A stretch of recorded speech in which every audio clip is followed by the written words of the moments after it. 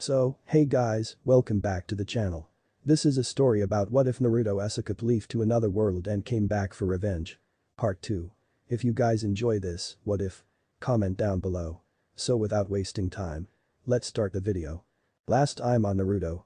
Revenge. Summoning Bahamut to hold off B, Naruto focused his attention on Yujito's flaming form, quickly defeating her with his speed and the use of several of his mother's more powerful water techniques. Once Yujito was defeated, he struck B with a royal hollow flash, one so powerful that it not only knocked B out of demon form, but also vaporized a mountain behind the man.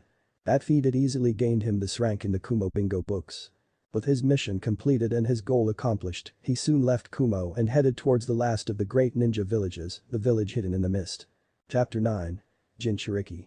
3 days after departing from Kumo, Naruto reached the shores of Lightning Country and took off across the sea without pause, channeling chakra into his feet and running across the ocean surface. At his best calculation, it would take roughly a full day of running to reach Water Country, which is why he decided to take a pause on one of the small outlying islands in order to practice his new jutsu. Namely the ones he'd copied from Jiraiya's mind and a few that were still left over from Orochimaru's collection, techniques that he had been unable to use without the proper knowledge. The increase in chakra and strength he gained from Jiraiya was incredible, it truly showed how powerful the toad was, they must have really been holding back during their battle. Technique-wise, Jiraiya didn't really have anything he didn't already know, a majority of his elemental techniques having been included in the Yondaime scrolls. He'd chosen to keep Jiraiya's Needle Jizo and Needle Hell techniques, as well as the sand and spiraling sphere variations. He'd also attempted Jiraiya's Sage techniques, but had found them to be impossible to master without help from the toads and their special oil, something he had realized after having to decapitate himself for the 10th time in order to avoid petrification. With the Sanin's techniques out of the way, he shifted his attention to the true reason he'd absorbed Jiraiya's knowledge, sealing techniques.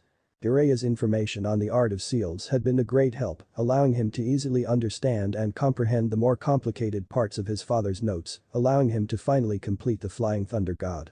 He had even managed to improve the jutsu by using his shape-shifting abilities to make a small stamp of the seal at the tip of his finger, allowing him to place physical seals with a single touch, seals that would allow him to teleport directly to his opponents and cut them down. The sealing knowledge had also helped him to understand Orochimaru's notes on his cursed seals, as well as the impure world reincarnation, allowing him to add both techniques to his repertoire. After mastering the technique, he had immediately opened a black cavity back to Kumo and had supplied each of his new friends with a Flying Thunder God kunai, allowing them to call on him should they ever require his help. That had been a good choice on his part, it had been well worth the effort. Flashback. Yujito stood outside Naruto's room with her hand raised, prepared to knock on the other blonde's door. She had received a message to meet him but had found herself stalling at the last minute. "Come on Yujito, it's just Naruto, I'm sure there's a perfectly reasonable reason that he would want to meet you." Late at night. In his room. She mused, her thoughts starting off on a tangent, the girl blushing at the implications. "Hurry up and knock kitten, we both know that you like him, I would think that you would gladly jump at this chance." Sanbi purred from the back of her mind, the demon's chakra tingling within her. "I don't like him like that Nekichin, we're just friends." She replied suddenly, her cheeks a blazing red. "I'm sure there's another reason he called me here." "You forget that I know your deepest desires, kitten." Sanbi countered, her chakra flowing quicker within her host's body. "I've noticed how you watch him when the two of you spar." Yujito's heated reply was cut off as the door opened, Naruto standing in the doorway with a smile on his face. "Hello Yujito-chan." The teen greeted, ignoring the fact that he had sensed her standing out here for several minutes. "Why don't you come in?" As she passed by him to enter the room, Yujito suddenly felt her body warming up, her throat constricting and her heart fluttering as more and more of Sanbi's chakra entered her system. What are you doing Nico?" she asked weakly, her breath coming in small pants. "It's not me, it's his chakra, he's not restraining it as he usually does and the air is practically saturated with it." Sanbi explained, panting much like her host. "My chakra is reacting to his strength and power, our primal nature making us want to submit to him as an alpha." "How do I stop it?" Yujito asked, stumbling her way into the room. "You can't and why would you want to?" Nico giggled, sounding exceedingly giddy. "He's the perfect mate for us kitten, strong and virile, claim him before anyone else can." As this conversation had carried on, Naruto had been explaining to Yujito about the Flying Thunder God kunai, unaware of the woman's thoughts and feelings. Looking her over after his explanation, he noticed the glazed look in her eyes, causing him to reach over and hake her shoulder gently. "Are you okay Yujito-chan?" he asked in a concerned tone, as he considered using his mental abilities to ascertain her health, normally he preferred not to read the minds of his friends. The touch had sent a jolt through Yujito's body, the power flowing within the teen serving to draw out more of Sanba's chakra and her primal nature, her thoughts blanking and her instincts taking control. Before Naruto could react, he found himself tackled to the floor, Yujito's lips locked with his and her tongue forcing its way into his mouth. That was the night he lost his virginity, he and Yujito locked in a bout of wild furious sex for the entire night. He woke up the next morning tired and sore, covered in sweat and blood, the scratches on his back having healed sometime during the night. Once she woke, Yujito apologized furiously, explaining the cause of her actions and begging for his forgiveness. However, after a few minutes of begging and apologizing, she confessed her feelings for him, a crush that had come from viewing his strength and spending some time with him. While he himself wasn't exactly sure about his feelings for her, his advances being nothing more than a bit of mild flirting, Naruto had promised to visit her from time to time, and they would put off any relationship until he was finished with Konoha. Flashback end. With his friends in Kumo receiving their own flying thunder god kunai, he made note to visit Gaara and his allies in Iwa to give them their own kunai, but first he would need to finish his mission in Kiri. Blazing through water country undisturbed, Naruto arrived in Kiri to see that the place was a massive battleground, the houses burning and bodies strewn about in the streets. He could sense many civilians cowering in their homes, men, women and children, hiding from the battle raging within their village. Stalking through the village, Naruto managed to track down a still-living shinobi, if just barely. Kneeling beside the injured shinobi, Naruto closed his eyes and focused, employing his telepathy to dive into the man's mind and view his most recent memories. Passing through the man's memories, Naruto discovered that he was a member of the rebellion, a group that was dedicated to overthrowing the Mad Mizukage and bringing an end to his genocide of bloodline users. As for the raging battle, the rebels had finally gotten enough men and supplies to launch a strike against the Mizukage's forces, an all-or-nothing strike that would finally bring an end to Kiri's civil war. Unfortunately for the rebels, they were attacked from behind by another force, a squad of blank-masked Konoha Anbu attacking them from behind and lending assistance to the loyalist forces. Blank masks and the Konoha symbol, these must be the root mentioned in Jiraiya's memories. Naruto mused, his brow furrowed in thought. That means that a faction of Konoha is supporting the Mizukage, which means that my side of the conflict has already been decided for me. Putting the gravely injured shinobi out of his misery, Naruto stood and spread out his senses, instantly locating and sorting through the various shinobi that were battling within the village. Locking onto a large concentration of chakra at the Mizukage's tower, he vanished with an almost silent buzz, reappearing on the roof of a building near the tower an instant later. At the base of the tower was the main bulk of the remaining rebels, the ones that were still alive at least, totaling 75 shinobi of varying health, and surrounding them was the combined force of 100 Konoha Root Anbu and 80 loyalists.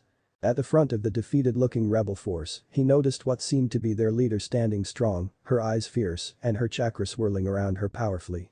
Darumi Mei. He realized, the memories of the now-dead rebel surfacing in his mind and providing him with a name. Glancing around once more, Naruto noticed that the Mizukage was absent from the battle, that was likely the source of the chakra that he could sense within the tower. Deciding to step in and lend a hand, Naruto turned and opened a black cavity, he would need an attention-grabbing entrance to bring a stop to the battle. As the two forces prepared to engage in their final battle, they were forced to stop suddenly as the fabric of space seemed to rip open between them, the rip widening and revealing a dark void of swirling shadow.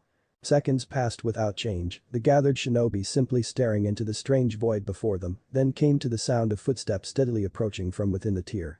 Slowly, step by step, a figure made its way through the shadows, his sapphire eyes glowing with power from within the darkness of the void. Seconds later, the form of Namikaze Naruto exited the portal, his eyes flickering to both armies as the portal closed behind him. "Greetings." The blonde said in a flat tone, lips twitching minutely as he took in a few of their faces. From the looks of terror and uncertainty on the faces of the rebels and loyalists, he could tell that they recognized him, probably from his bingo book entry. The Anbu on the other hand were completely unreadable with their masks on, but from what he knew of Root, removing their masks would make little difference. Silence reigned for several moments before one of the Anbu stepped forward, his faceless mask cocked to the side. "What are you doing here, Uzumaki Naruto?" the Rootnin asked, using the blonde's original name, not that he cared of course. "Well, I was on my way to see the Mizukage." Naruto began, his smile widening at their startled looks.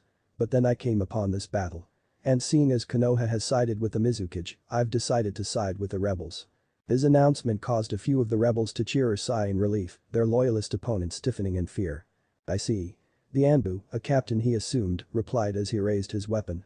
"Namikaze Naruto, by order of Danzasama, we are to offer you the chance to surrender. Should you fail to comply, we have been authorized to use force and bring you back to the village, will you surrender?" In a blur of movement, Naruto had raised his hand and spiked his chakra, a black blur flying across the distance and piercing the Anbu's chest. Hidden shadow claws. Finger gun. As the gathered shinobi watched, a little hand formed of darkness and shadows ripped its way out of the man's chest, one clawed finger still extended, still dripping with blood. The loyalists and rebels took a step back at this display, the rude Anbu stoically raising their weapons. Naruto simply ignored them and returned his shadow claw to his sleeve. As the blonde opened his mouth to speak, a figure jumped out from the crowd of loyalists and landed a few meters from him, his chakra spiking threateningly. The figure was a large man, standing at over 6 feet with a dark beard and hair. In one hand he held a large black axe with a short handle, in the other was a large black hammer also with a short handle. Both had rings at the ends and were connected by a short chain. Namek is Naruto, my name is Jinin Akabino, member of the 7 ninja swordsmen of the mist. The man bellowed, his sharp teeth glinting, and he grinned maliciously. As a fellow sword specialist, I challenge you to a duel. Not bothering to spare the man a glance, Naruto raised his sword and pulled the trigger, causing the weapon to begin vibrating. With an almost silent buzz, he vanished from sight, reappearing behind the swordsman with his weapon lowered. With a clink and a thud, Jinin fell to the ground in 2 halves, his weapon falling apart in little pieces. Ignoring all of the shocked faces surrounding him, Naruto inspected his blade carefully. There wasn't even a drop of blood on the blade surface, it had cut far too sharply and quickly for that. With his inspection complete, he glanced up at the surrounding shinobi, a deep frown marring his face. I don't have time to play around with you weaklings. He spoke, his voice resounding through the area. I have a cage to kill. A few of the Anbu and loyalists stiffened as he raised a hand, his finger pointed at one of the Ryunin, a crimson diamond appearing in his eyes. You. Naruto began, locking eyes with the Ryunin. Return to Konoha and inform your master that I will be coming for him soon, then you are to die. With a reverent bow, much to the surprise of his fellow Anbu, the Ryunin vanished across the rooftops. Turning his gaze on the rest of his opponents, Naruto looked each one in the eye and took command of their minds, Jagen and mental abilities strained to their limits as he took command of all 177 shinobi. As for the rest of you, he shouted, his voice firm and commanding. I order you to die. As one, each shinobi raised their respective weapons, tantos for the Ryunin and kunai for the loyalists. Yes, Naruto-sama. And cut their own necks. The rebels could only stare dumbly for a moment, eyes wide with shock, before they began cheering. Everyone calm down. Mei shouted, bringing her force to a calm silence. We still need to deal with Yagura and his guards. As her forces calmed down, Mei turned to Naruto, grinning as she looked him up and down. I must thank you for your assistance, Namikaze-san. She spoke, bowing respectfully, her men mirroring her actions. If it wasn't for you, we may all have died here today. Think nothing of it, Teruma-san. Naruto replied with a bow of his own. I have a grudge against Konoha, so I was planning to kill them anyways. Would it be alright to ask for your assistance against the Mizukage? Mei continued, her eyes locked on the tower looming over them. From what I've seen and heard, you can probably handle him and we will compensate you for your help. Naruto paused for a moment, he had planned on killing the Mizukage regardless, but having the rebel forces owe him one would be quite the bonus. I might as well, he spoke after a moment, causing his new allies to sigh in relief. It just wouldn't be right for me to save your lives, only to leave you to die moments later. Thank you, Mei replied, smiling in relief. Yagura is within his tower with a few of his guards. My soldiers and I will clear the way for you and keep his men out of your way. Entering the tower, Naruto and his helpers made their way to the top without encountering any resistance, which was enough of a sign for them to leave some men behind on each floor in case of a trap. Reaching Yagura's office, they found the cage calmly seated behind his desk, several of his loyal friends surrounding him. Much to the blonde's shock and surprise, there was an image of a Sharingan flickering over top of the Mizukage's eyes, a Mangekyo Sharingan at that. Deactivating his Aojigen, Naruto was unsurprised when the Sharingan image vanished, only his activated Dojutsu would allow him to see the image. Interesting. The blonde muttered out loud, gaining a few questioning gazes from his allies. Is he an Uchiha? He continued, a plan forming in his mind as he turned to Mei, his Aojigen reactivated. She seemed surprised at the question, as did many of the others. No, he was born in Kiri, and neither of his parents had bloodlines, Mei replied after a moment's pause, her brow raised in question. Why? My eyes allow me to see through Genjutsu. Naruto replied, turning his attention back to Yagura. I can see a Sharingan spinning within his eyes. Ow, one of Mei's bodyguards, chose that moment to activate the Byakugan hidden behind his eye patch, flooding the eye with chakra until he could see the same image as the blonde. He's right, Misama, Ao cut in, both of his eyes wide with shock. There seems to be a Sharingan spinning over top of Yagura's eyes, he seems to be under the effects of a powerful Genjutsu. That caused everyone to look at the Mizukage with widened eyes, the man frowning under the shocked gazes of his enemies and allies. In a blur of movement, he stuck, killing his own guards and rushing towards the rebels. Naruto intercepted the cage halfway, moving far too quickly for the others to follow, both of his arms extended and his fists pressed against the other man's chest. 6 King Gun. The powerful shock waves slammed into Yagura, sending him flying backwards, through the tower's window and into the city below.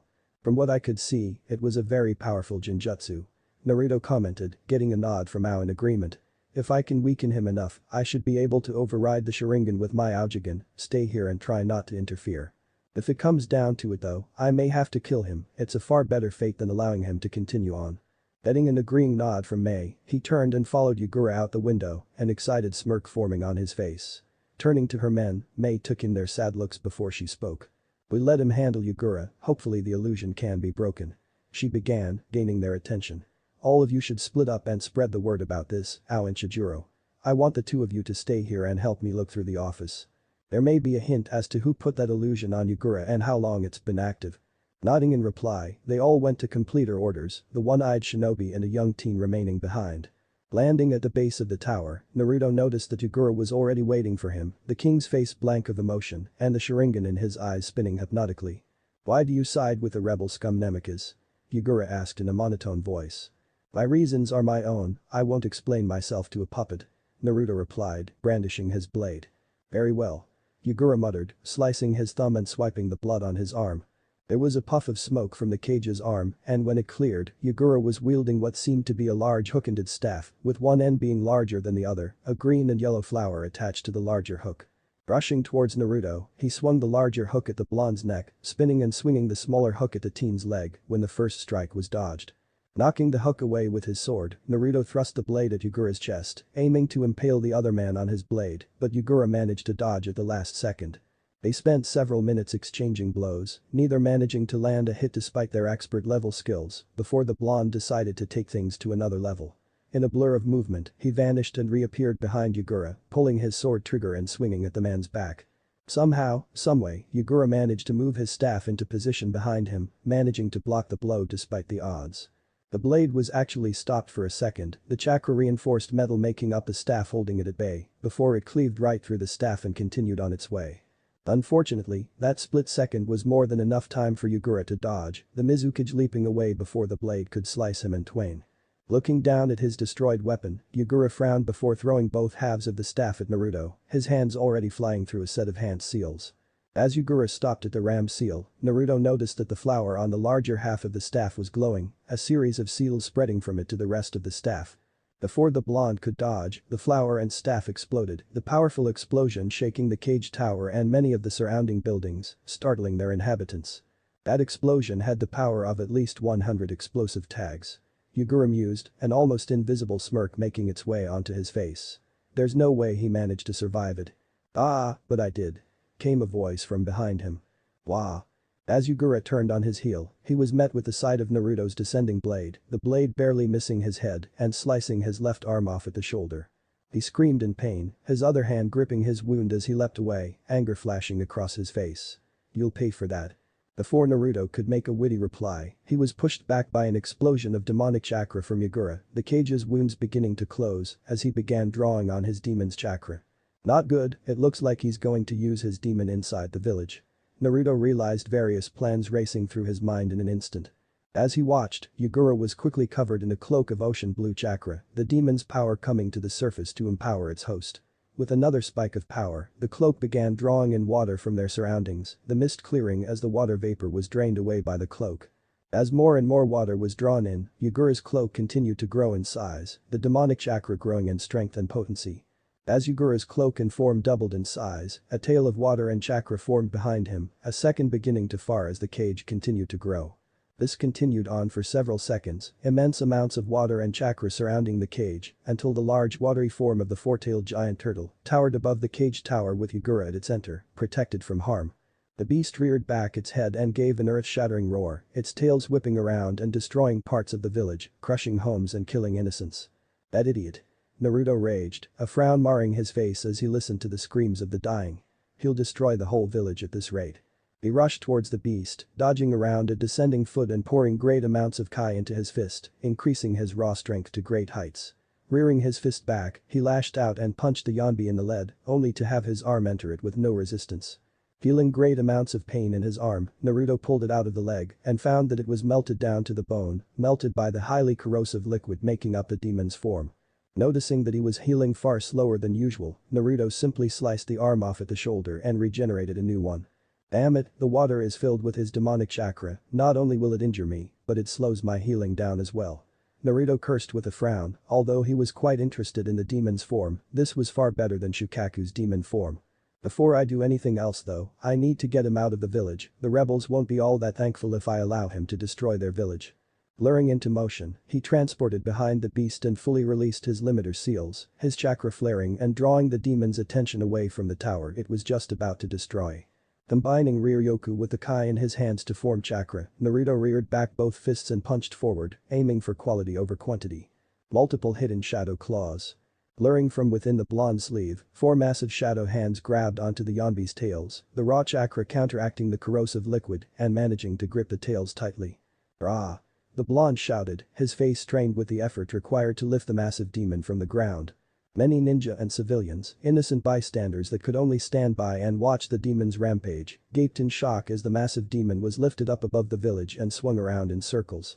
Having achieved sufficient speed, Naruto released his grip and sent the beast flying over the village walls, raising massive waves as the beast crashed down into the sea, the large walls being the only thing that prevented the village from being crushed under massive amounts of water. With that feat accomplished, he tore open a black cavity and stepped through, teleporting himself several hundred feet above the surface of the sea, the massive demon floating on its back below him. As the Yonbi seemed to sense his presence, Naruto channeled chakra into his fists and cocked them back once more, forming 2 pairs of parallel fists with his massive shadow hands. With a deep calming breath he launched both fists forward, the technique drawing his full attention. Ultimate radius. 6 King Gun. With a powerful explosion, the shock wave released by technique blew apart the demon's body and parted the sea below, causing Yagura to fall all the way to the sea floor. Several seconds passed before the technique came to a stop, the water pouring in and filling the crater formed by the blonde's attack. A few minutes passed before Yagura surfaced from the ocean floor, the cage was bruised and broken, but still very much alive, he had been protected by the Yonbi's form, but the shock wave had still managed to reach him within the demon's center. Looking around in a daze, Yagura's eyes widened as he saw Naruto slowly descending towards him, a self-satisfied smirk on the blonde's face. Face twisted with rage, Yagura drew on the Yonbi's chakra, trading power for speed, in order to form a small 4-tailed chakra cloak around his form. Raising his tails above his head, the tips hovering an inch above his mouth, he began gathering chakra at the tips, orbs of black and white chakra appearing and coalescing together in a spherical shape. Within an instant, the cage had formed a black and white ball of condensed chakra, one that was aimed directly at his blonde opponent. Tailed Beast Ball. Not even bothering to spare a glance at the attack, the most powerful technique available to a tailed beast, Naruto surrounded his hand in extremely dense chakra and backhanded the ball away. The tailed beast ball was sent flying into the distance, landing in the sea and forming a massive dome of chakra as it exploded, vaporizing the water in an instant and forming a massive crater that was soon refilled. Naruto took a moment to bask in the look of terror and shock on Yagura's face, but it soon turned into a frown as his opponent turned tail and ran, the cage diving beneath the surface of the sea and swimming as fast as he possibly could.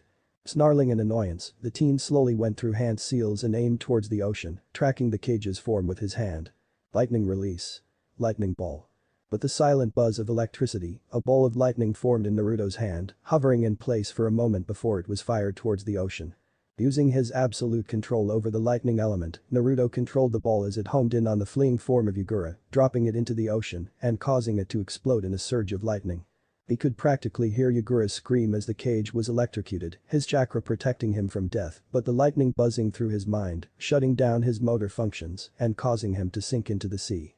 Landing on the surface of the sea, several meters above the sinking cage, Naruto cut his thumb and began forming seals.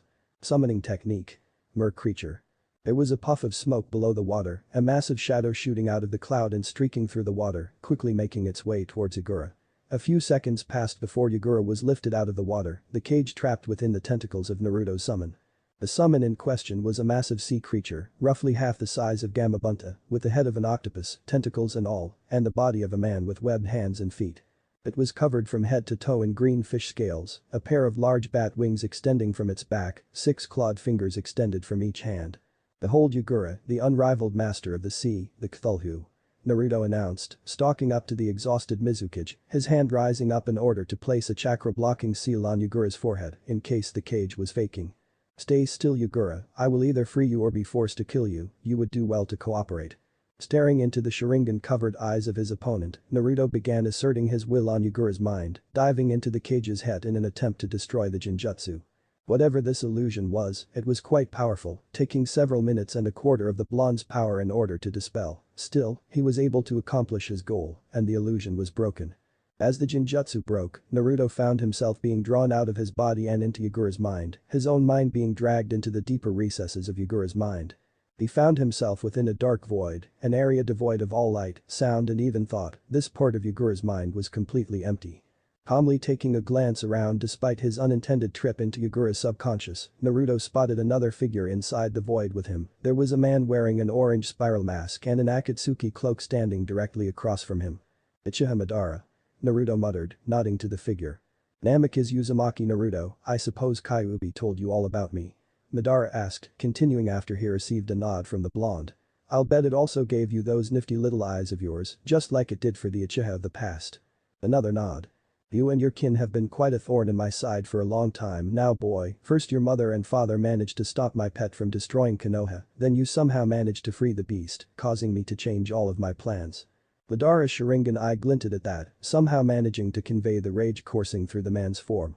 "Now, you've managed to cut the strings to my puppet, you are becoming a great annoyance boy." "Thank you." Naruto smiled, further irritating the Uchiha before him. "I should kill you where you stand and get rid of you once and for all." Madara growled, a smoky gray aura appearing around his form. "Don't bother bluffing me old man, I know where we are, this is simply a part of Yagura's mind forged by the connection of our Dojutsu. You can't harm me here, just like I can't harm you," Naruto replied, lazily waving the man's threat aside. "I also know that you can't stop me from removing your influence from this mind, your eyes may be powerful, but mine were made for the sole purpose of manipulating the minds of others, you can't win here." "That may be true, but hear this Namikaze." Madara snarled, his form beginning to fade away. "One day we will meet in battle, when that day comes, I will kill you." As the Uchiha faded from the void, Naruto felt himself being drawn out of Yagura's subconscious and back into his own body, the darkness of the void being replaced by pupilless pink eyes. "Where am I?" Yagura asked weakly, his eyes darting about in confusion. "What's going on?" "You're a few miles outside of Kiri, Mizukage-sama," Naruto answered, drawing the cage's attention. "You have been under the effects of a powerful Jinjutsu for quite some time, I managed to free you, but I had to weaken you in order to do so, everything will be explained back in the village." Receiving a hesitant nod from the weakened cage, Naruto helped Yagura break free from the Cthulhu's tentacles and onto its head, the creature taking off towards Kiri at high speeds. Konoha. 3 hours after waking from a healing coma, Jiraiya found himself summoned to the council chambers, the council requiring a retelling of his battle with Naruto. Then I woke up here and you know the rest." Jiraiya finished, the council breaking out in whispers immediately afterwards. "The Kage-sama, obviously we need to increase the boy's bounty and mark him as a kill or flee on sight." One of the civilian councillors spoke, his fellow councillors shouting out their support. "He has shown that he has no desire to return to Konoha, we need to mark him down accurately." "Silence!" Tsunade shouted, ending the whispers. "I'm afraid you're correct, Councillor Tori. I had hoped to bring Naruto back and show him that the village could be worth his forgiveness, but this attack on Jiraiya cannot be ignored." She sighed as they nodded in agreement, she didn't want to do this, but Naruto had given them little choice. "Naruto will be raised to a rank threat with a flee on sight order." Tsunade continued, it broke her heart to do this, but it was her duty as Hokage, and she needed to protect the village. "We will also mark him to be killed on sight if able, he is a threat that needs to be dealt with." But the council in agreement, she prepared to end the meeting, only for the chamber doors to be thrown open, a lone rude Anbu entering the room at a fast clip. "What is the meaning of this Danzo?" Tsunade asked, eyes narrowed in a mix of suspicion and anger. She was well aware of Danzo's private Anbu force, it was just one of those secrets that everyone knew about but didn't care to mention. The Root were little threat to Konoha, and they were a great help to the village in hard times. "I assure you Hokage-sama that I am as surprised by this as you are." Danzo replied, his single eye narrowing dangerously as he turned to the invading Anbu. "What are you doing here? What is the meaning of this?" The lieutenant took a moment to glance around the room, his eyes finally stopping on Danzo's face as he took off his mask, causing the many people in the room to gasp at the vibrant red diamonds in the boy's eyes. "Those are the same as Naruto's," Jiraiya whispered, his tone a mix of curiosity and a little fear. "I have returned from the mission to Kiri Danzo, I am the only survivor, and I bring you a message from Namikaze Naruto," the lieutenant spoke, his tone blank of emotion. Hearing the blonde's name, the members in the room perked up and listened intently, perhaps he had come to his wits and decided to surrender. "I will come for you soon." The lieutenant continued, the crimson diamond slowly fading from his eyes. Before anyone could reply or react, the lieutenant drew his blade, startling the shinobi in the room, and stabbed himself through the skull. "Silence!" Tsunade shouted, bringing a stop to the following commotion. "Anbu, take that body to be examined, I want to know why his eyes were like Naruto's." Poor animal mask Anbu melted out of the shadows of the room, grabbing the dead body and vanishing in the swirl of a body flicker. Tsunade turned her attention to the rest of the council, the civilians had begun shouting once again, and the clan heads were whispering amongst themselves. "Silence!" she shouted over the clamor, bringing silence to the council room once more. "Good, now then, Danzo." The old man turned towards her at that, his attention finally being drawn away from the spot where his Anbu had died, his face palling at the look on Tsunade's face, she was extremely furious. "What is this about a mission to Kiri?" Danzo paled further. "With Naruto, Kiri." 2 weeks after his battle with Yagura, Naruto found himself walking through the village's streets, a smile on his face as he was greeted by the many villagers. Once everything had been fully explained to the hypnotized Mizukage, Yagura, with the support of the rebel forces, had held a village-wide gathering. During the gathering he fully explained what had happened to his subjects and apologized for failing them, then he stepped down as Mizukage and handed the position over to the leader of the rebels, Terumi Mei, who, surprisingly enough, turned out to be a cage-level shinobi. The next day Yagura left Kiri, exiling himself in order to travel around the elemental nations and apologize to the few survivors of the clan purges, searching for absolution of his sins. As for Naruto, he had been labeled a hero in Kiri, both for his power and his actions leading to the freedom of the village and its cage. He had been offered sanctuary and a powerful position within the village, but he had turned it all down, aiming for an alliance much like he had with the other villages. Kiri was more than willing to ally with him against Konoha, with Danzo's route assisting with the loyalist forces and an Uchiha placing their cage under an illusion, they were looking forward to spilling leaf blood. Still, Naruto had refused that offer, he was more than capable of dealing with Konoha on his own, and Kiri needed to focus on rebuilding and growing strong. In the end, a contract had been drawn up and signed, it was just like the one he had with Kumo and Iwa. Kiri would trade him seafood and allow him access to their shipping lanes, in exchange he would offer them lumber and other resources. In the end it was his fastest established alliance, the meeting taking less than an hour and the contract being written and signed within minutes. As he had plenty of time to spare, Naruto spent his time in Kiri working on his skills at water manipulation, learning new jutsu from Mei and other Kirinin, as well as practicing his with Chijuro, the last of Mist 7 swordsmen.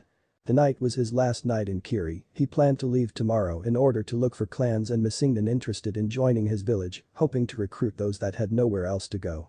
He had gotten a list from the ex-rebels about some of the clans that had escaped the bloodline purges and where to find them, he planned to find them and give them a choice, they could either return to Kiri and reclaim their clan rights, or they could join with his soon-to-be-formed village.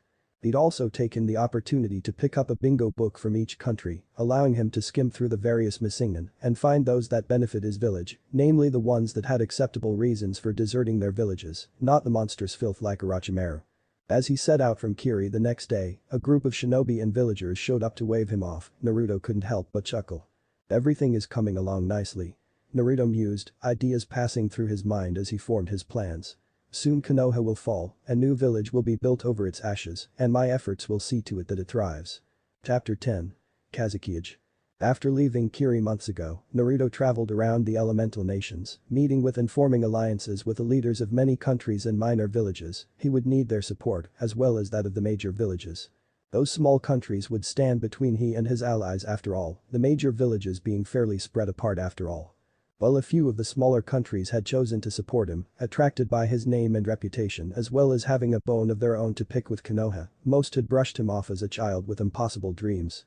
Among those that supported him were Spring, Wave, Moon and Demon countries, their leaders were great friends of his, and they owed him more than they did Konoha. While traveling between villages and countries, he also took the time to meet with a few of the wandering ninja clans and Missingnon, making recruitment offers with those that met his standards.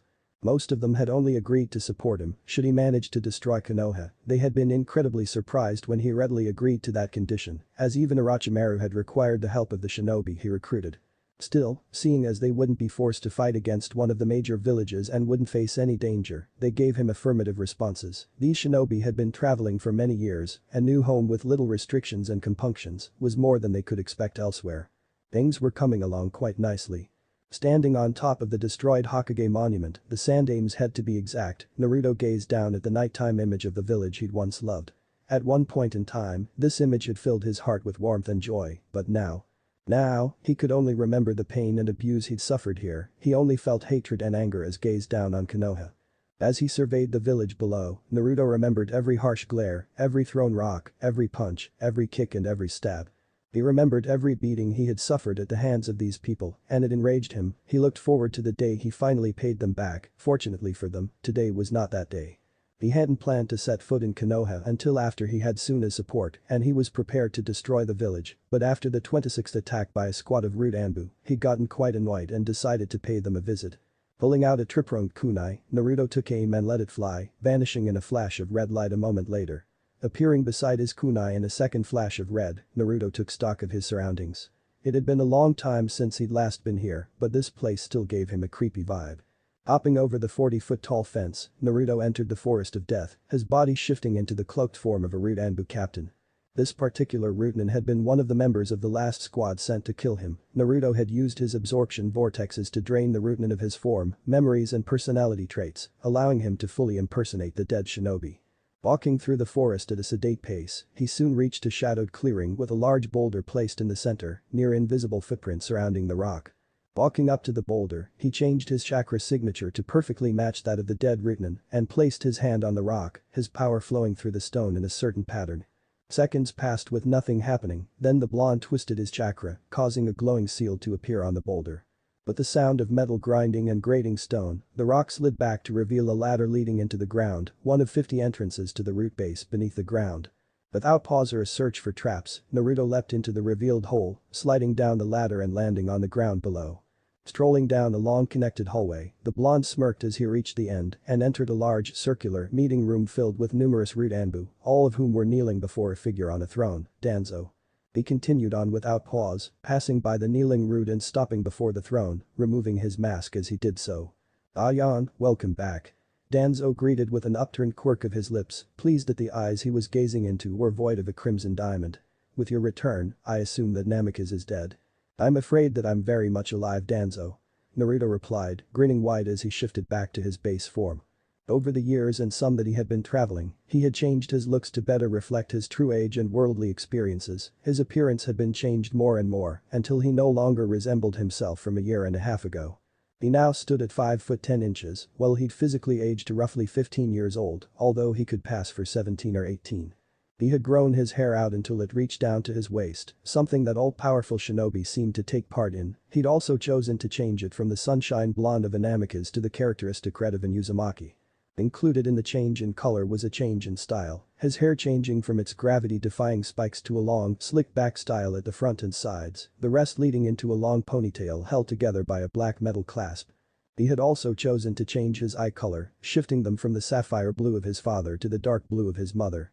His clothing style had also undergone a change in some parts. He now wore a black, skin-tight, long-sleeve shirt that showed off his well-toned muscles, though he still wore the unzipped dark blue vest over top. His baggy striped pants were replaced with a pair of dark blue cargo pants that were covered with many pockets and pouches. He chose to keep his wooden jeta and Uzumaki swirl gloves, as well as the red Akatsuki-style cloak with black Uzumaki swirls, although he added a silver ring with a red jewel inlay, worn snugly on his right ring finger. As soon as Naruto had finished shifting, Danzo growled and leapt his feet, his Rutanen standing and taking a fighting stance, prepared to defend their master at any cost. "How did you find this place, boy?" Danzo sneered, his single eye narrowed angrily. Even with his change of appearance, Naruto could still be recognized. His new appearance had already been added to the bingo books, not to mention the very distinct feeling of the teen chakra. "Right now, Danzo, that's the least of your worries," Naruto replied, raising his left hand and concentrating. "You've become quite an annoying old man, it's about time your crimes caught up with you." Danzo and his rootenant stiffened as Naruto's fingers extended, shifting and changing, until they had become 5 double-sided knives, the rootenin raising their own weapons in preparation for battle. In a flicker of movement, Naruto vanished and reappeared in front of Danzo, his clawed hand at the man's neck. With a loud splat, Danzo watched fearfully as all of his remaining shinobi fell apart into many small chunks, their blood splashing all over the walls and floor. "You've been sending your brainwashed soldiers at me for the last 18 months, that's 18 months too many." Naruto growled as his claws slid forward, their edges sharpened to the thickness of a single atom, slicing through the man's neck like a kunai through water. As he watched the old man's head drop to the floor, Naruto couldn't help but feel that something was wrong, something was different. A moment later his chest was pierced by a sword, one that had entered through his back, pierced through his heart and exited from his chest. Eyes wide, Naruto turned to see Danzo standing behind him, the one in front of him fading away before his eyes. "How did you survive?" Naruto gasped, blood dripping from his mouth. Smirking smugly, Danzo reached over with his left arm and pulled off his bandages, revealing a Sharingan in his eye socket and 10 more in his arm, one of which seemed to have closed. "At the cost of one eye, I can cast the ultimate Genjutsu, the Izanagi, an illusion that allows me to control my own state of existence and avoid death." Danzo gloated, believing his opponent to be defeated. "I see." Naruto replied, twisting around and yanking the blade out of Danzo's grip, swinging for the man's neck once more and removing his head from his shoulders, only for Danzo's body to fade away, the real Danzo reappearing a few meters away, another Sharingan eye closing. "So, your healing allows you to survive even that?" Danzo muttered, his right eye glinting dangerously. "Well, no matter, you'll just make a better tool that way." But that the old man locked eyes with the Redeed, his Sharingan eye spinning as its hidden power activated, trying to hypnotize his opponent. Feeling the attack on his mind, Naruto immediately activated his Aojigen, deflecting Danzo's mental probes. "Don't bother with that, old man, your eyes are inferior to mine." Naruto chuckled, forcing Danzo's influence out of his mind. "Even if you were an Uchiha, you would still lose this battle." "Yes, you'll make quite the fine tool." Danzo sneered, picking up a blade from one of his dead shinobi and rushing the Redeed. "After you learn your place, of course." As Danzo approached, Naruto raised his hand and extended his fingers, the small appendages streaking across the distance in an instant and piercing through Danzo's head, tearing it from his shoulders and into the wall behind him. A moment later the body faded away. "Quite the useful ability you have there, Danzo." Naruto complimented, dodging Danzo's retaliatory sneak attack. "I will enjoy taking it for myself." "Damn it, he's too fast." Danzo cursed, swinging his weapon with great precision, only to have the Redeed dodge away. "That's 3 eyes lost already, I need to end this quickly." Leaping back from a wide swing from Danzo, Naruto lashed out with his hidden shadow claws, grabbing onto Danzo and keeping him immobile as he ran forward and stabbed his other arm through the man's chest. A puff of smoke later, Danzo turned into a masked corpse, the old man choosing to use a substitution rather than waste another eye. Substituting with one of his dead shinobi, Danzo appeared behind Naruto and swung his blade, removing the teen's head from his shoulders. "Such a waste, you would have been the perfect weapon." The old man sneered, wiping the blood from his blade. He would have preferred to turn the teen into his tool, a weapon that would bring him Konoha, as well as the rest of the elemental nations, but too much had been lost, Namikaze Uzumaki Naruto needed to die. With his Sharingan being ineffective and his root shinobi dead, he wouldn't be able to capture and re-educate the Uzumaki, killing him was the only choice. As he turned to leave the base, he had protocols to activate and a shinobi force to rebuild. Danzo gasped as a familiar blade stabbed through his chest and heart. As his body faded away, the reborn Danzo stared wittied at the headless corpse that had stabbed him, the headless corpse that was slowly regenerating. "What the hell are you?" Danzo whispered, his eyes widening slightly. "You couldn't have survived that." Allowing his healing factor to return to normal speeds, Naruto turned his fully regenerated head to smirk at Danzo. "Me?" The teen began, vanishing and reappearing behind the man with his sword extended, sending Danzo's head flying. "I'm complicated." He didn't even bat an eye as the body faded away, simply choosing to spread out his senses and find the old man. "This is getting boring, old man, I can kill you as many times as I need to, and you can't do a thing to stop me, just give up." Naruto snorted, dodging around a great fireball from Danzo. Bending backwards at the knees to avoid an earth spear, Naruto raised a hand in a blur of movement, his finger pointed at the older man. "Death beam." A beam of energy flew from his finger and pierced through Danzo's chest, vaporizing his heart and chest as the technique was purposely destabilized, causing it to explode violently. As he reappeared a few feet away, Danzo fumed angrily, taking a glance down at his deformed arm. "Damn it. I only have 4 left." The old man hissed, his eyes darting to the chamber's doorway. "I need to get out of here." Turning on his heel, Danzo rushed for the exit, his fingers forming a ram seal as he pulsed his chakra. "Dynamic is," he shouted, setting off several of the explosive tags in the room. Rushing for the exit, Danzo made it up the ladder and out before the tags exploded, the entire clearing being vaporized by the ensuing explosion. "I need to get away before anyone is drawn by the explosion," Danzo growled, making his way towards the forest. Tsunade is already suspicious after that unauthorized mission to Kiri, being caught here will only serve to draw further suspicion. He made it to the tree line without a problem and prepared to leap into the trees, only to be decapitated yet again by Naruto. "You've already seen what I can do, Danzo, did you really think you could outrun me?" Naruto's voice spoke from behind, the teen turning to Danzo's newest position. "I was out of that room before the first tag had even gone off. Damn it all, I need to get out of here and get some help." Danzo cursed, looking around for an exit. "Don't bother, I've killed all of your men, and it will take far too long for anyone from Konoha to reach this spot." Naruto continued, his head cocked to the side. "You built your base here for that reason after all."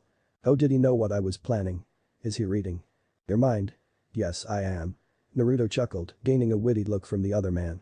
"I know what you'll do before you even do it, Danzo." In a blur of movement, the old man vanished, his thoughts focused on one single thing, escaping with his life. In a faster blur of movement, Naruto appeared in front of the old man, bringing him to a stop and causing him to stumble backwards in fear. "It's about time that I ended this, old man, I've grown bored of playing with you." Naruto sneered, his eyes glowing with amusement. "Did you really think those illusions of yours were working on me? I told you once already, my eyes are superior to your Sharingan, I could have killed you 5 years ago, the only reason you're still alive is so you can learn true fear and despair, and it seems like you've finally learned that lesson. You're bluffing. It's impossible for you to read my mind and it's impossible to see through the Izanagi." Danzo shouted, his wide eyes darting about the clearing.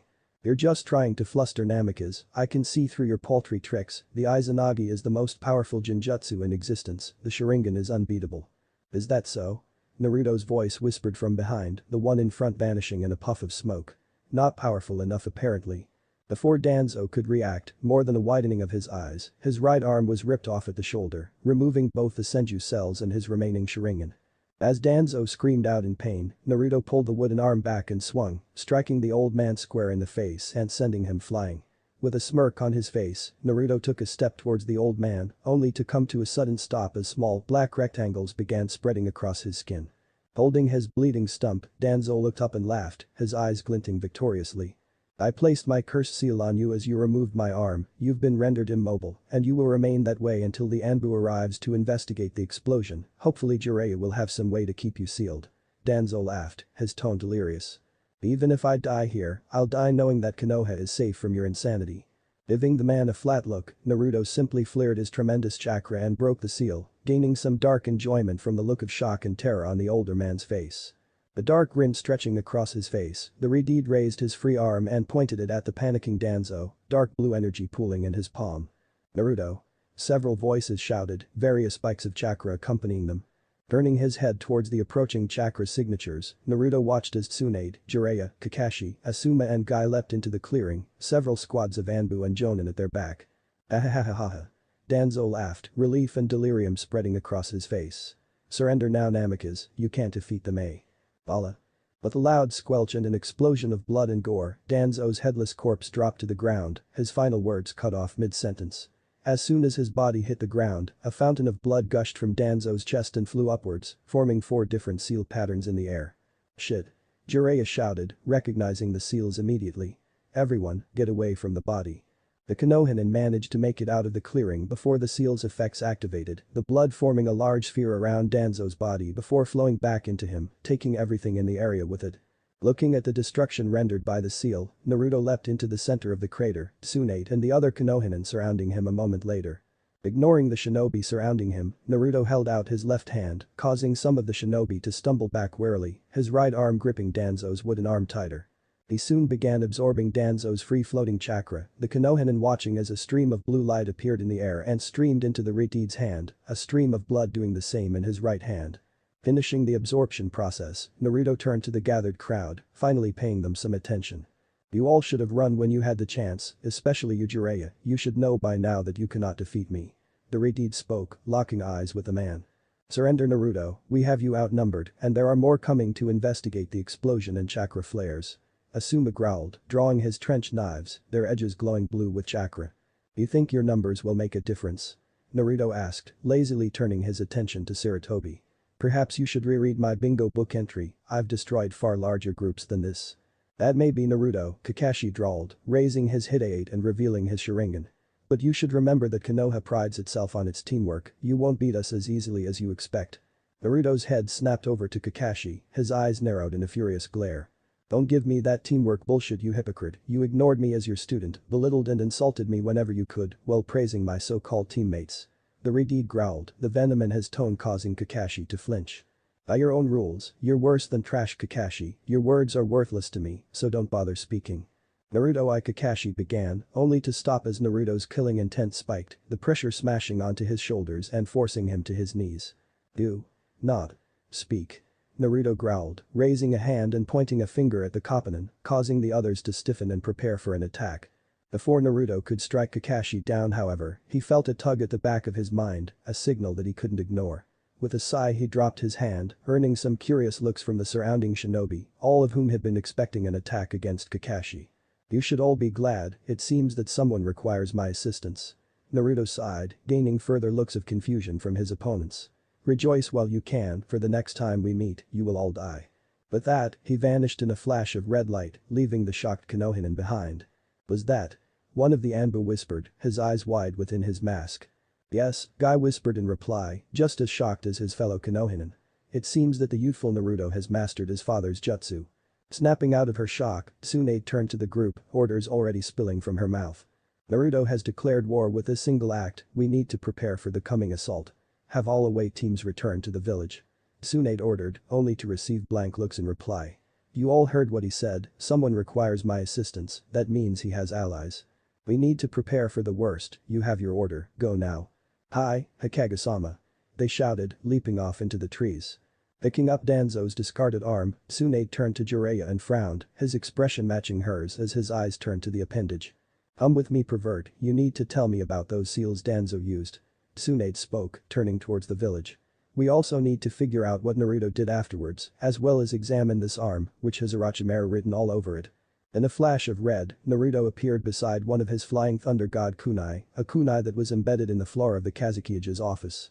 Turning to face the Kazukiyage, Naruto gave his friend a wide grin, receiving a small smile in return. Hey Gaara.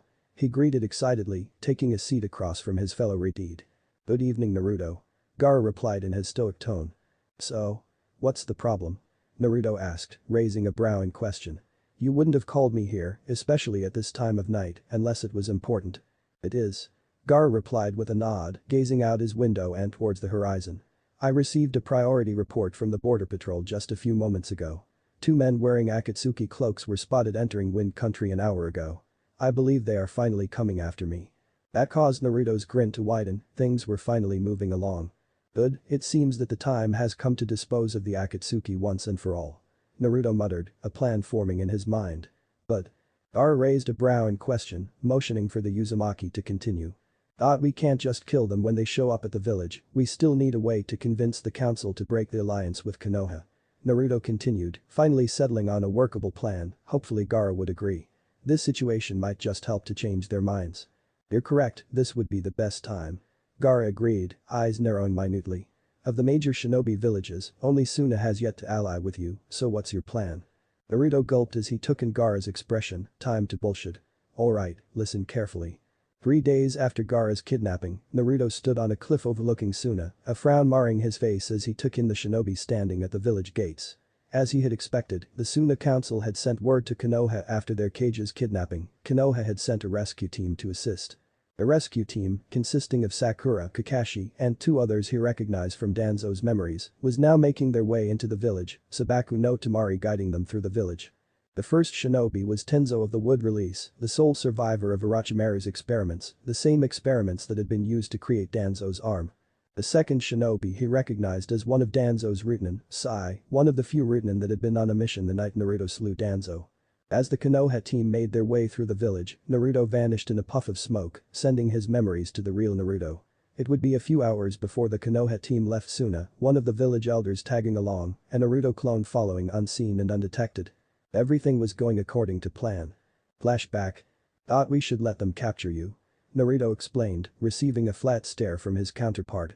Don't worry, I'll place a flying thunder god seal on you in case you come into any danger, not that I expect you to, since they want to take you alive. Gaara stared back for several seconds, his face blank of emotion and his eyes piercing, before he sighed and closed his eyes. Fine, I can do that. The cage replied after a moment, trusting in his first friend. But why do I need to be captured? If you just lend me assistance in the battle, we can showcase your power to the village and use it to convince the council. Yes we could, but I've been planning this out for a while now, and having the Akatsuki capture you fits perfectly, more so than if I helped fight them off. Naruto explained. Do you remember when I came by and fixed your seal? Gaara nodded. Well, it's a special seal that I devised personally. While it continues to hold Shukaku back, it does much more than that. He continued, eyes darting to Gaara's chest where the seal was located. The seal has split Shukaku's mind from its power, the power is stored at the very end of the seal, while the mind is stored at the front. It's for this reason that you have a harder time controlling yourself when you use his power. Gaara's eyes narrowed dangerously, his sand whipping about him in a frenzy. He had been wondering why his powers had weakened greatly over the last few months. And why, pray tell, would you design the seal in that manner? I don't understand why you would make a seal like Naruto, wouldn't it be better to have his power at the front and his mind at the back? Gaara asked with narrowed eyes as his sand whipped about. He had been wondering why the demon's whispering had gotten louder over the past few months. Yes, it would, but the seal was prepared with the Akatsuki in mind. Naruto explained, his hands up in a placating manner. With your old seal, it would have taken them 4 days to extract the demon from your body. While it had many flaws, it was still a powerful seal. Lesser seals would only take a day or two to break. Gaara said nothing, so he took it as a good sign and continued. With my seal, it will take them the same amount of time to extract just the demon's mind. Naruto continued, his tone prideful. To take its power from the secondary seal, they would need another 4 or 5 days. Gaara's eyes widened as he began to see his friend's plan.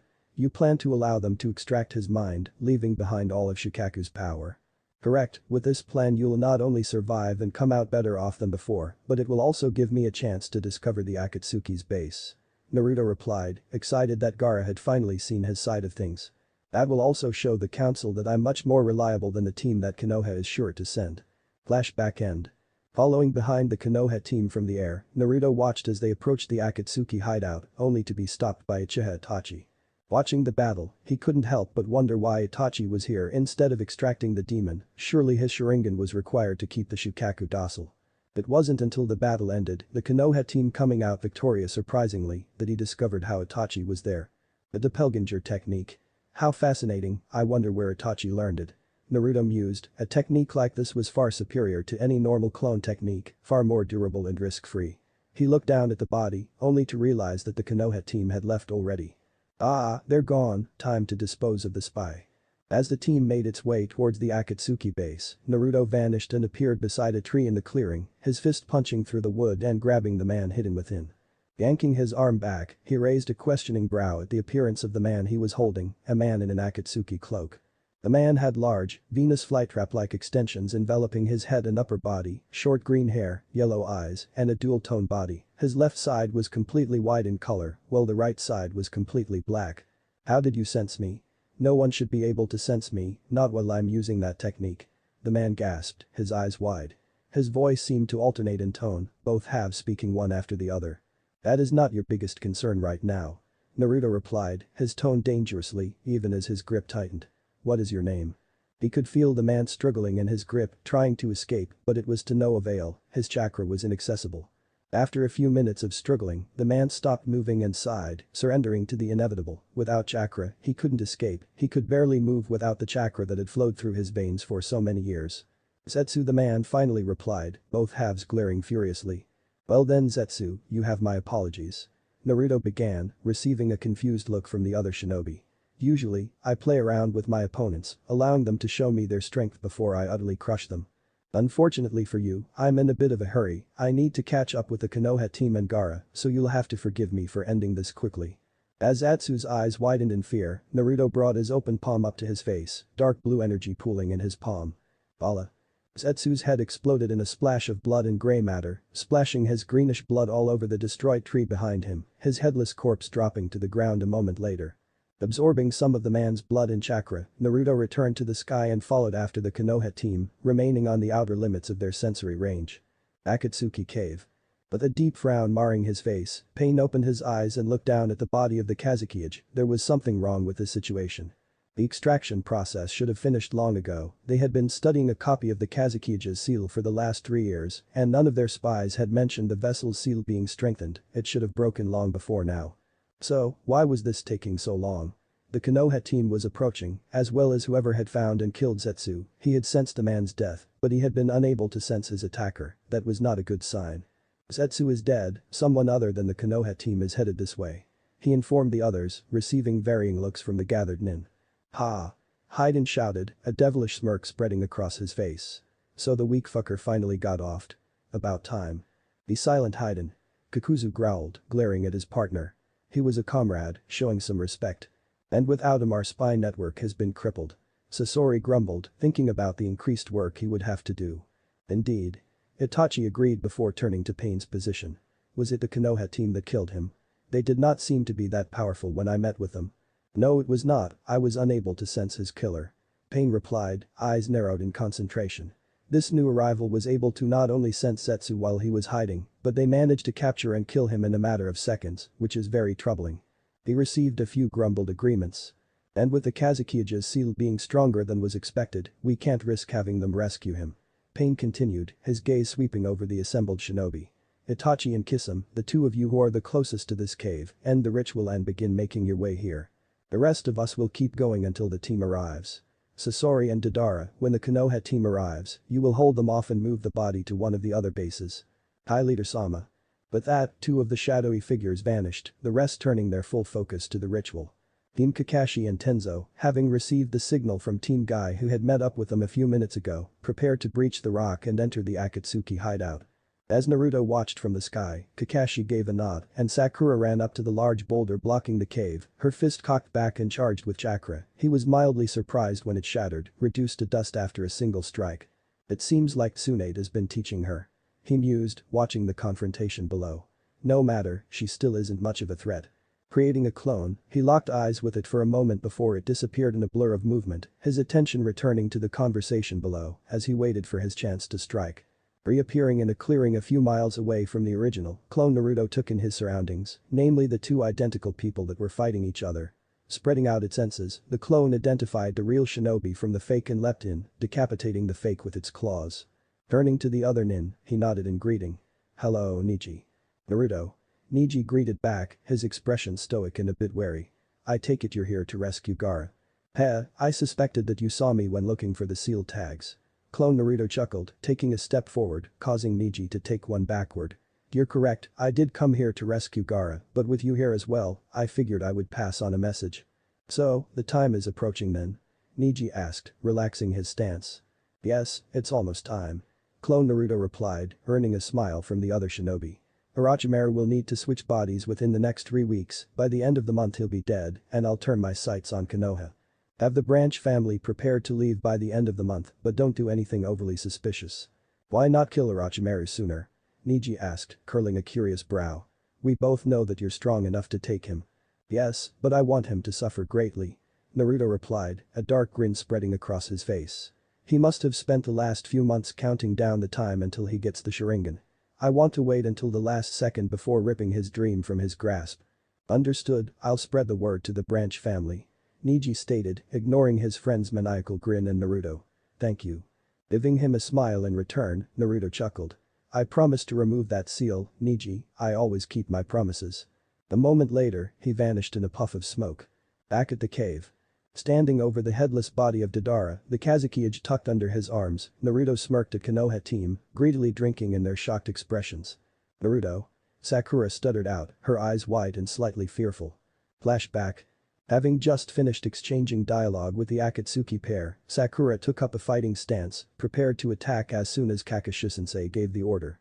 She was a bit ticked off that their opponents still weren't taking them seriously, honestly, they weren't even looking at them. The blonde-haired one was saying something to the shorter one, but she couldn't hear him, then, without even sparing them a glance, he spat out some sort of large white bird from some mouths on his hands. Gross.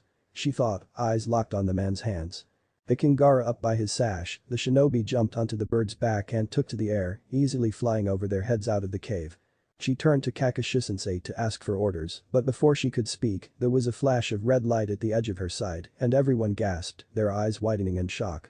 Following everyone's line of sight, she gasped at what she saw, standing over the corpse of the Akatsuki member, Gaara in his hands, and the white bird torn to shreds, was her ex-teammate, Naruto. Flashback end.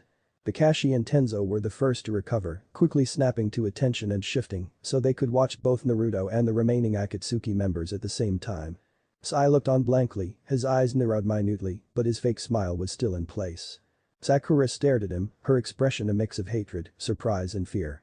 She had heard the rumors about his powers and abilities, word had already spread through Konoha about him destroying several hidden Anbu bases a few days ago, and considering what happened the last time they met. She was right to be afraid. "Who's that?" Chiyo asked, breaking the shocked standstill between the shinobi. "Namikaze Naruto, my ex-teammate," Sakura answered, her tone a bit shaky. Seeing the confused and questioning look on Chiyo's face, she expounded. "He's now an S-rank criminal known for his defeat of the Sandame Tsuchikage, the Yondaime Reikage, as well as the Yondaime and Godaime Mizukages, not to mention the hundreds of other shinobi and bounty hunters he's fought." Chiyo's eyes widened as she took in the information. Why had she cut off contact with the outside world? Oh yeah, she hadn't planned on participating in any more missions. "Wait." Chiyo whispered, her eyes darting over to the retreat and back to Sakura. "Namikaze. As in the Yondaime Hokage." Sakura nodded. "His son." As the conversation had gone on between Sakura and Chiyo, Naruto and Sasori had been holding one of their own. "What are you doing here, Namikaze?" Sasori asked, his head cocked to the side. "The Akatsuki is no longer after you, you should stay out of our way." "I can't do that," Naruto replied, placing Gaara's body on the floor. "Your target happens to be my friend, not to mention whatever it is you plan to do with the Biju, I just can't let you continue." "I see, then I'm afraid that I'll have to relieve you of the Nibi vessel, we haven't finished with him yet." Sasori growled, pulling a large red scroll from within his robes. "Too slow." A voice whispered from behind. With a loud crack, a claw-tipped hand slammed through Sasori's back and out his chest, destroying the Haruko puppet as the real Sasori leapt away. Landing several meters away, Sasori frowned minutely as he saw a second Naruto standing behind his destroyed puppet, the one with Gaara disappearing in a puff of smoke.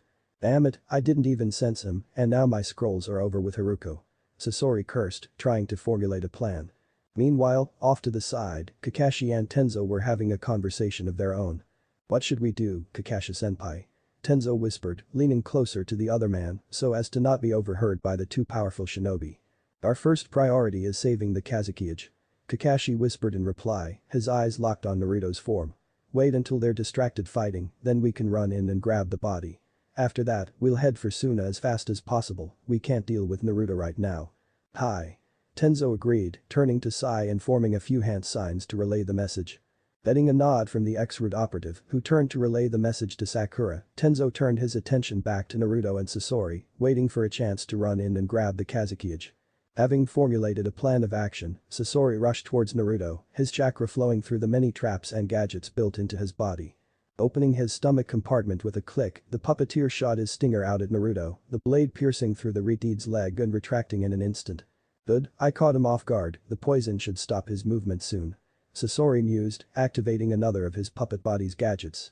With the whirling sound of machinery, two small rods popped out of Sasori's hips with blades attached to the ends, blades that began spinning quickly. With his speed increased by the spinning blades, Sasori rushed past Naruto in a fast-moving blur, cutting a gash across the teen's chest and removing his head from his shoulders, all while retrieving his puppet scrolls at the same time.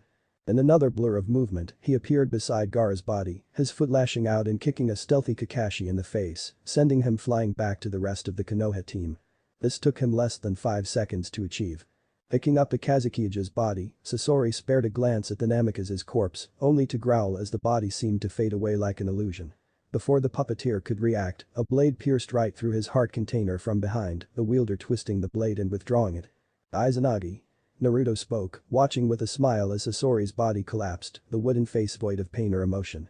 Ignoring the shocked Konoha team, Naruto knelt and placed his hand on Sasori's heart container, absorbing the purple ooze leaking from the container, as well as some of the chakra still lingering in the puppeteer's body. Focusing their attention on Naruto's form, Team Kakashi prepared themselves for a difficult battle, only to stiffen as 4 figures ran into the cavern. "Good." Sakura sighed, taking in the 4 people that had entered the cave. "With Team Guy here, we should stand a better chance." What happened here?" Tenten asked, taking in the two Akatsuki corpses and the kneeling Reed. Yosh. Lee shouted, grinning wide as he took in the now familiar form of the one-time blonde. Naruto-kun, your flames of youth must burn brightly to be able to defeat two powerful criminals such as these. Before Naruto could reply to the other teen's exuberant behavior, two more figures entered the cavern, causing Team Kakashi to stiffen further and Team Guy to leap away from the cave entrance. Looking at the newcomers, Naruto smiled as he took in their forms, ignoring the uneasy Konoha teams. Kisame, Itachi. Naruto greeted, stepping away from Sasori's corpse. I'm glad you could join us. Hello Naruto-kun, Itachi replied, Sharingan eyes taking in the entirety of the cavern. I see that you've already disposed of Sasori and Deidara. Damn kid, did you get stronger again? Kisame chuckled as the two shinobi moved to Naruto's side. Your reserves were already huge the last time we met, Samahata says you've increased by a lot more. You're working with Akatsuki Naruto. Kakashi growled, his single eye narrowing as his hand went for his covered eye. Glaring at the man for speaking to him once again, Naruto rolled his eyes and flicked his vision over to the two dead bodies. That's not. Tenzo muttered, getting a nod from Guy and Kakashi. Indeed. Naruto concurred, his head turning towards the two Sklash shinobi. I met these two during my travels. Kisame was a spy for the rebel forces due to the Akatsuki leader being seen in Kiri a few times before the bloodline purges. Kisame nodded at that, his sharpened teeth glinting in the light as he grinned. A glance upwards proved Naruto's claim, the blue shinobi was wearing an unmarred Kiri Hidate. Itachi on the other hand, was cleverly framed by Danzo and the Sandaime in an attempt to prevent the Uchiha uprising, forcing him to flee Konoha. Naruto continued, eyes glinting dangerously at the mention of Sandaime and Danzo. Both joined with me after I defeated them in battle, and now that I no longer need them in Akatsuki, they are rejoining me. Taking the information in and filing it away for his report, Kakashi sent a hidden signal to his team and guys, causing them all to slip into their respective fighting stances. Well then, we're going to need to ask you to step away from the Kazekage. Kakashi replied, revealing his Sharingan eye. You're interfering with our mission, and we are authorized by the Hokage to attack you on sight. Naruto chuckled, Kisame's grin widened, and Itachi smirked. Kakashi, your teams couldn't even destroy copies of these two at only 30% of their power. Naruto commented, his tone heavy with amusement. What makes you think you can defeat all three of us? What makes you think you can even slow us down long enough to grab Gaara and return to Suna? That doesn't matter, you are interfering with our mission, and we will do anything necessary to complete it. Tenzo replied, determination clear in his eyes. Well then, it's too bad that you've already failed. Naruto countered, earning looks of confusion from the Konoha teams, only for their eyes to widen as Gaara's body vanished a puff of smoke. Gaara was swapped out by a clone the second I killed Deidara, the real Gaara should be arriving back at the village any second now. Grinning cheekily at the shocked and angry looks on their faces, he grabbed Kisame and Itachi by their arms, and the three disappeared in a flash of red light, leaving two stunned teams behind. Damn it. Tenten shouted after a few seconds of silence, snapping the rest of the team out of their stunned shock. We should return to Suna and see if he was telling the truth. Neji commented after a moment.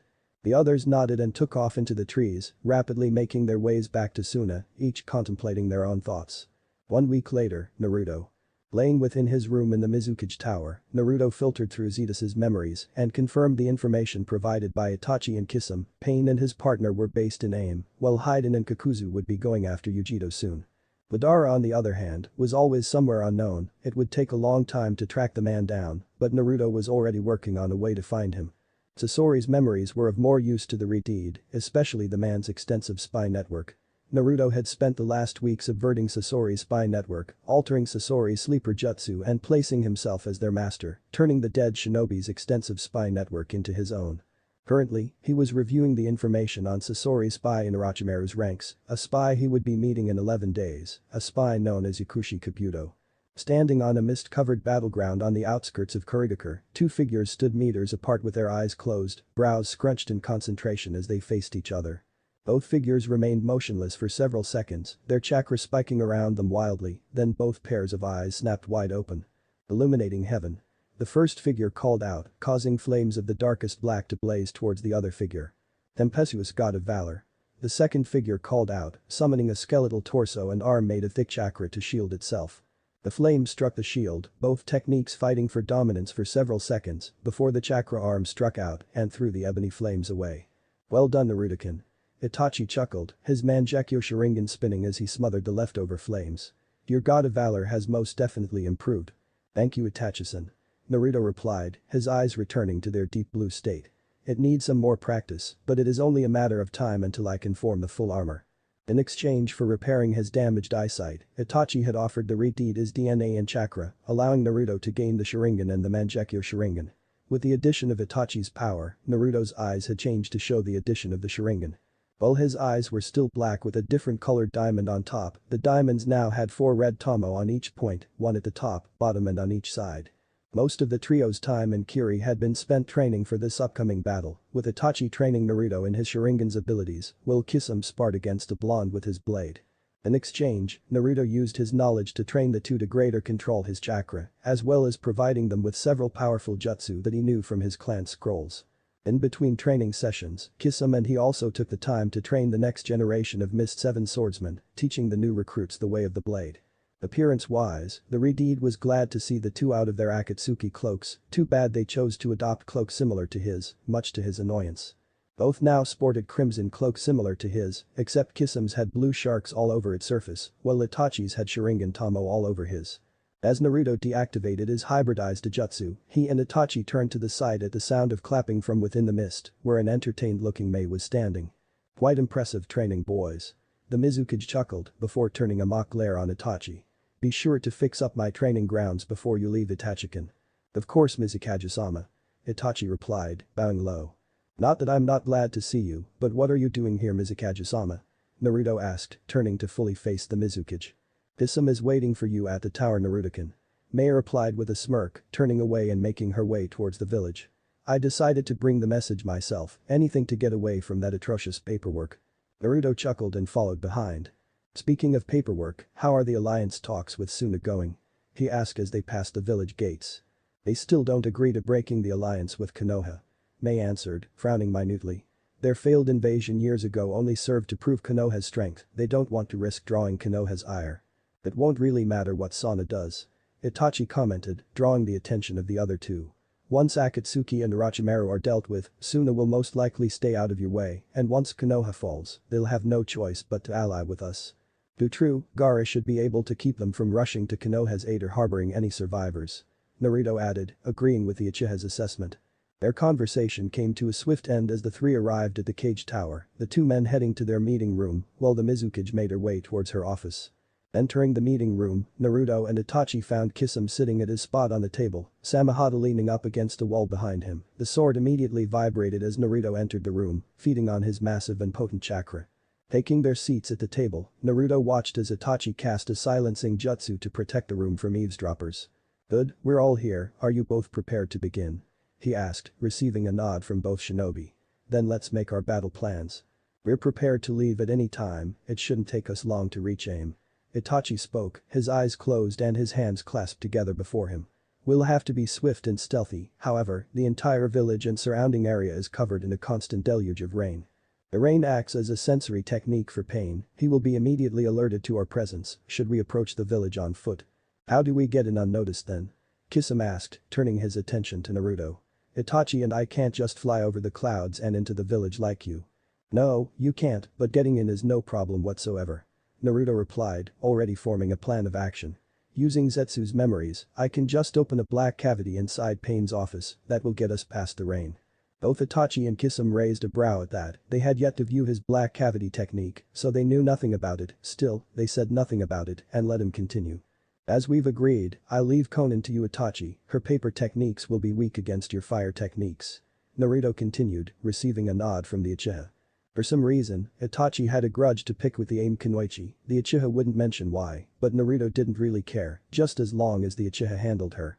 Kisame, I want you to run a distraction, hold off Pain's diva path, and provide Itachi with assistance, should he need it. I will handle the real Pain, and if Madara happens to show up, leave him to me, but feel free to assist if you have the opportunity. Kisame nodded in agreement, his grin widened to the only reason the Kiranin was coming along was to face Madara, Itachi had his grudge with Konan, Kisame wanted revenge on Madara for instigating the bloodline purge. Any questions? The Red Deed finished, they had none. If that's all, then this meeting is finished, make sure you're prepared for the battle tomorrow.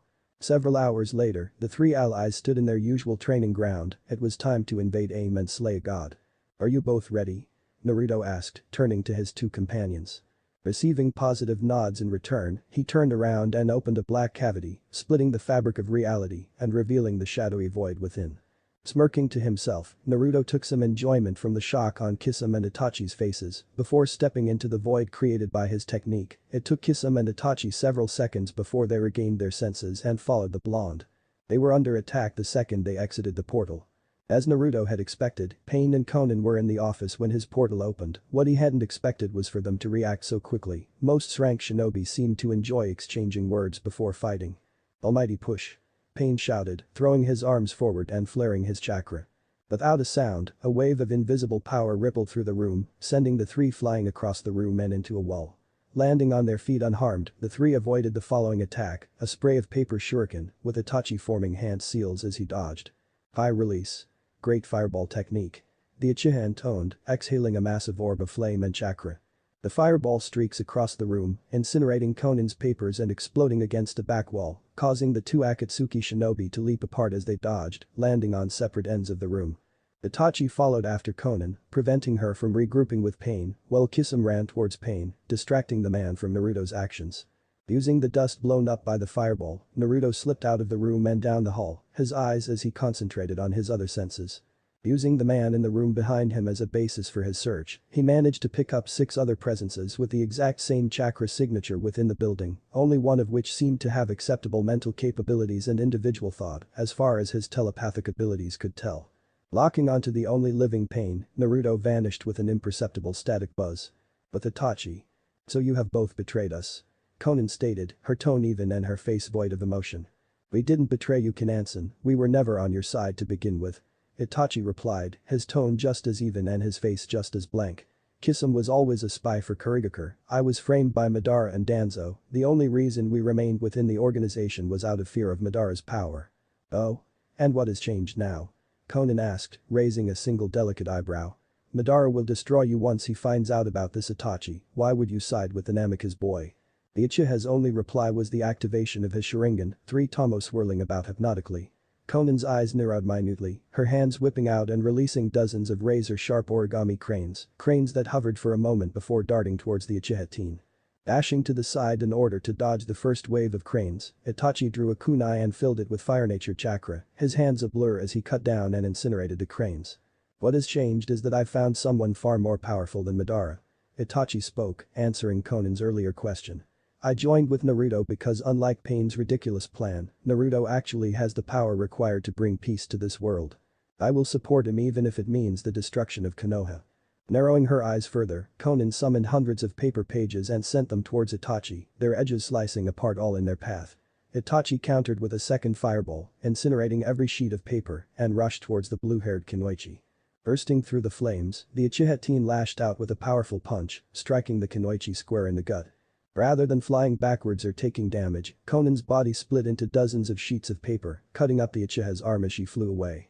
Reforming behind the Uchiha, she formed 2 large spears out of paper and stabbed them forward, piercing his through his back and out his chest. With a pained gasp and a spurt of blood, the Uchiha dropped to the ground, dead before he hit the ground. Pulling her spears from the corpse, Konan looked towards Kisame and Pain's battle, only for her eyes to widen in shock. Looking around the room, she was horrified to see that all of the damage caused by the battle had disappeared, the room was in pristine condition. Genjutsu? She realized with shock, eyes widened fearfully. Her realization was proven correct a moment later, the corpse at her feet bursting into a murder of crows and flying around the room above her. Cursing her stupidity for believing Itachi would lose so easily, Konan closed her eyes and formed the ram seal, spiking her chakra with an intoned "Hi." Feeling the illusion break, she opened her eyes. And was met with the sight of ebony black flames. Leaping to the side to avoid the technique, Konan gasped as the bottom of her cloak caught on fire, the flames of the illuminating heaven racing up her paper body without pause. Looking up with wide eyes, she caught sight of Itachi's emotionless face, his Mangekyo Sharingan spinning around hypnotically. With Kisame, minutes ago. You and Itachi will pay for this treachery. Pain growled, his Rinnegan eyes glowing with rage. Sure, whatever you say. Kisame replied, grinning widely and revealing his sharpened maw. Pain snarled and went to speak, but his reply was cut off as Kisame began forming hand seals, his chakra exploding from his body and into the rain outside the tower. Water release. Water shark bullet. The Kiranin shouted, forming a large shark out of water and having it plow through the wall and towards Pain. Almighty push. Pain called out, blasting the shark apart with another burst of invisible power. Using the destruction as a smokescreen, Kisum rushed in and swung Samahata at Pain's head, his eyes narrowing as the massive blade was blocked by a black rod hidden within Pain's sleeves. With a blur of high-speed movement, both shinobi clashed blades, neither managing to land a hit despite the swiftness of their blows. After several moments of clashing blades with the Kiri swordsman, Pain leapt away with a single hand outstretched, his chakra flaring. Universal pull. With wide eyes, Kisum found himself flying towards Pain's outstretched hand, the man's blade raised to impale Kiranen through the gut. His shock turning to glee, Kisum hefted his blade and prepared to bring it down on his opponent's skull, only to frown as Pen lowered his blade and raised his empty hand. Almighty push. The burst of concentrated power slammed into Kisum's form, but rather than sending the shinobi flying, Samahata growled as it devoured the chakra, stopping its master's flight and allowing Kisum to land a few meters away from his opponent.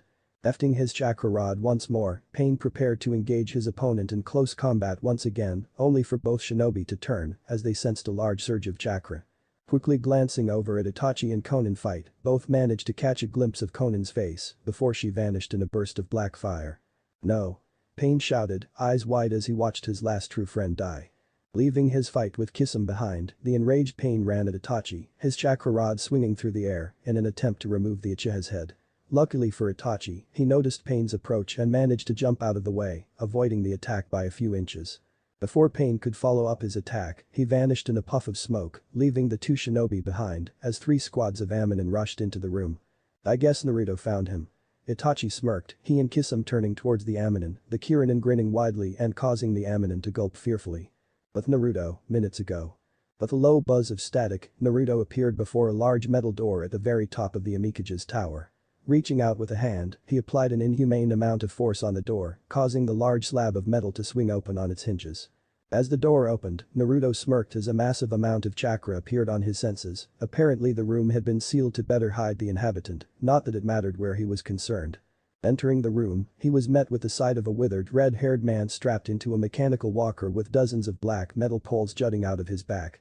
"You must be the real Pain," Naruto commented, taking in the man's emaciated form. "Not quite what I expected from the leader of an organization of rank criminals." The figure slowly opened his eyes, revealing the bright concentric rings of a Rinnegan. "How did you find me?"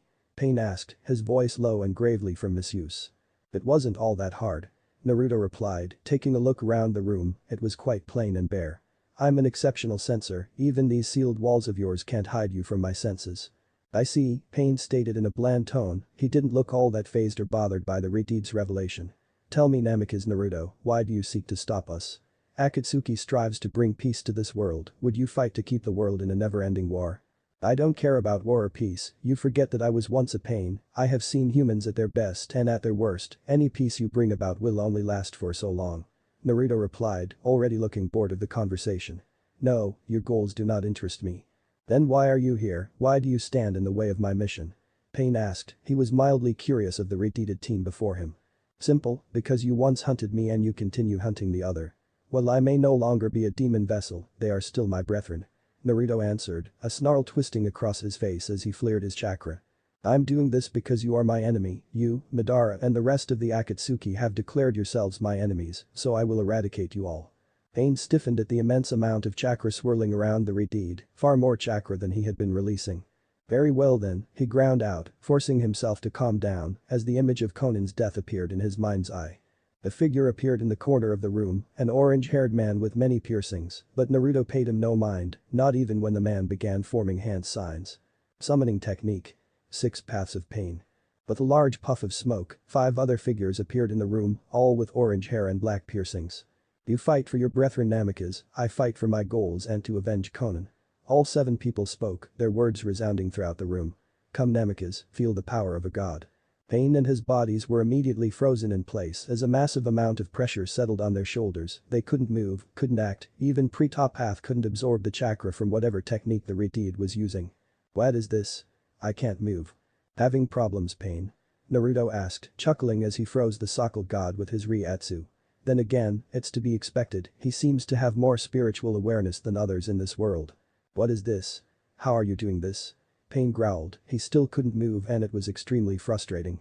"Since you're going to die, I suppose I can explain it to you." Naruto stated, smirking confidently as he stalked past Pain's paths and up to his real body. I notice that you, unlike many others, seem to be spiritually aware. Likely it's because of those special eyes of yours.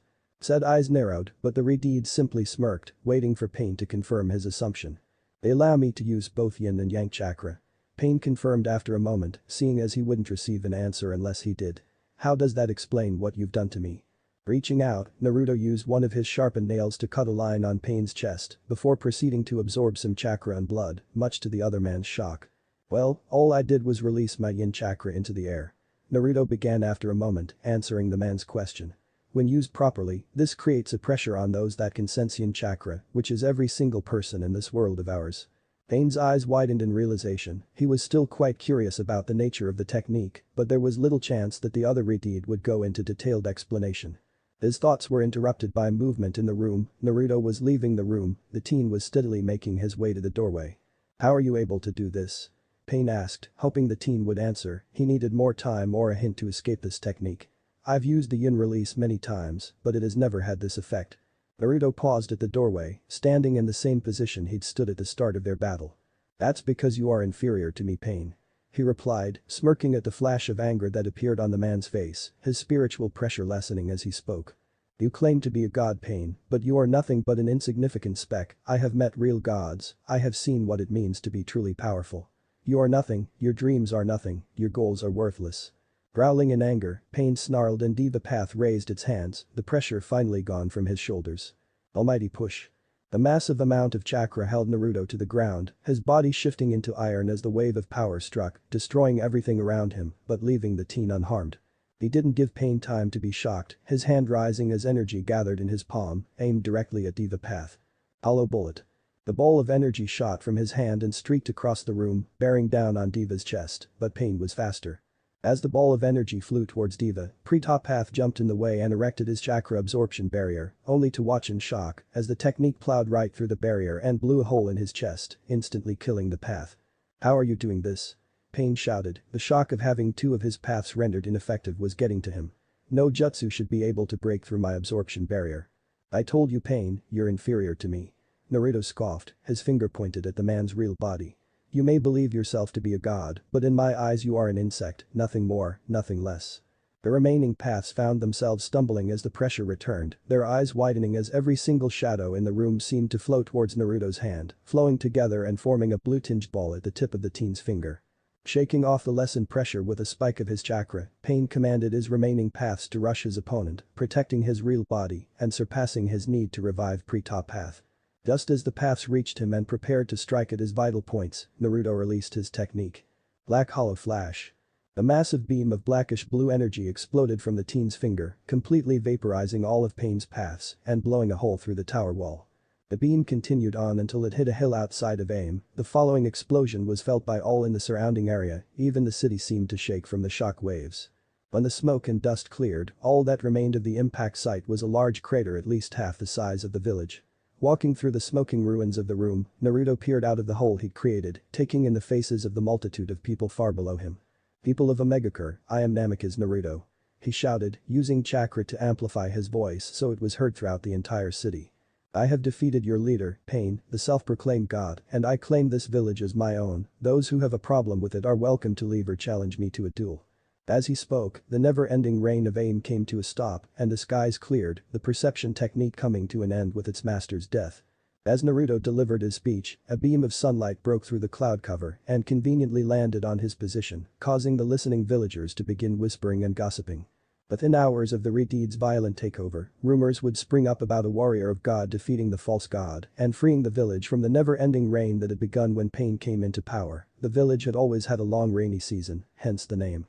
But not for every single day for months on end. After defeating a few challengers without breaking a sweat, Naruto was accepted as the new ruler of Omegakure.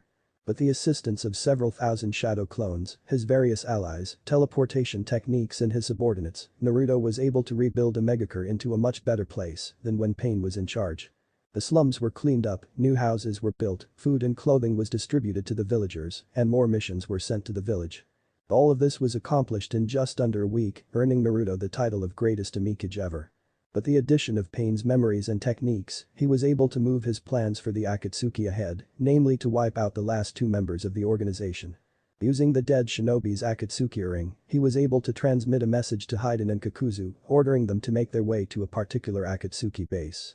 He'd also integrated Pain's Rinnegan and its techniques into his Sharingan-Aurigan hybrid. His eyes remained in their base form, but once the was activated, the whites of his eyes would turn a light blue with concentric circles around the pupil. So far, he'd been too busy with the rebuilding of the village to truly practice and master the Rinnegan, but he would have plenty of time after dealing with the Akatsuki. It shouldn't take all that long seeing as he planned to meet with Sasori's spy the very next day.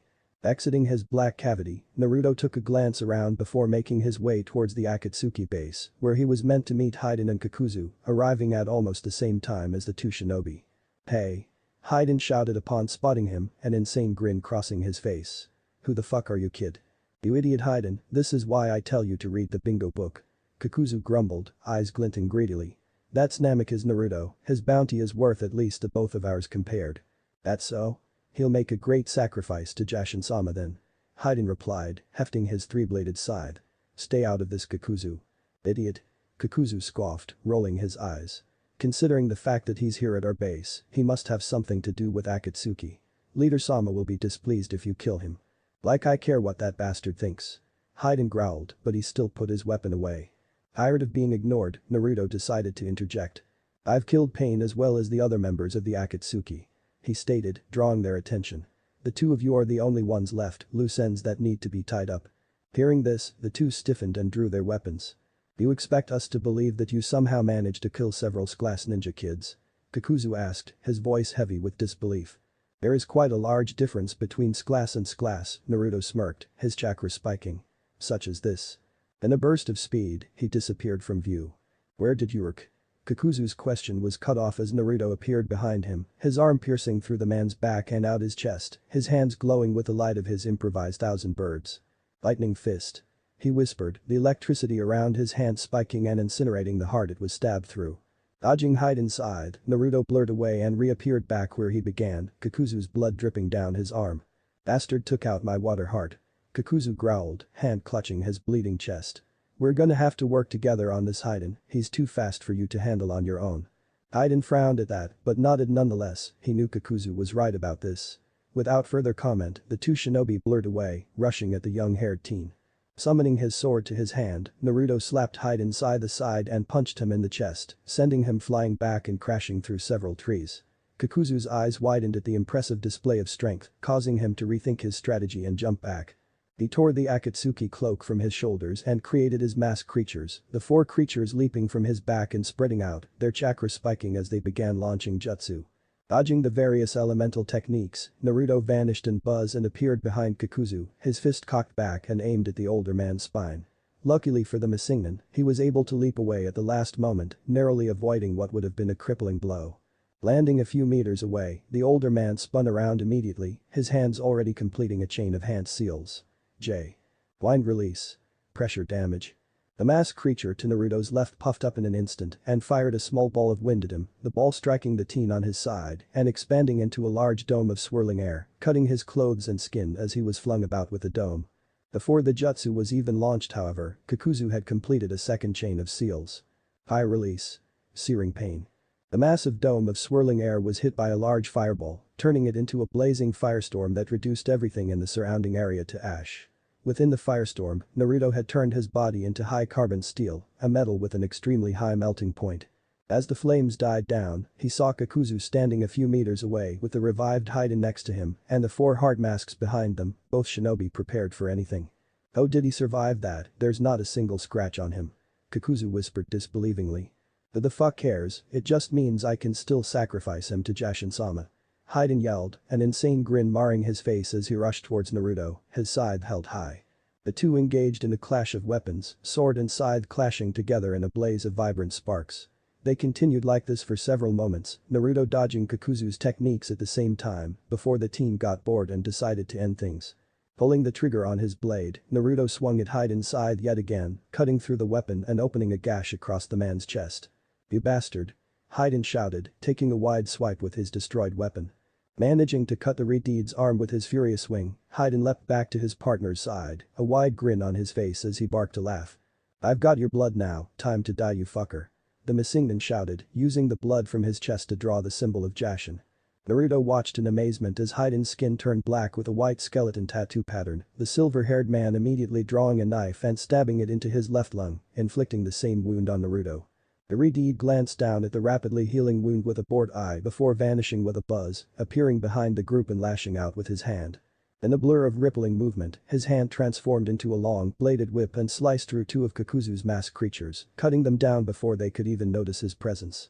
Eyes wide in shock and anger, Kakuzu leapt away and recalled his two remaining masks. It was far too risky to leave them out. How the hell can he move with a hole through his lung? Kakuzu growled, glaring at both his opponent and partner. "Are you sure you did it right, Haiden?"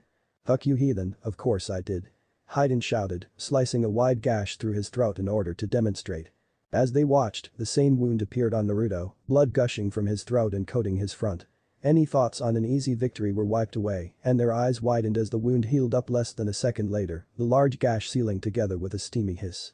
"You can't kill me with weak attacks like these." Naruto chuckled, twirling his sword in amusement. "Apply all the wounds you want, they won't stop me." "Just great, another immortal." Kakuzu muttered, this was going to make things far more difficult. Growling angrily, the Missingnon drew on his power and poured it through his entire form, causing 8 massive tentacles of threat to pour from his back and masks. As all 8 tentacles shot towards his form, Naruto simply swung his sword and filled it with a massive amount of chakra. Wind release. Wind scar. From the edge of his blade shot 3 large, crescent-shaped blades of wind. Kakuzu's eyes widened in shock as the wind scar completely destroyed the tentacle threads and continued towards him. He dove to the side but was far too slow. A pained shout escaping him as one of the wind blades sliced through his left arm and leg. The blades continued into the forest, destroying trees and foliage without pause and leaving 3 large trenches in the hard ground. "What the fuck was that?" Haiden asked, continually stabbing and cutting himself in an effort to bring Naruto down, to no effect. Ignoring the Jashinist, Naruto turned to Kakuzu's spot and began walking towards the crippled shinobi. Already the man's threads were trying to reattach his missing limbs. "That was one of my own original jutsu, it's based on an idea from my father's notes." Naruto answered, stopping before Kakuzu and raising his sword high. Glancing up at the red-haired teen, Kakuzu chuckled as he struggled to stand. "So this is how I die." Kakuzu grumbled, staring up at the sky. "You better turn in my bounty boy, money is the only thing you need in this world." Naruto simply nodded and swung his blade, removing the man's head from his shoulders and finally ending his life. Turning on his heel, he began walking towards Haiden, who continued inflicting wounds on himself in an attempt to kill or slow down his opponent. "What are you gonna do, fucker?" Haiden growled, swinging his weapon wildly as the teen came within range. "Unlike that bastard heathen, I'm immortal, you can't kill me that easily." Parrying the blade easily, Naruto buried his sword in Haiden's chest, only for the silver-haired man to glance at it and smirk. A moment later his smirk dropped and his eyes widened in terror, the blade was draining his chakra. "What the hell are you doing?" Haiden shouted, his tone growing weaker by the moment. "What's happening?" Naruto smirked and twisted the blade, causing the man to gasp in pain. "I got this idea from Itachi, it's based off of his Totsuka sword." Naruto replied, glancing at his blade pridefully. "Etched onto the blade is a seal of my own making, based off of the dead demon-consuming seal of the Uzumaki clan. Once activated, it begins draining my chakra and uses it to consume and seal away portions of the target soul. The more chakra added to the seal, the more of the soul sealed away. Right now, I'm giving it enough chakra to drain your soul 3 times over." Hearing this, Haiden felt true fear for the first time in a long time. Immortality was looking like a curse right about now. He tried his hardest to escape from the blade in his chest, but nothing was working, he could barely even move, it was like something was holding him still. A few seconds later, Haiden's body fell to the ground, his eyes glazed over and lifeless. Glancing down at the body, Naruto pulled his sword from its chest and removed the head, which was then sealed into a scroll with Kakuzu's head. But that out of the way, he opened a black cavity and stepped through, leaving the 2 headless corpses to rot. Standing in his office the next morning, Naruto stared out the window at the city below. He had to meet with Sasori's informant in a few hours, but first he had something to discuss with the Uchiha doing paperwork at the desk behind him. "What do you want me to do about your brother Itachi?" Naruto asked, breaking the silence that had filled the room for the past few hours. "It is highly likely that our paths will cross today." Looking up from the pile of paperwork, Itachi raised an unseen eyebrow at the Redeed's back. "Do whatever you want, Naruto-kun, why would I care what you do with him?"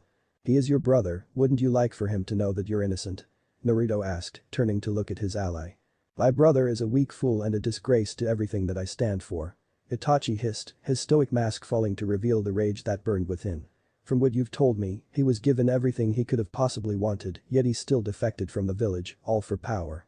I no longer consider him my kin, do with him as you please. Naruto sighed and nodded, at least he wouldn't have to worry about drawing Itachi's ire should he come across Sasuke today. Very well. He replied, turning around and staring into the dark void that had replaced the cityscape. Without another word, he stepped into the black cavity and was gone, leaving the once again stoic Uchiha to deal with the never-ending stream of paperwork. Chapter 12. Snake. Exiting the black cavity roughly 1 kilometer away from the meeting spot, Naruto transformed into a perfect copy of Sasori's real form, created a Haruko puppet body out of a nearby tree, and began shuffling towards the bridge. As he slowly approached the bridge, Naruto noticed a tall, white-cloaked figure standing in the center of the structure. Sasori's informant was already here. Walking onto the bridge, he stopped a few feet away from the figure and spread out his senses, easily locating the concealed chakra signature hiding in the bushes. So Orochimaru is here, that means Kabuto is either a terrible spy or he has betrayed Sasori. Naruto mused, watching as Kabuto turned and removed his hood. Either way, he's useless to me. It's been a long time, Sasori-sama. Kabuto greeted, bowing slightly. At least 5 years now. Guess I'll play along until the snake decides to show himself. Naruto decided, nodding at the man's greeting. Were you followed? No, I covered my tracks well. Kabuto replied, adjusting his glasses. Old fool, of course I was followed. Picking up a stray thought from Kabuto's mind, Naruto guessed that he had in fact betrayed Sasori. How are you? He asked, sticking to his role. I was a bit disoriented when your jutsu lifted and I remembered who I was. Kabuto replied, smiling widely. I am still a little heavy-headed, but it will pass. I have some questions for you. Naruto stated, moving along as the real Sasori wouldn't care about the spy's state. I have little time so we will have to make it brief, it was quite hard to slip away from Orochimaru. Kabuto replied, his smile lessening minutely. Tell me the location of your base. Naruto grumbled in Sasori's deep tone. As Kabuto considered a safe way to answer the question, Naruto dived into his mind and picked the location of their newest base from the man's mind. We have many bases to keep from being discovered, our current base is hidden on a small island in a lake to the north, we will be moving from there in 3 days. Kabuto lied, giving up the location of their previous base. The sudden rustle from behind caused Kabuto to whip around, his eyes wide open, only for him to sigh when a rabbit poked out its head and then returned into the bushes. What? It's just a wild rabbit. Kabuto mumbled, turning back around. I can't afford to be here any longer, it's getting too risky, give me the item if you please. Kabuto continued, stretching out a hand. I will be killed if I am seen here with you. And here comes the snake. Naruto thought, his eyes shifting to the figure now standing behind Kabuto, causing the medic to leap away and land beside him. Fukikuku. Orochimaru chuckled, stepping onto the spot Kabuto had been standing a moment earlier. You seem to be having an interesting conversation here, mind if I join in? Orochimaru. Naruto spat out, continuing his act. Thanks for the warning, Sasori-sama, I never would have noticed him if you hadn't looked. Kabuto sighed, glancing at him from the corner of his eye, hands glowing green. Drop the charade, Kabuto, I know you're with him. Naruto replied, startling the other two. As fast as he could, Kabuto lashed out with a chakra scalpel and sliced through the puppet's head, only for his eyes to widen as Naruto, still in Sasori's form, leapt out of the puppet and landed a few meters away. That's Sasori? Kabuto asked, making his way back to Orochimaru's side. Ah, so you haven't seen the real Sasori, I guess he wouldn't come out of his puppet just to meet a spy. Orochimaru replied, eyes glinting with amusement. Yes, that's the real Sasori, and considering how young you look, it seems you finished your immortality jutsu as well, eh Sasori? Naruto remained silent, his face void of emotion. No matter, you've fallen for our trap. Orochimaru continued after a few seconds of silence. It's time I finally killed you. No. Naruto replied, his form rippling as he began shifting back into his natural form. Sasori is dead, you've walked into my trap, Orochimaru, not the other way around. Who are you? Orochimaru asked, not quite recognizing his appearance. Let me clear your memory, Snake. Naruto replied, vanishing in a puff of smoke as a second Naruto jumped up from the side of the bridge, a swirling orb of chakra hovering in his right hand. Spiraling sphere. The chakra orb slammed into a surprised Kabuto's stomach, sending him flying across the bridge and into a tree at the end, cracking the wood on impact. Orochimaru simply smirked as he leapt away. Well, if it isn't a little Narutokan. The snake Sanin chuckled, only sparing a glance at Kabuto's form before focusing on the redeed. Sasuke-kun has been looking forward to a reunion ever since he read your bingo book entry. I hope you trained him well, Snake, Naruto replied, staring back at Sanin. Hopefully he can entertain me before I crush him. Bukuki-kuku. Orochimaru chuckled, looking completely amused. Do you really believe you can defeat Sasuke-kun and I? Perhaps your fame has been going to your head. Considering the fact that I've managed to kill all the other members of Akatsuki? Naruto asked, unsealing Hiden and Kakuzu's heads, causing Orochimaru's eyes to widen a fraction. Yes, I do think I can defeat the two of you. Eyes narrowing, Orochimaru rushed forward and engaged him in close combat, their movements a blur as they fought all across the bridge. The battle continued on like this for several seconds, with neither managing to land a solid blow, mostly because Orochimaru kept bending at odd angles to avoid hits, and Naruto was moving far too fast for him to catch. After a few minutes of this, Naruto managed to find an opening in Orochimaru's guard, and his fist plowed right through the man's guard and into his chest, breaking ribs and bruising organs. The force of the blow sent the snake Sanin flying back, his form a solid blur as he streaked across the large bridge and plowed right through a dozen trees before coming to a stop.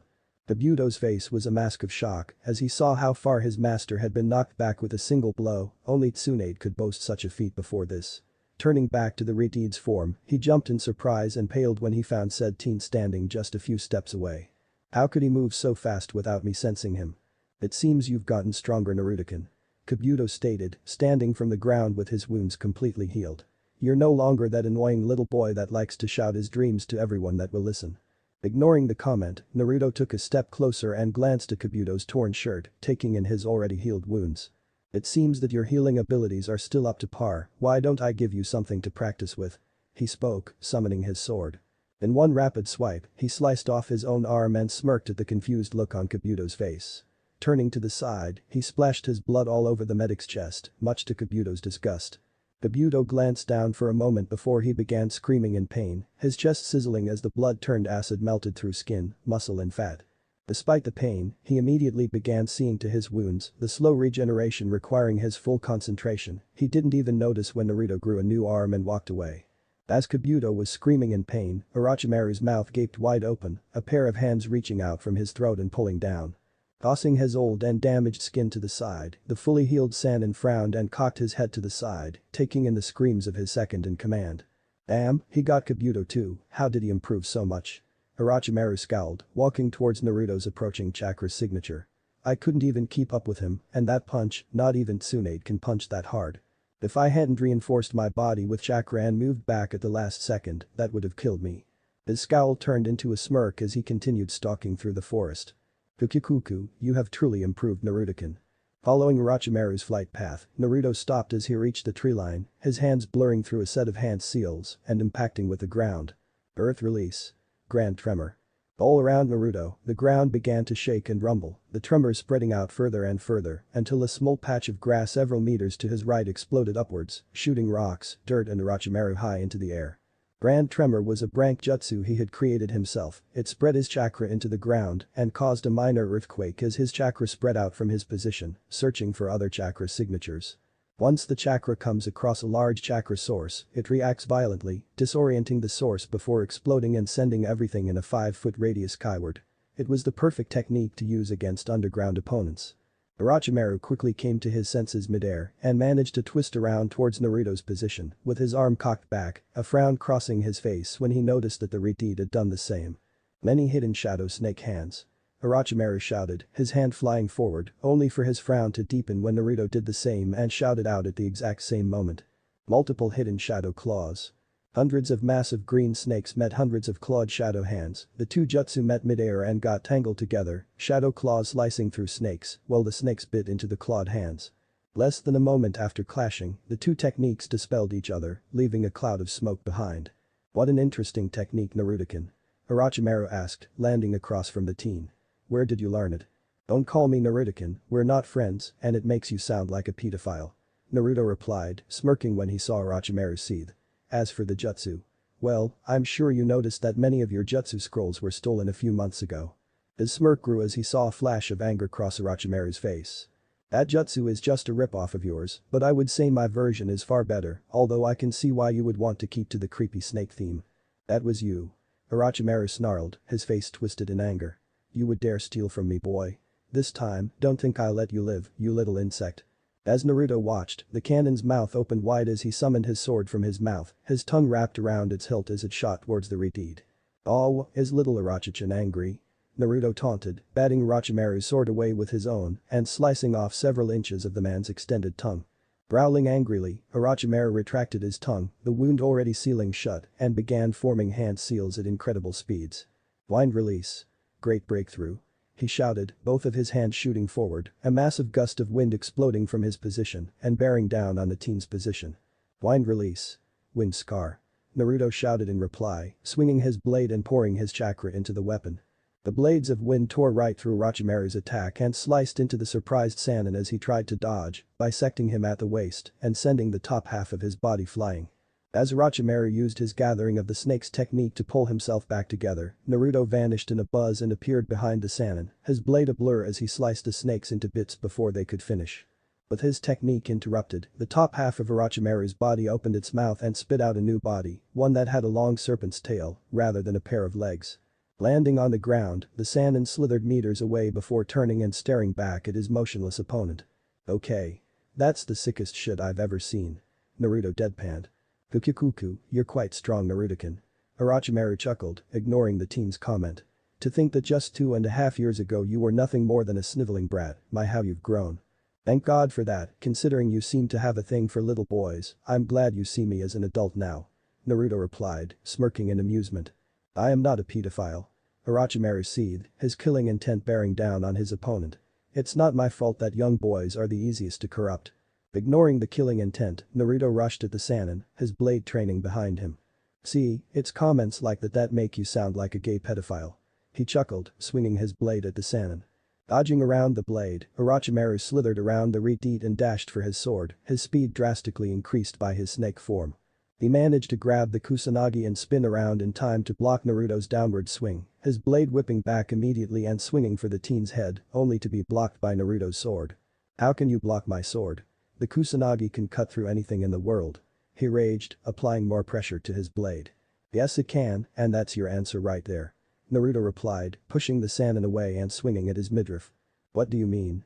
Orochimaru asked, blocking the strike, only to find himself flying backwards from the powerful blow.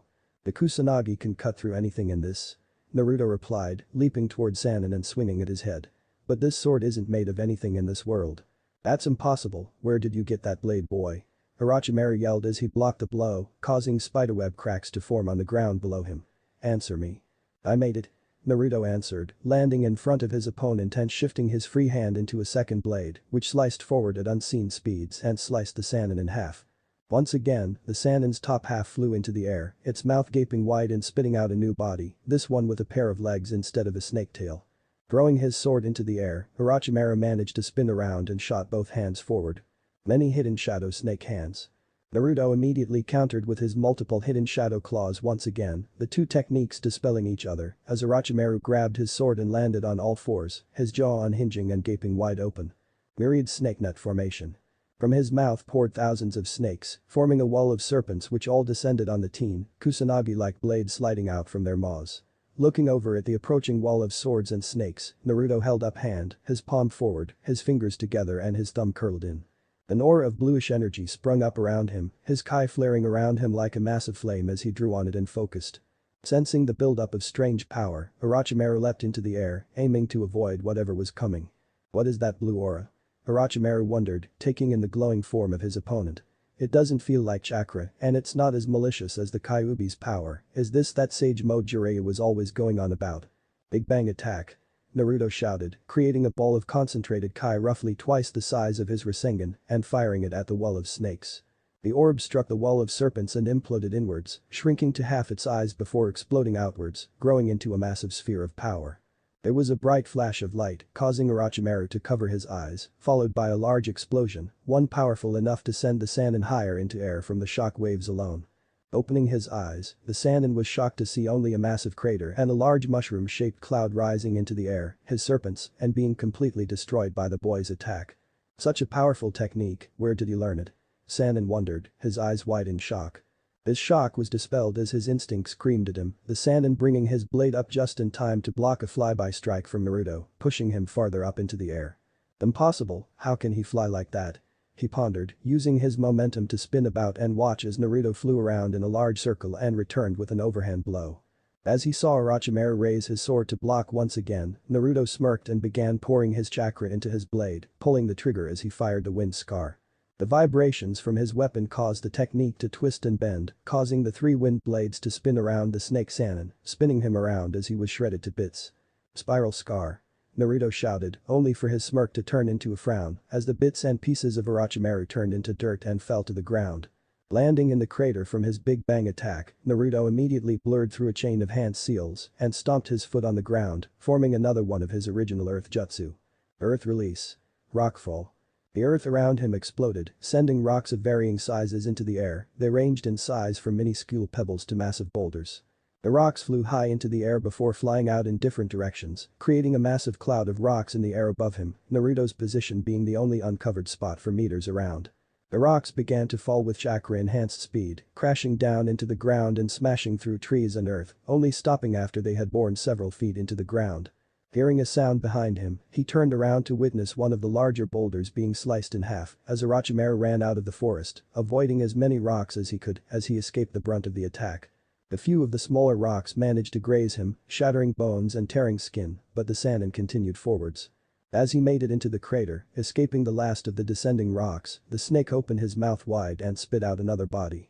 While Orochimaru was fully healed, Naruto could see that he was exhausted from the battle and the chakra-intensive regurgitation technique. He was breathing heavily and barely standing. Fukukuku, such power you have, Naruto-kun. Orochimaru chuckled, licking his lips with an elongated tongue, causing Naruto to shudder minutely. It's a pity that I have to end this battle now, perhaps we'll pick up where we left off when I have my new body. As the serpent nin finished his sentence, a fully healed Kabuto burst out of the ground to Naruto's left, his hand cocked back and each of his fingers glowing with a purple flame. Five-pronged seal. The medic shouted, slamming his hand into Naruto's stomach and sending him flying. Running to his master's side, Kabuto grabbed his master and prepared to leap away, only for a disc of spinning blue energy to cut through his legs, cutting them off at the ankle and sending him to the ground. As they tumbled to the ground, both shinobi turned to see where the attack had come from, easily spotting Naruto sitting up with his right arm outstretched in a throwing gesture. Destructo disc. Naruto whispered as he stood, smirking victoriously. How? Orochimaru shouted, shakily making his way to his feet. You shouldn't be able to control your chakra, and with a demon within you, you should be unconscious. Who said I use chakra? Naruto asked, causing the two to stare back in confusion. I can freely use both my spiritual and physical energies, all this seal does is disrupt me from mixing the two into chakra. Besides. He paused for a moment to release his limiter seals, flaring his tremendous chakra reserves and forcing Orochimaru to his knees from the sheer amount of power released. These things are easy to break with enough chakra. As they watched, the flames of the seal reappeared above his shirt, glowing brightly for a moment before disappearing into the wind. As for the demon. Naruto continued, suppressing his power and reapplying his limiter seal. I set him free years ago, you should have felt the release of power over 2 years ago, though you may not remember.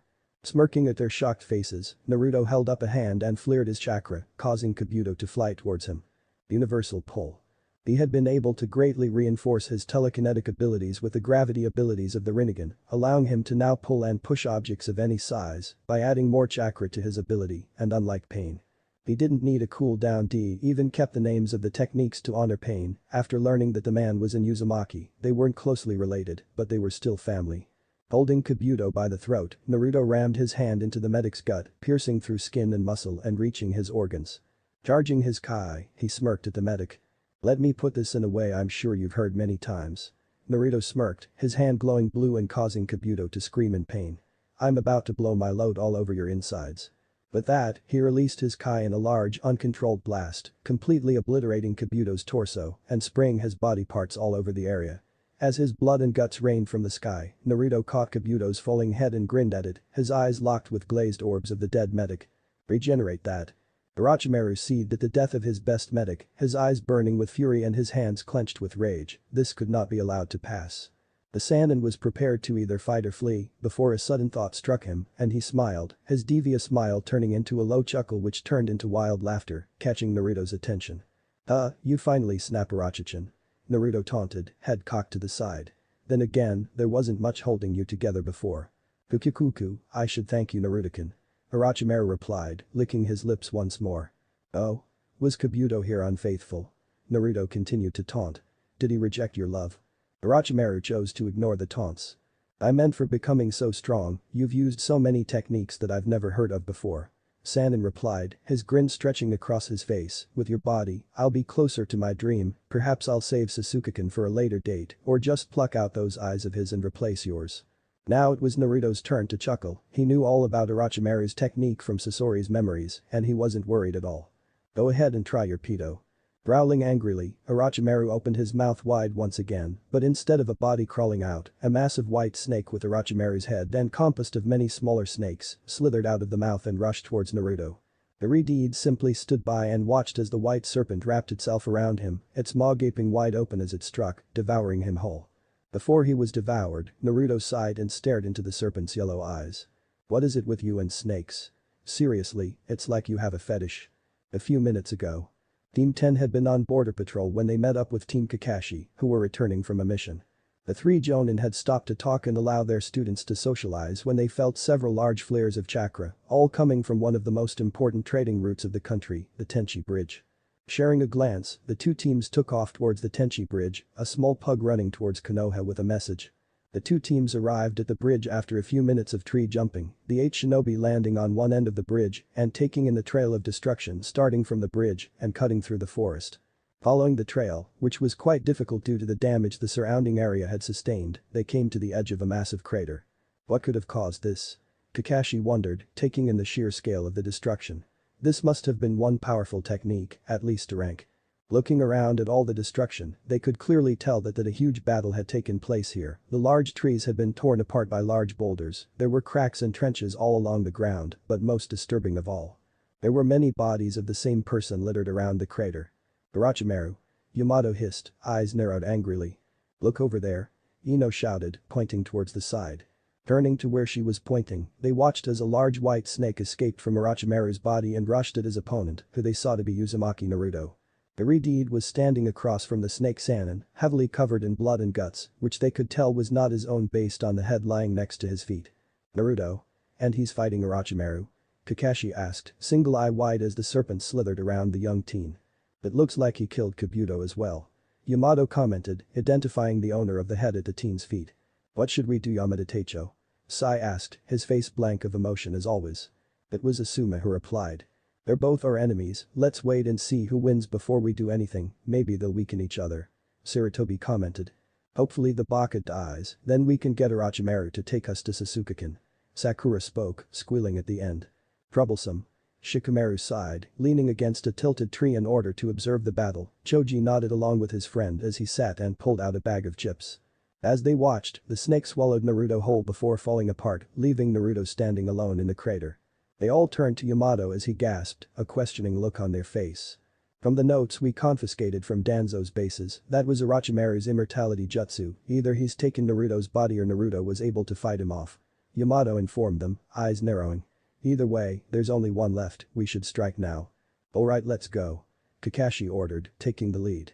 Shikamaru, capture his shadow while we surround him and find out who is in control of the body.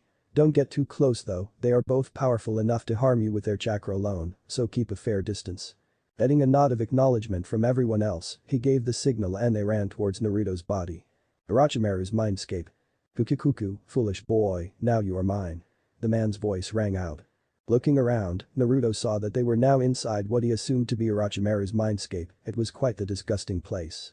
The entire room was covered in a pulsating fleshy substance that he did not want to know the identity of. Behind him were numerous people covered in the same substance with only their faces showing, and in front of him was a lump of the same material, Orochimaru's face leering at him from within it. You're quite a fool, Orochimaru, you can't defeat me. Naruto drawled out in a bored tone. Silence, you insolent brat. The Sannin shouted, glaring hatefully. Give me your body. As snakes made of the fleshy substance grew from his body and surrounded him, Naruto activated his Taken Japan, Supreme Authority King's Eye, his eyes glowing with the light of his. He had chosen this name for the 4th level of his, which held the combined power of the Aojigen Mangekyo Sharingan and Rinnegan, making it the most powerful in all of history. The Taken Aojigen held all the combined abilities of its subsequent parts, with an appearance that was like a mix of all three.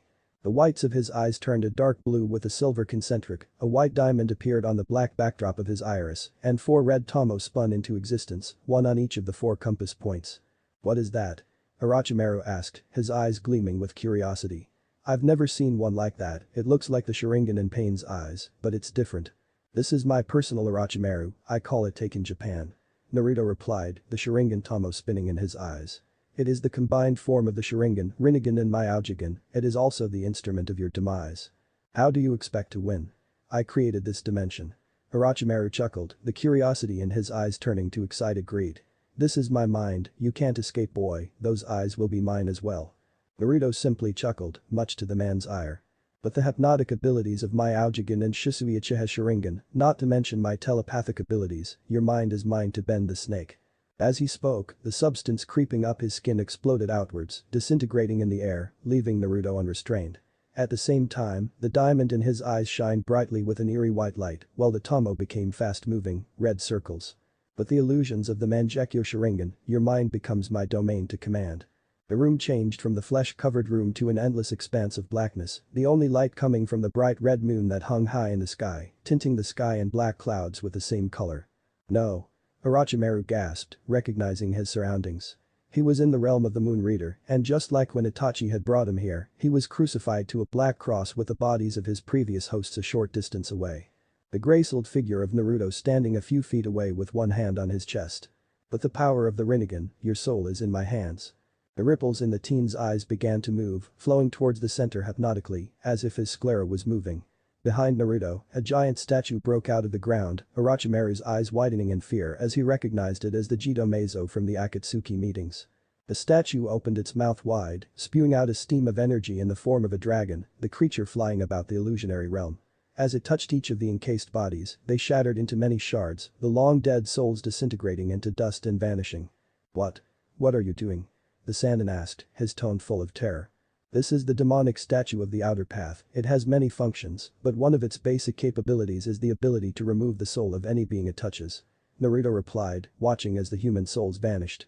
"However, with those people being pure souls with their bodies long dead, it sends them on to the Shinigami's realm." "No." Orochimaru shouted, struggling in his restraints as the dragon turned its eyes on him. "You can't do this to me, I'm immortal." He was cut off as the dragon swallowed him whole, his soul exploding and disintegrating, the dragon returning to the mouth of the statue which slowly returned to the ground below. "You were never an immortal snake, just living on borrowed time." Naruto scoffed, turning from the cross. He took a single step and vanished, the illusionary world shattering behind him. Outside. As his eyes opened wide, normal, dark blue eyes on a white backdrop, Naruto frowned when he found himself unable to move. Glancing around, he saw that he was being held by Shikamaru's shadow while being surrounded by 2 Konoha teams. "Teams 7 and 10, we meet yet again." Naruto greeted, bending over to pick up Kabuto and Orochimaru's heads. The 2 teams warily backed up at that action, he was completely ignoring Shikamaru's shadow imitation technique, a testament to the sheer physical power the body contained. Sealing the 2 heads away, Naruto turned to the Konoha shinobi and smirked, finally paying attention to them. "Who are you?" Yamato asked, his grip tightening on a pair of kunai. "Orochimaru and Naruto." "Please, as if that snake could ever defeat me." Naruto scoffed, causing them to feel a mix of terror and relief. "Now what am I going to do with you 8? "Don't bother bluffing Naruto, you just finished a battle with a Sannin and a Jonin level opponent, with the amount of chakra we felt being thrown around, you're far too weakened to fight all 8 of us." Kakashi replied, causing Naruto to glare at him. "Perhaps I didn't make myself clear the last 2 times we met, do not speak to me Kakashi." He hissed, eyes narrowed angrily. "You are less than scum, not even worth a speck of my attention, speak to me again, and I will send you to an early grave." "Naruto you idiot, don't talk to Kakashi-sensei like that." Sakura screeched, brandishing her fist. "We all know you're too weak to fight us off, now make yourself useful and tell us if Orochimaru told you where Sasuke-kun is." Naruto smirked back, he would enjoy this. "Ah yes, the Uchiha. You don't have to worry about him, he'll be returning to Konoha soon enough." He answered, causing Sakura to squeal in delight while the rest narrowed their eyes on him. Of course, his condition when he reaches the village may not be favorable. "Maybe if you're lucky, I'll leave him barely alive." Her look of glee turned into one of fear and anger, bringing him some small measure of amusement. "Ah, nice try Baka." Ino countered, placing a hand on her friend's shoulder to calm her. "A weakling like you can't beat Sasuke-kun and you still have to deal with us." Chuckling in amusement, Naruto took a step forward, causing them to tense. Then, without making a sound, he vanished, using his physical strength alone to achieve great speeds. The three Jonin, as well as Sai, were just able to follow his chakra signature as he reappeared a great distance away. The rest of the team followed the gazes of their sensei, gaping when they saw how far Naruto had gotten in less than a second. Looking back, the Redeed smirked when he took in their shocked faces. "How do you expect to beat me when only 4 of you can follow my base speed?" Naruto asked, head turned to the side. "Had I used a speed technique or even just some channeled chakra, you would all be dead before you knew it. How can he move so fast?" Yamato pondered, eyes wide. "No one is that fast without chakra, it's unreal." "That's faster than Guy, even with his weights off." Kakashi thought, eyes narrowed at the spot where Naruto once stood. He moved so fast that he didn't even disturb the ground, that should be impossible. "Well, it's a good thing that you all came though." Naruto continued, slipping into a loose stance. "You've brought me one of the little rats that escaped my hunt, as well as the last Mokuton user, I should thank you for the gift." Before they could reply, he ran towards them at a lower speed, his movements a blur, but just slow enough for them to follow. Using his shadow once again, Shikamaru tried to stop his movements, but Naruto didn't even slow down, tearing through the shadow's power without pause. Leaping to the side, Asuma pulled out his trench knives and infused them with wind chakra, while Kakashi blurred through a set of hand seals, his hand glowing with the light of his lightning cutter. Nodding to one another, they charged towards Naruto while the rest hung back, prepared to back them up.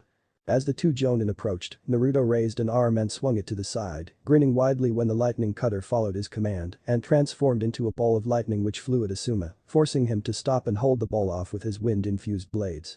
Running right into Kakashi's guard, Naruto dodged a punch to the head and sent the Jonin flying back with a light kick to the chest, his form a single blur as he flew past the still preoccupied Asuma.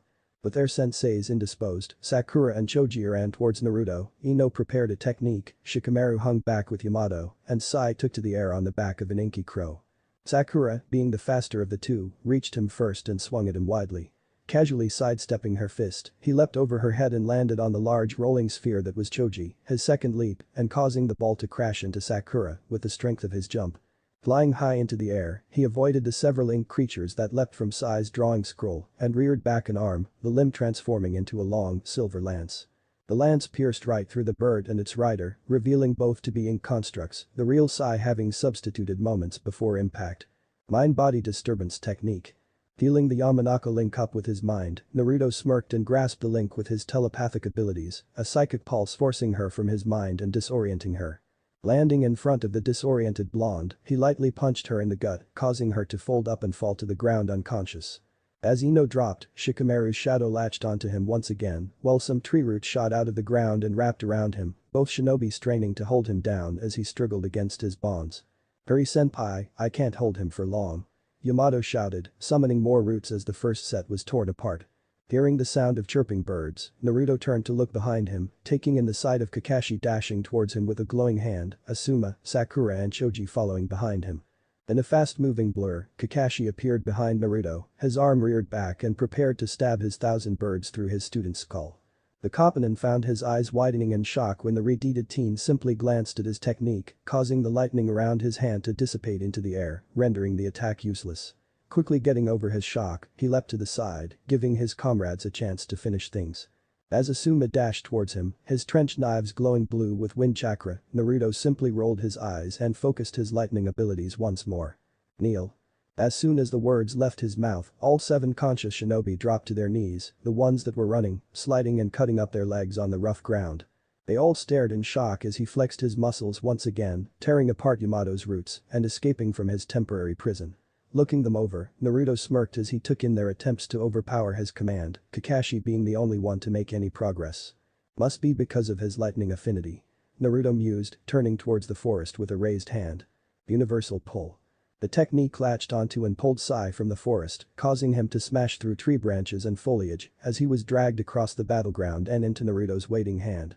Looking the ex-root shinobi up and down, the Redeed frowned deeply, causing Sai to gulp nervously, despite his face being blank of emotion. "You know, you remind me of my ex-teammate." Naruto spoke, head cocked to the side. "I really hate him." Tightening his grip, he squeezed until a loud crack rang through the area, Sai's head hanging limply on his broken neck. Waiting a moment to make sure it wasn't a clone or illusion, he threw the body aside before setting it aflame with a fireball, earning a gasp from a teary-eyed, while the others looked down at the death of their comrade. Ignoring the glum mood, Naruto stalked towards Yamato's form and knelt in front of the struggling man, one of his fingernails shifting into a claw as he cut a line from the man's cheek to his jaw. The rest could only kneel and watch as a stream of blood flowed out of the wound and into Naruto's hand, a stream of brown light joining it from the man's mouth a moment later. His task completed, Naruto stood and took a step back, his control on their motor skills releasing a moment later. The Konohinen were on their feet in an instant, Yamato leaping away to join with his comrades, a conscious Ino joining them a moment later. "Are you okay, Yamato-sensei?" Sakura asked, her hand glowing green as she healed his cut. "I'm fine." Yamato replied, eyes locked on Naruto's form. "He just took some blood and chakra." He did the same with Danzo." Kakashi muttered, eyes narrowed in thought. "This bears further investigation, there must be a reason he's taking these samples." Growing bored of their conversation, Naruto and armed with his palm facing outwards, causing them to tense warily. As they prepared to attack or dodge, he flared his killing intent, freezing them in place and causing Sakura and Ino to drop to one knee. "Now then, listen closely. There are several reasons why you will all leave here alive, some of you, I hold no grudge against." He began, nodding to Yamato, Choji and Shikamaru. "Some of you deserve to await your punishment with the rest of that rotten village." He continued, glaring at Asuma, Kakashi, Sakura and Ino. "But above all else, you're still alive because you will deliver a message for me." "What message?" Shikamaru asked as the killing intent lessened. "Let the Hokage know that I'll be coming to the village soon, so she had better be prepared." He replied, a dark grin crossing his face. "I've finished off the Akatsuki and Orochimaru, Sasuke will be crushed like the insect he is, and Madara will follow soon after, Konoha's days are limited." "Madara? As in Madara Uchiha?" Asuma asked, remembering his father's stories. "The very same, somehow he found a way to extend his life, which is why he lives till this day." He replied, causing the ones that recognized the name to startle in shock. "Oh, be sure to let the village know that Madara was the reason the Kyuubi attacked Konoha, he controlled the demon with those eyes of his and set it loose on Konoha." Naruto continued, activating his in order to reinforce the suggestion. "Make sure they know that they spent 13 years treating me like crap while worshipping the clan of the very man who caused all the problems they blamed on me." But the suggestion fixed in their minds, Naruto deactivated him and sighed, it was time to end this. "Now then, enjoy your trip and you had best hope we don't meet yet again, I'm getting bored of letting you fools live past these encounters." He smirked, his hand raising an inch higher. Almighty push. The pulse of chakra sent them all flying back, each crashing into a tree and losing consciousness in the case of the genin, and, while the jonin were able to shakily stand back up. Naruto simply ignored the three conscious shinobi and turned around, a black cavity appearing in the air before him. With a smug wave, he stepped into the void of swirling shadows and vanished. Exiting the black cavity, Naruto found himself standing in the council room of Sunagakure, a group of Anbu and Jonin surrounding him. Well, what is Konoha's most wanted man doing here?" One of the counselors asked, an old man in flowing beige robes. Ignoring the many weapons digging into his skin, Naruto looked towards the council and smirked, causing the surrounding shinobi to tense. "I'm here to talk business, you can listen to me and save yourselves a lot of trouble, or you can fight me and condemn your village to destruction." The Redeed answered, nodding to the Kazukiage imperceptibly. "Let him go." Gaara spoke, speaking up before anyone could say anything regretful. "I suppose you have a good reason for coming here, Naruto, speak quickly." "Thank you, Gaara." Naruto replied, smiling widely. "All I want is for Suna to break its alliance with Konoha and side with me." The room immediately exploded with shouts of anger and protest, counselors leaping to their feet and shouting down at him. The shouts were immediately silenced as one of the elder council members held up a hand, one of the few that wasn't glaring or shouting. "Why should we break an alliance with the most powerful ninja village in order to side with a Missingen? No matter how powerful he is?" The elder asked, summing up the thoughts of many others in the room. "At least when Orochimaru came to us, he had his own village backing him, what do you bring Namikaze?" Grinning wide, Naruto slowly reached within his cloak and pulled out 2 scrolls, one red the other white. "I'm glad you asked, honorable elder." The teen replied, spreading out the scrolls to reveal the many storage seals drawn on them. "These scrolls contain everything I need to prove that I'm the better choice." "And what is in those scrolls, young man?" the elder asked, his curiosity mirrored by his fellow counselors, some were even leaning forward in their seats. Naruto smirked as he answered. "The white scroll contains alliance and trade contracts with Iwagakure, Kumagakure, Kurigakure, Amegakure, Wave Country, Spring Country, Moon Country, Demon Country, and many other minor villages and wandering clans." Naruto explained, doing his utmost to not laugh at the look on all their faces. "The red scroll contains the heads of many Akatsuki members, including Akasuna no Sasori and Deidara, the 2 members that kidnapped Kage a short while ago." Naruto continued, causing their eyes to widen further. The scroll also contains the heads of Orochimaru and his right-hand man, Kabuto, both of which I killed less than half an hour ago. I also plan on dealing with the Uchiha and claiming a Togeker, adding to my growing power and influence. Gaara was the first to get over his shock. He had been a part of this plan, but his friend had really gone above and beyond. As I'm sure you can all see, remaining allies with Konoha will only lead to our downfall. We can't fight off the combined might of all those villages, as well as the first-rank Missingnen in over 15 years. Gaara spoke, not mentioning that the alliances would only be finalized after the fall of Konoha. I propose that we have a vote on this issue. He received many agreements in return. Before we vote Kazekage-sama, I have a question for the young Namikaze. The elder spoke up once again, drawing the room's attention once more. Receiving a nod from the young Kage, the elder continued. Why do you want an alliance with Tsunagakure? He asked, earning a confused look from the young teen. One would think that with all those other allies, you could easily overpower Konoha with or without our help. This resulted in everyone else looking at Naruto with questioning glances, earning a confident smirk from the Redeed. I want Konoha to suffer like I have. I want them to feel despair and know that there is no one out there willing to help them. Naruto replied, choosing to answer truthfully. I want them to scamper around like I did as a child, asking for help from anyone that would listen and being ignored or attacked. I need Suna to achieve this ultimate revenge. I see. The elder nodded. The answer may not be honorable or noble, but it was the truth, and no one there could say that the teen was far from achieving his goal. The vote was soon taken, and Naruto grinned widely as every member of the council voted to side with him. He'd been forced to unseal the scrolls a few times to prove his claims, but after an hour-long debate, the alliance contract was drawn up and signed by both sides. The terms were mostly the same as what he had with the other villages, giving Suna the chance to back out should they need it. Once the lengthy meeting was finished, Naruto shared a discreet nod with his friend and vanished in a black cavity, his task complete and his plan slowly coming together. Stepping out into the office of the Raikage, Naruto managed to catch Team Samui as they were being briefed on a mission, Yujito and B sitting off to the side. As he exited the portal, he was immediately hugged by a squealing Yujito, who happily planted a kiss on his lips. They weren't exactly in a relationship, but he and she had gotten much closer over the past few years, they'd spent plenty of time together, and he'd been by to visit her as many times as possible. After breaking apart due to a need for air, he set her down and was immediately lifted into a bear hug by B. Yo bro, what kept yo? B rapped, grinning widely. Good to see you too B. Naruto replied, grinning back at the larger man once he had been set down. Sorry if I'm late, I had a long, drawn-out fight with Orochimaru, followed by 2 Konoha teams and a meeting with Suna. That definitely drew the attention of everyone in the room. You fought Orochimaru? Yujito, Karui and Amoy shouted, their eyes wide with shock. Oh no, I smacked Orochimaru around like a bitch, it wasn't really much of a fight.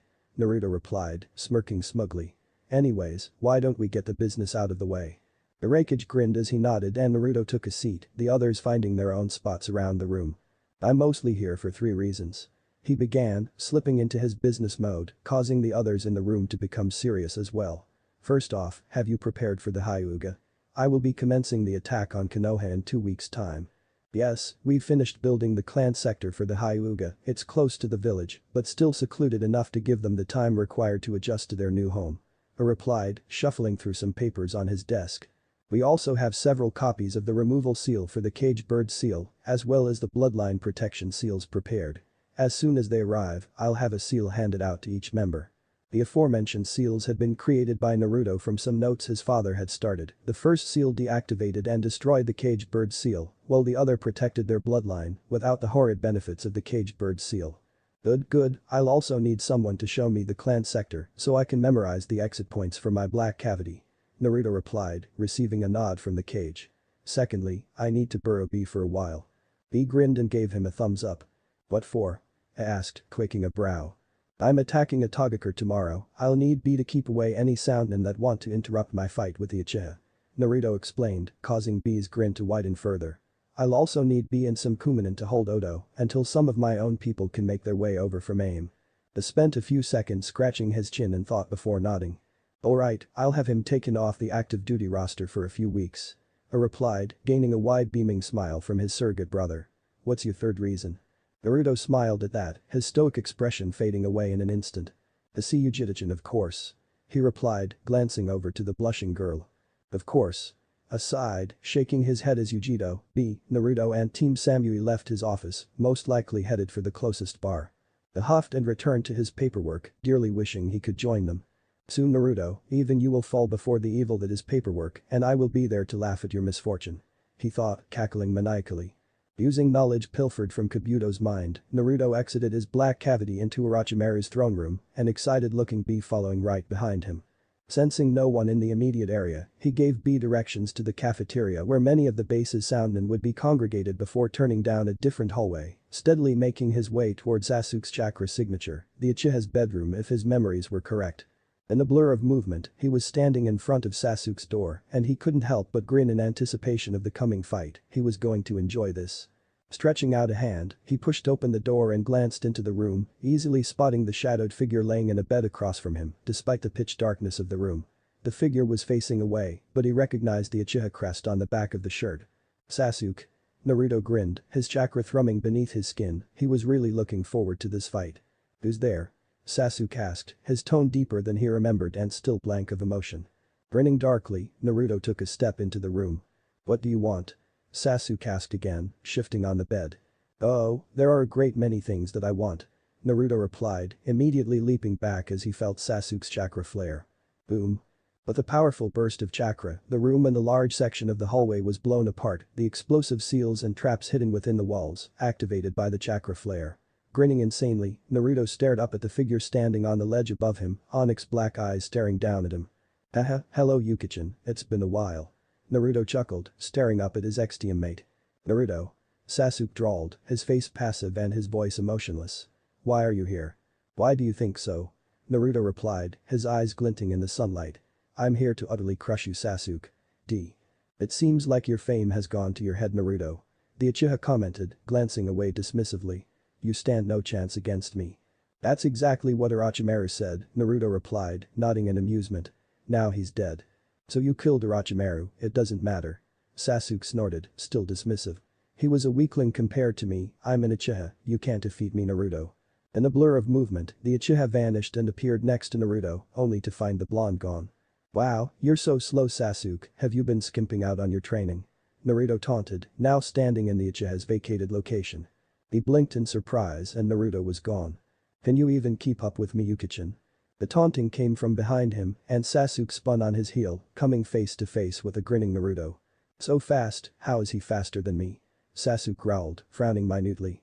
He must be using the power of the demon. I'll admit you've gotten faster.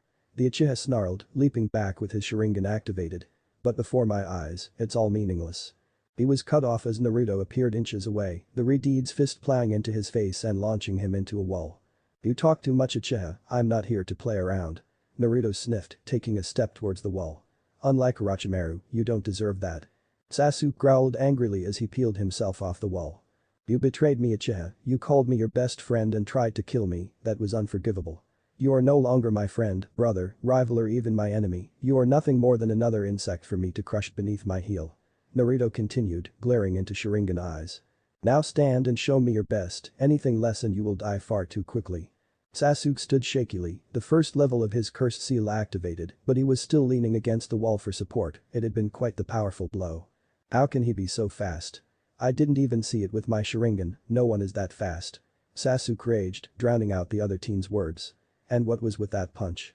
There was so much power behind it and it felt like he was holding back, where did you get this power Naruto? Locking eyes with a Redeed, Sasuke channeled chakra into his Sharingan and dived into the other's mind. If I cut him off from the demon, he'll be nothing but a weakling again.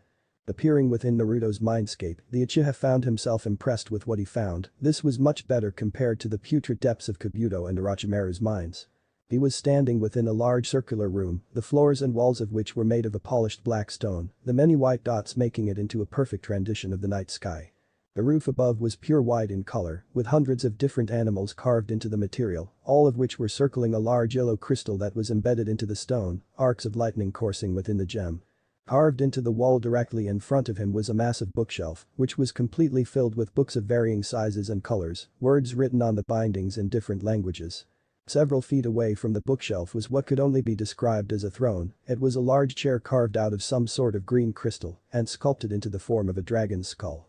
The maw was lengthened so someone could sit inside comfortably, with a cushioned tongue serving as a seat and the blunted rear teeth as armrests. Embedded within the skull sockets were the weirdest pair of eyes he had ever seen. The whites were light blue in color, with silver concentric rings leading to the pupil, which was nothing more than a white diamond with 4 tomo at each point. Creepily enough, despite being carved out of stone, the eyes seemed to follow his movements without moving an inch. Tearing his eyes away from the creepy throne, he noted the round pools in the ground to each side of his position. They were roughly 5 meters in diameter, one filled with a glowing white liquid and the other with a blue liquid, both of which were connected by a wide, light blue pipe. Enjoying the view? The voice, coming from directly behind, caused him to spin on his heel, only to find nothing there. Turning back around, he was met with the sight of a grinning Naruto, the smug-looking teen lounging in his throne and reading a purple-colored book. Growling, he took a step forward, approaching the seated Redeed. "What are you doing here, Dobe?" he asked, curling a curious brow. He hadn't expected to meet Naruto here. Naruto glanced up from the book and gave him a blank look. "It's my mind, I belong here." The Redeed responded, snapping his book shut. "What are you doing here, Che?" "I'm here to get rid of that demon of yours." Sasuke answered truthfully, with his eyes. He had nothing to fear here. "Without its power, you are nothing." Naruto smirked as he flicked his wrist, causing the book to vanish.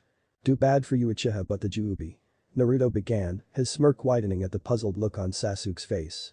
"Has been gone for 2 years now, all of this power is mine." His eyes glinted in the light, each orb sparkling with twisted amusement. "Like I said, Uchiha, you are an insect compared to me." Snarling in anger, Sasuke's eyes began glowing hatefully, the 3 tomo spinning within them.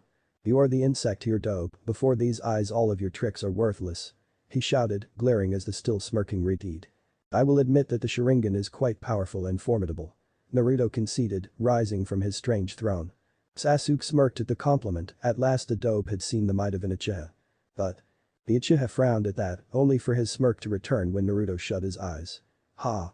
He's too afraid to look into my eyes, the Dobe is nothing but talk." "Your eyes are worthless in comparison to mine." Naruto's eyes snapped open then, causing the shocked Uchiha to gasp as he was met with the same eyes as those on the dragon throne, only much smaller in size and glowing with terrifying power. As the tomo in Naruto's eyes began spinning, Sasuke found himself unable to tear his eyes away, trapped against his will by the hypnotic motions of his opponent. "Now. You are not welcome here, Uchiha Sasuke." Naruto ground out, the concentric circles within his eyes rippling towards the pupil. "Leave." With a loud thump, the Uchiha found himself being thrown back, an invisible force pushing him back and forcing him out of the Redeed's mind. As his vision cleared, Sasuke found himself within his own body, shakily leaning against a damaged wall and staring into Naruto's changed eyes. "What is that? What are those eyes?" Sasuke gasped, winded from the violent ejection. "This is the most powerful in this world, it's a mix of the Manjikyu Sharingan, Rinnegan and my own, I call it the Taken Japan." Naruto replied, his voice thick with smug arrogance, much like the Uchiha's had been minutes ago. "Don't bother asking questions, I won't be sharing all of my secrets like some kind of fool, let us resume our battle." Growling angrily, the Uchiha drew his sword and dashed at Naruto, his face a mask of twisted rage. As the blade swung for his neck, Naruto simply reached out and caught it, effectively stopping it without receiving a scratch. Seeing this, Sasuke grinned a victorious grin. "Nice try." The Uchiha chuckled, channeling his lightning chakra into the blade.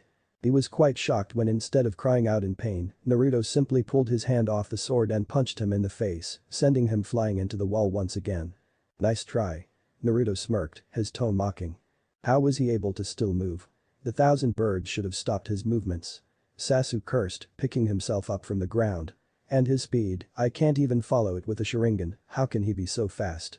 Using his seal-enhanced speed, he vanished in a blur and appeared behind Naruto, his sword swinging for the teen's neck once more.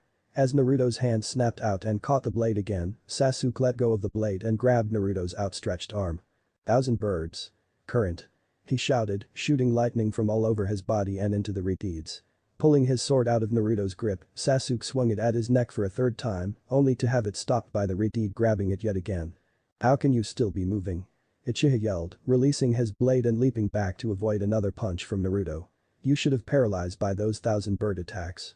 "That's my little secret," Naruto replied, grinning cheekily. Without even taking a look at Sasuke's sword, he snapped it in half with his fingers alone and threw the 2 halves of the blade at the Uchiha, a minor flick sending them streaking across the short distance. Dodging one half of his destroyed weapon, the Uchiha grabbed the half with the hilt and pointed it at Naruto's heart. "1,000 birds. Sharp spear." Blue-tinged white lightning caused from his hand and over his half-sword, the weapon sparking threateningly, before a blade of pure lightning chakra extended from the sword, aimed at Naruto's heart. Looking unimpressed, Naruto simply waved a hand, the minor action causing the lightning spear to turn aside and stab into the wall behind him. How did he do that? I didn't see him using any chakra at all, that shouldn't be possible. Sasuke ranted in his head, Sharingan eyes wildly darting about. How weak and pathetic you are, Uchiha, Naruto sighed, rolling his eyes. I've barely moved from the spot, why don't you just surrender and hope I don't break you too badly? How dare he just disregard me like this, I'll show him. Sasuke growled, clenching his fists tightly. I'll kill him. Anger suffusing his form, the Uchiha activated the second level of his cursed seal and flew through a series of hand seals, black lightning appearing around his right hand as he finished.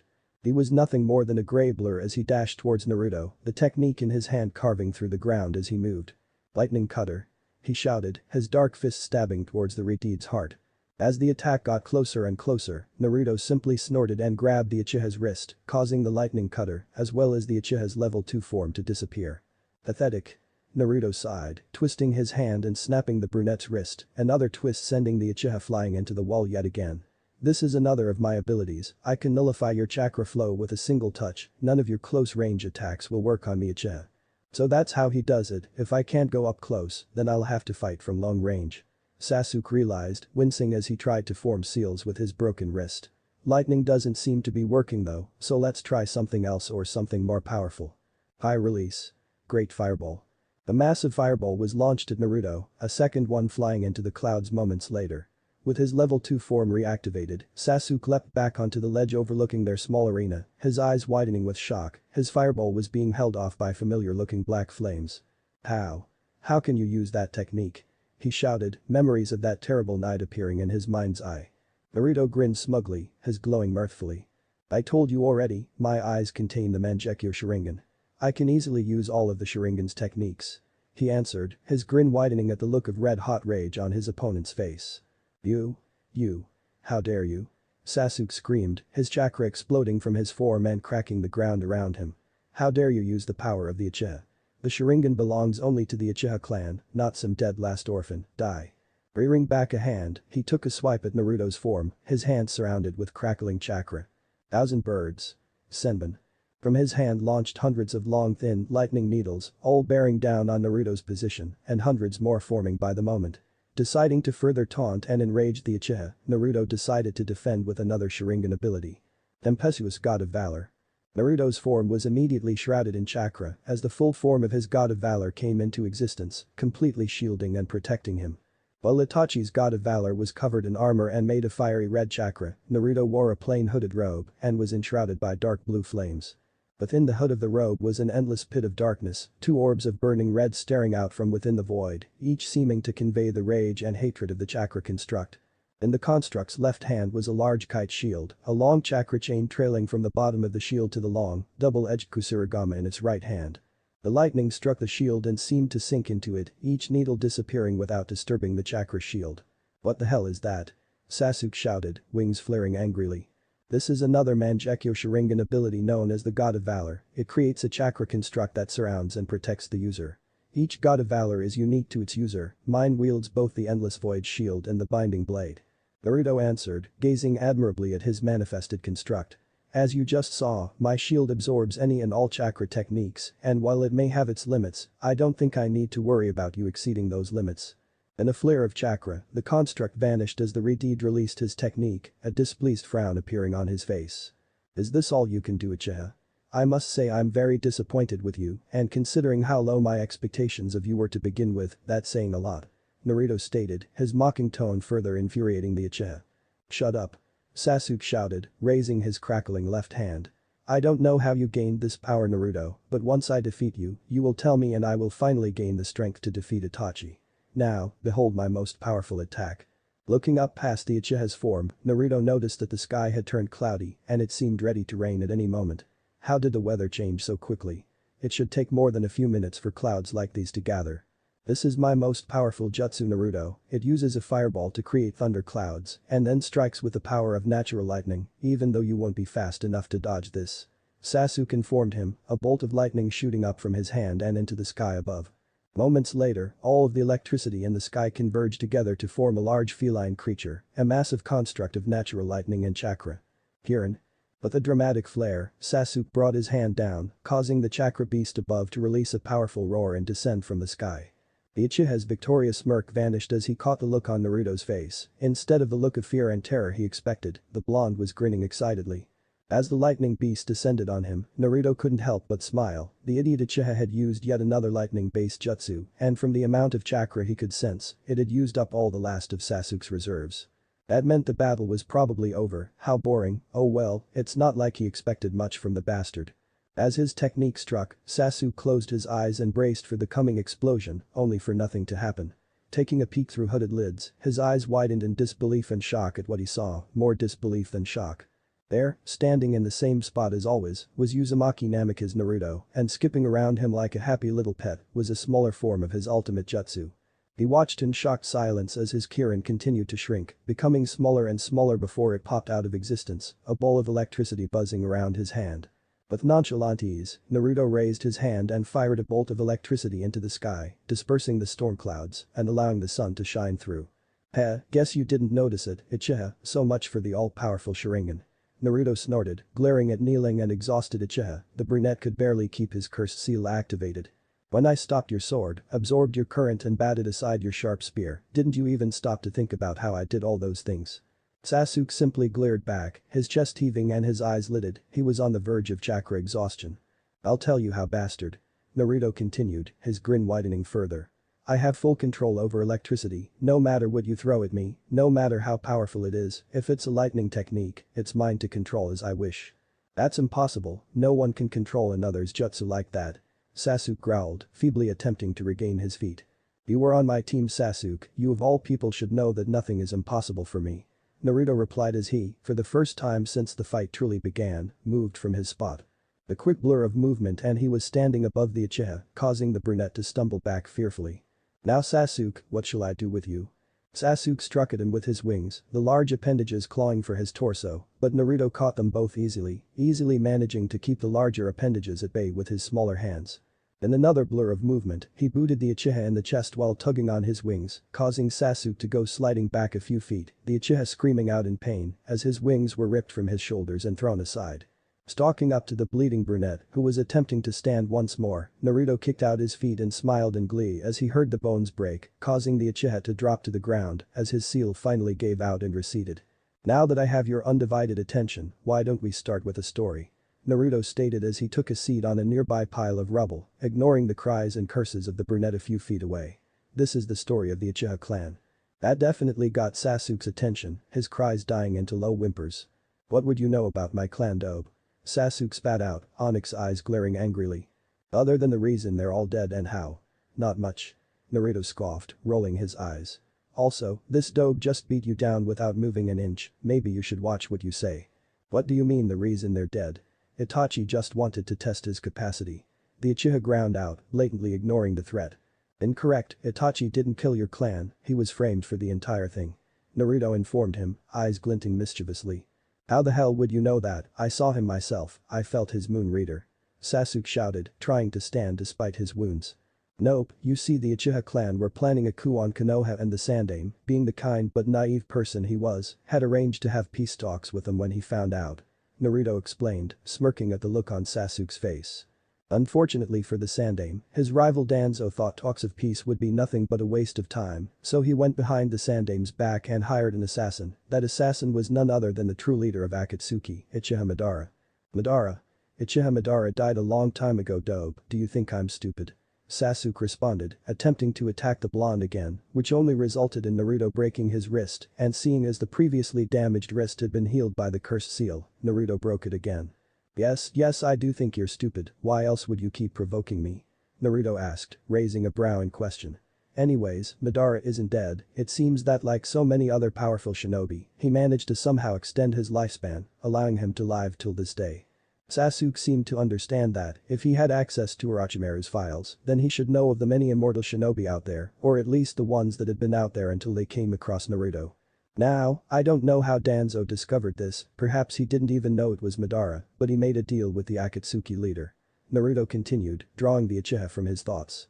In exchange for funding, as well as Itachi himself, Madara would kill the Uchiha clan.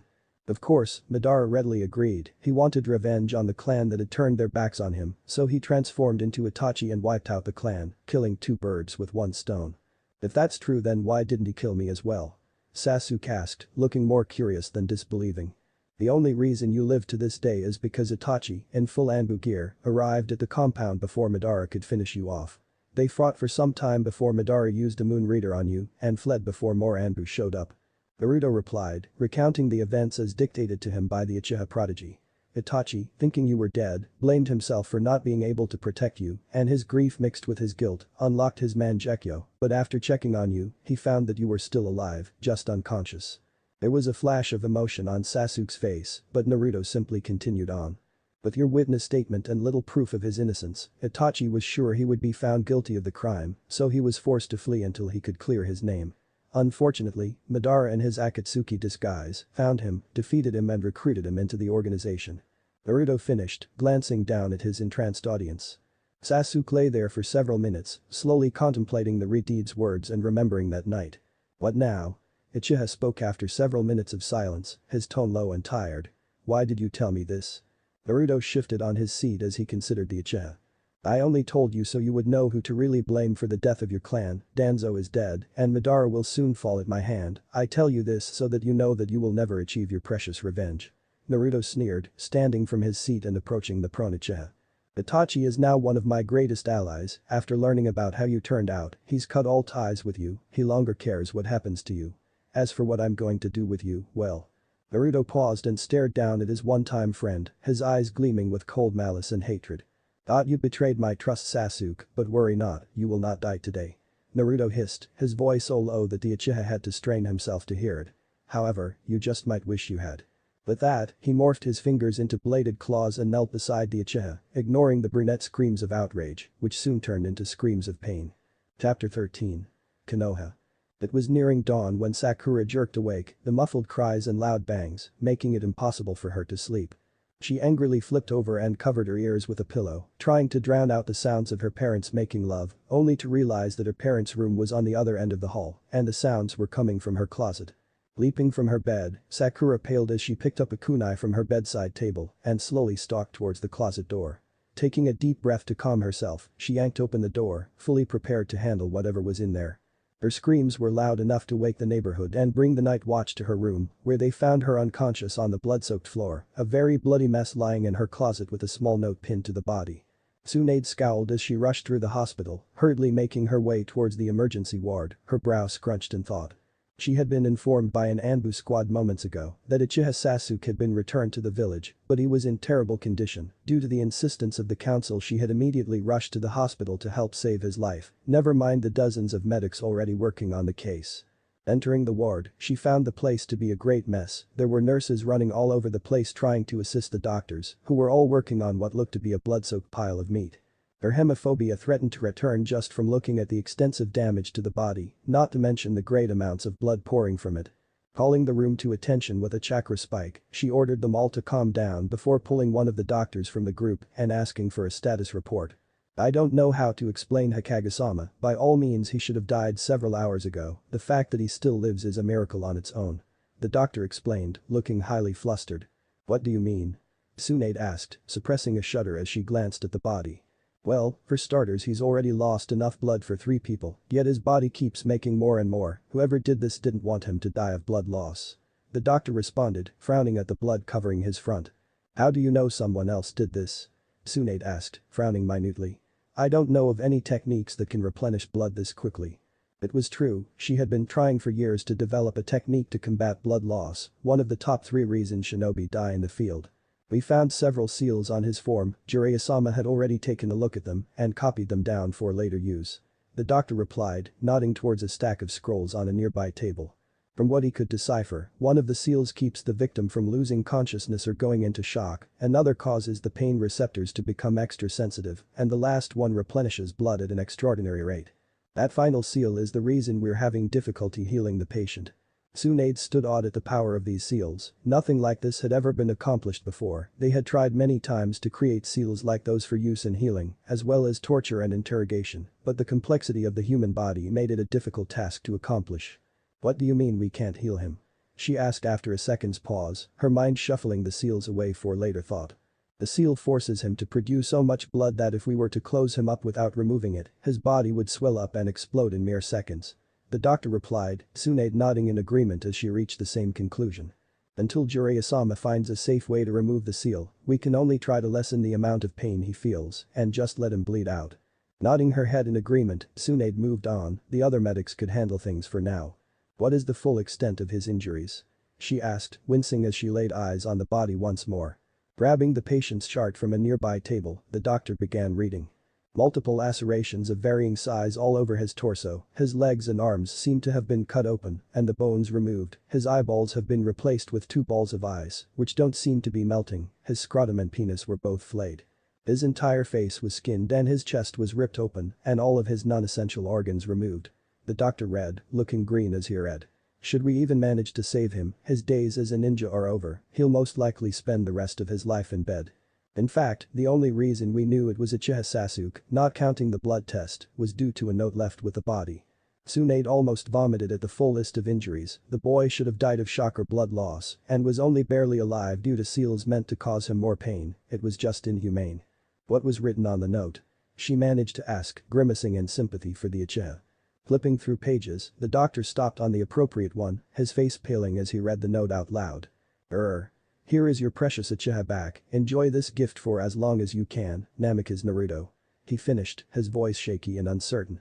Seeing the look of horror on the Hokage's face, he wisely chose to return to helping his colleagues.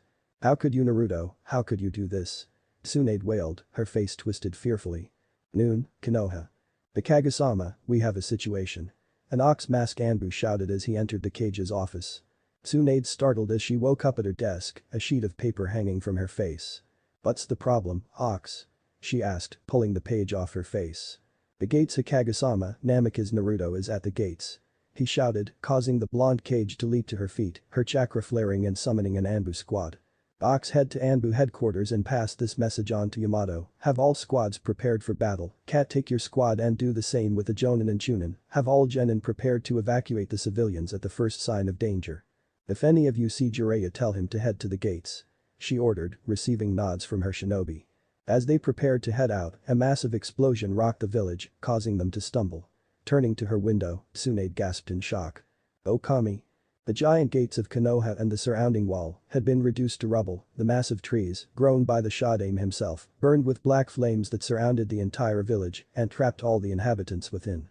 "Ignore my previous orders, head straight to the gate, send any civilians and genin to the shelters," Tsunade ordered as she turned, the Anbu vanishing with their body flickers.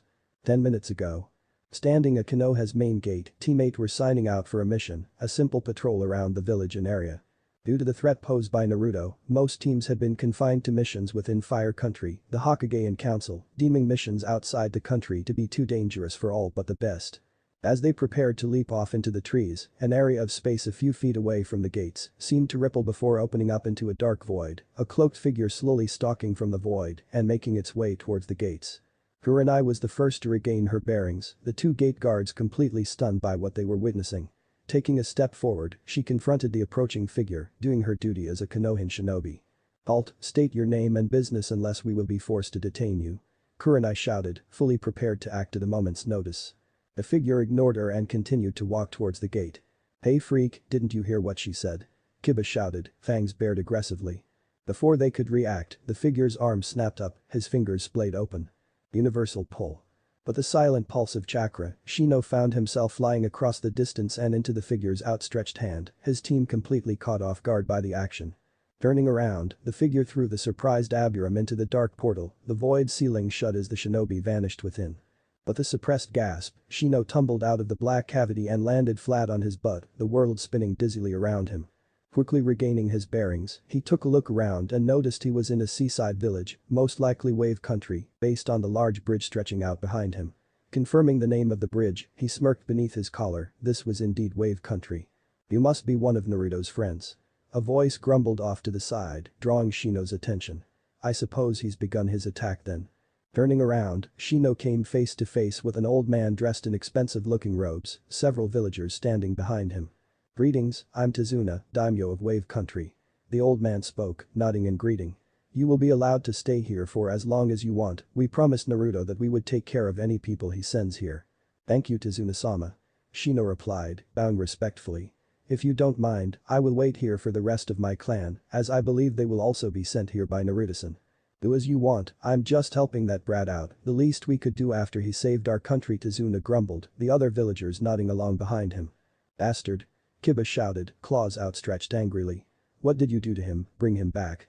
As the others shifted into offensive stances, the gate guards coming out of their station to assist, the large dog next to Kiba barked loudly, drawing their attention. Looking at Kiba, he barked out a short message, indecipherable to all but an Inuzuka. "What do you mean that's Naruto? He looks completely different." Kiba shouted, his eyes wide with shock. Hearing this, everyone at the gate stiffened, an Anbu squad dropping down from the shadows at the exclamation. "Ox, report this to Hokage-sama." A hair mask Anbu ordered, the rest of his squad forming up around him. "Yes, Captain." The ox mask Anbu replied, disappearing in a leaf-style body flicker. With one of their number gone, the remaining Anbu members stepped in front of the other Konohinen, their positions shifting to protect those that stood behind them. "Namikaze Uzumaki Naruto, surrender peacefully or we will resort to force." The hair mask Anbu commanded, his chakra spiking in warning. Naruto chuckled in amusement. "It's only been a little over a year, and you fools seem to have forgotten what happened the last time I was here." Naruto sighed, eyes flickering over their faces. "Let me refresh your memory." Raising his hand once again, his index finger outstretched, Naruto created a ball of glowing blue power. The Anbu surged forward, hoping to stop the attack, only for Naruto to simply wave his other hand. Almighty push. The three masked shinobi were sent flying back, the wave of invisible power sending them crashing into the large village gates. As the three Anbu flew by, Kiba and Akamaru charged ahead while Hinata followed behind them, Kurenai vanishing in a Jinjutsu. Man-Beast Ultimate to Jutsu. Fang over Fang. Kiba shouted, he and Akamaru leaping into the air and becoming rapidly spinning cyclones. Same old Kiba, rushing headfirst into battle against a superior opponent. Naruto sighed, waving his hand once again. Almighty push. The two cyclones were blasted apart from the middle, sending them flying into the woods to the left and right, the fang over fang plowing through trees and foliage. Hinata charged through the gap created by Naruto's technique, her palm glowing blue as it slammed into Naruto's chest, the massive amount of chakra put into the attack, detonating on contact and blowing Naruto's chest apart, spilling blood and organs everywhere. Turning around to the astonished faces of the gate guards and recovering Anbu, Hinata scoffed smugly. Cool, believing he could stand up to the might of the Hyuga clan. She sneered, her tone heavy with arrogance as she began walking back. Fool, believing it was already over, the arrogance of the Hyuga main branch never ceases to amaze me. Hinata heard from behind, her eyes widening in shock. Spinning around, she gagged as a hand clamped around her throat, a hand belonging to the very man she had killed seconds ago. Glancing over Naruto's shoulder, she watched as the two halves of his body shimmered before disappearing, the body and spilled entrails vanishing as well. Pouring more chakra into her palms, Byakugan eyes glaring angrily, she prepared to strike him again before her body suddenly went limp, arcs of lightning pouring from Naruto's body and paralyzing her. Thousand birds. Current. The bolts of lightning kept the others back as they attempted to rescue Hinata, the massively overpowered technique carving trenches in the ground, despite only paralyzing the girl in his hand. Holding his other hand over Hinata's mouth, Naruto absorbed some blood and chakra before chucking her into a new portal, barely sparing a glance at the girl before stalking forward. Hinata. Kiba and the invisible Kurenai both shouted. Hinata slammed into a wall as she flew out of the portal, a loud thud resounding through the room as she dropped to the floor. Shakily stumbling to her feet, she took in her surroundings and frowned, she was in a large room with no windows, and the only light seemed to come from the torches outside the prison bars across the room. Reaching for her chakra, she prepared to break down the bars and escape, only to find that she couldn't feel her chakra at all. I wouldn't bother, the room is sealed to prevent the use of chakra, you cannot escape. A voice spoke, the owner melting out of the shadows outside the prison, causing Hinata to gasp in shock. Uchiha Itachi. She whispered, her face pale with fright. Welcome to Omegakure Hyuga-san, you and any others Naruto takes prisoner will remain here until he decides what to do with you. Itachi spoke as he stepped back into the shadows, disappearing once more. Pulling a blade from her pouch, Hinata lashed out at the prison bars with all she could, there wasn't even a scratch. Slumping to the floor, she sat and waited. You bastard. Kiba screamed once more, charging at the red-haired teen, his vision red with rage. Dodging around the Inuzuka's blows while throwing off Kurenai's attempts to catch him in a genjutsu, Naruto concentrated on absorbing Hinata's chakra and DNA, integrating the Byakugan into his own Dojutsu. With the addition of the Byakugan, his eyes began to change once more, taking on a new form as he added the last of the three great Dojutsu to them. With the integration of the Byakugan, his sclera turned into bands of lavender marked regularly with a red tomo, 2 on the left and 2 on the right of the pupil. His iris and pupil both disappeared, leaving only a pitch-black diamond in their place. As they came closer to the diamond, the bands darkened in color, going from a pale lavender at the edges to a darker lavender at the center.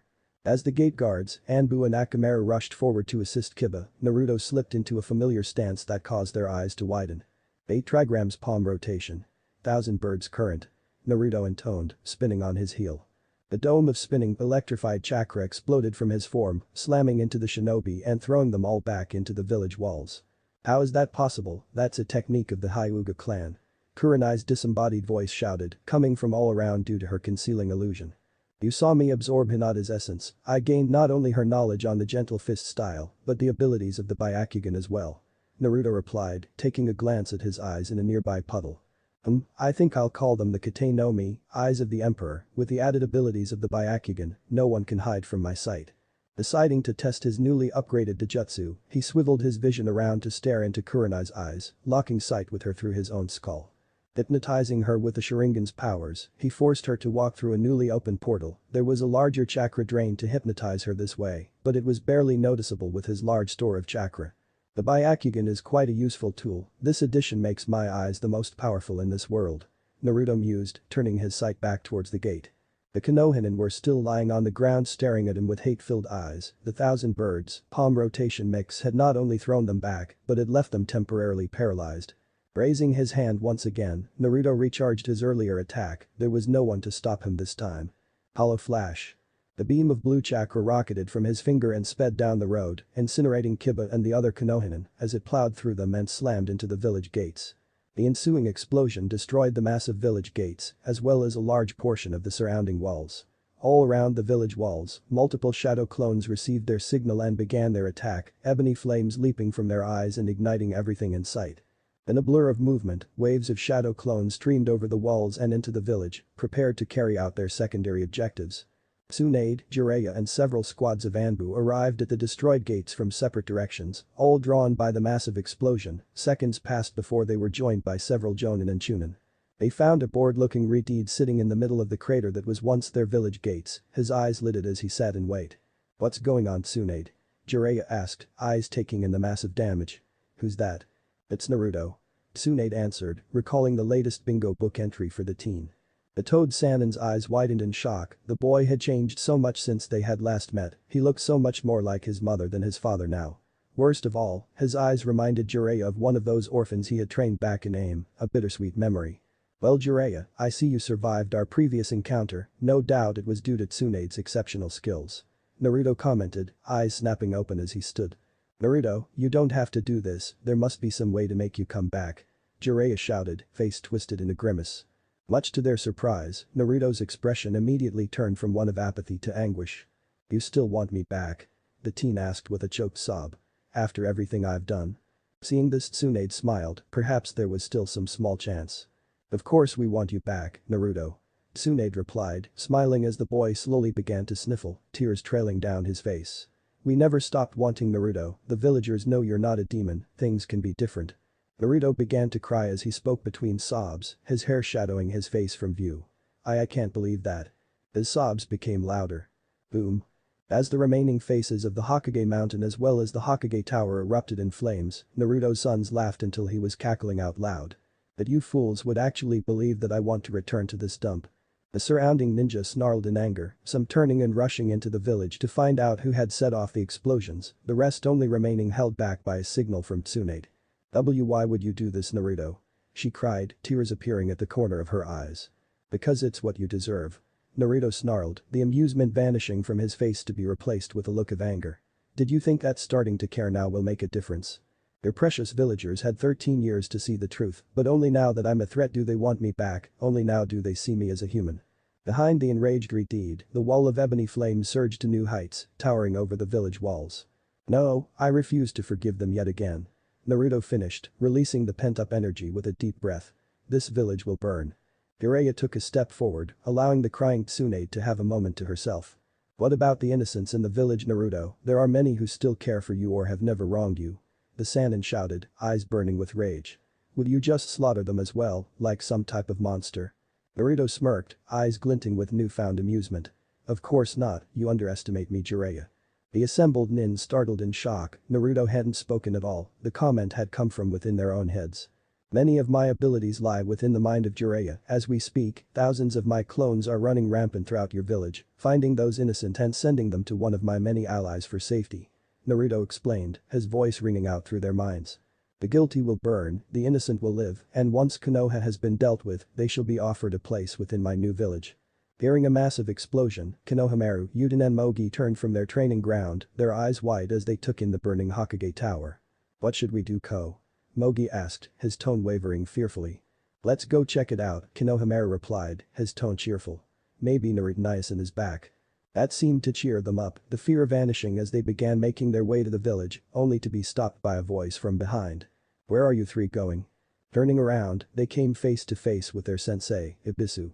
It's far too dangerous for you, Genin, head for the shell. Ibisu was cut off as his eyes rolled up and he slumped to the ground, the three Genin smiling wide as they saw Naruto standing behind their unconscious sensei. Hey guys. Naruto greeted with a wave. The Ashi stared in shock at his compound, he had rushed out of his office at the first explosion, only to be rendered unconscious from an attack from behind. Waking up several minutes later, he was met with the sight of the main branch members strewn about the garden, all of the branch members were nowhere in sight. Like what I've done with the place.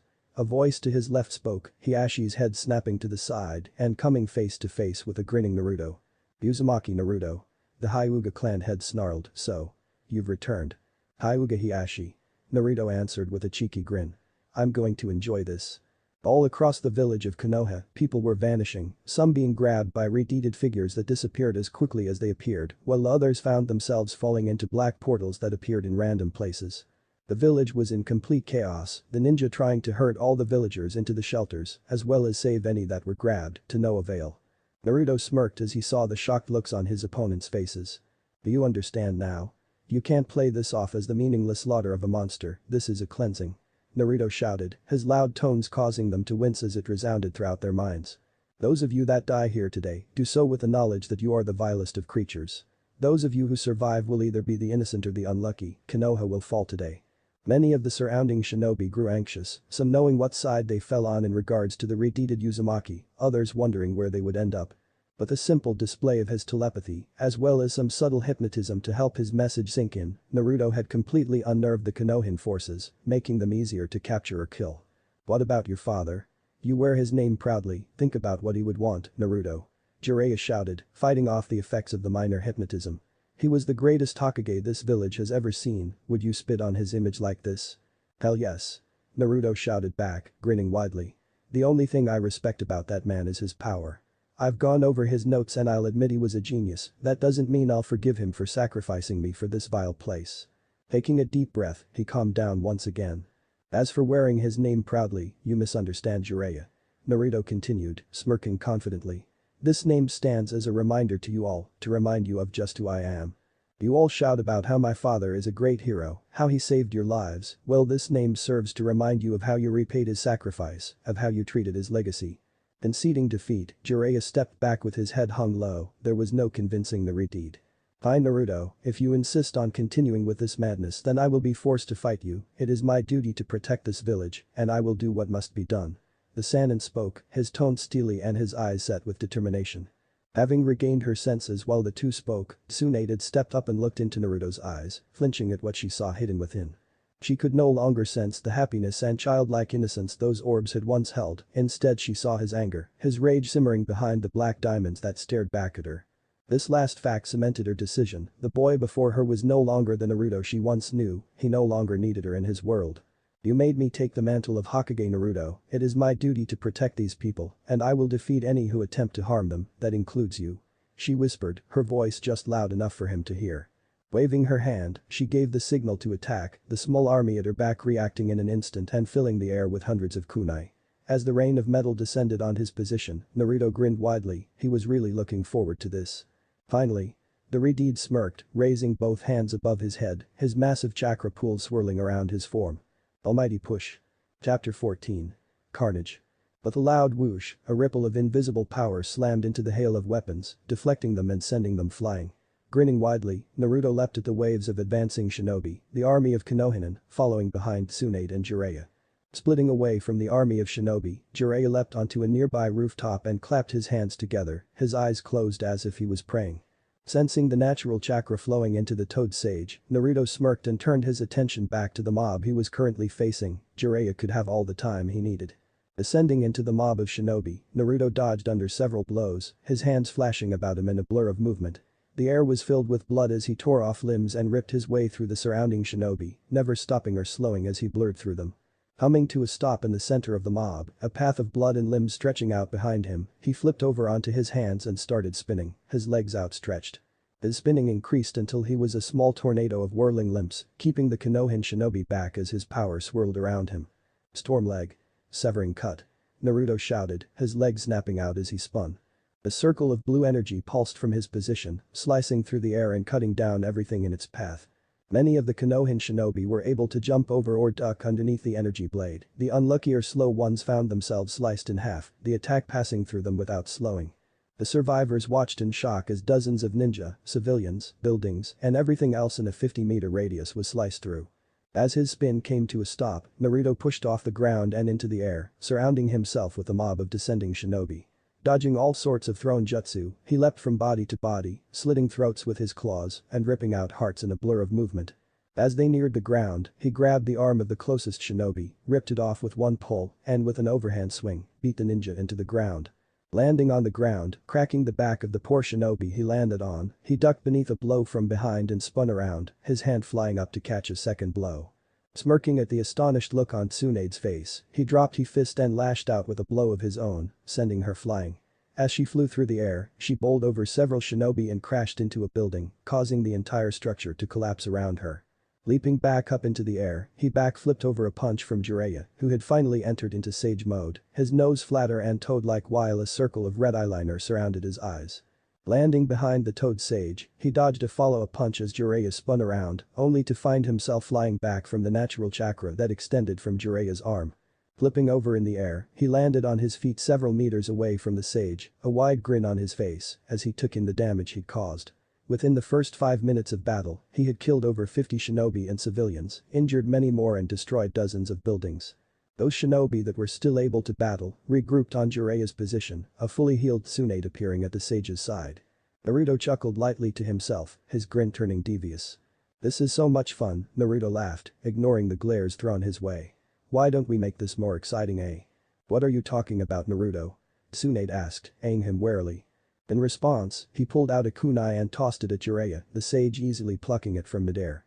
Noticing a seal wrapped around its small blade, many eyes widened, Jiraiya preparing to toss the dangerous weapon away. "I wouldn't do that if I were you." Naruto spoke up, causing the Sannin to pause. "Look at it closely, I promise it won't hurt you." Against his better judgment, Jiraiya took a closer look at the seal, his eyes widening as he recognized the seal array. "This is?" he whispered, staring at the redeeded teen in shock. "Yes, it is," Naruto acknowledged, smirking smugly. Ignoring the curious looks from the other shinobi, Naruto began forming hand seals, his motion slow and steady. "Jiraiya, what is that?" Tsunade asked, eyes narrowing as the other ninja scattered to avoid whatever jutsu was coming. "It's the control seal to Orochimaru's jutsu," Jiraiya replied, gripping the kunai tightly. Tsunade's head snapped towards him so fast he could swear he heard her neck crack. "Which jutsu?"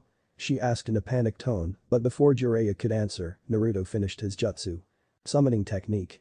Impure world resurrection." As a brown coffin rose from the ground, the gathered crowd could only gulp as they wondered who Naruto had summoned, many remembering the reports about the revived Shadame and Nidame fighting against the Sandame.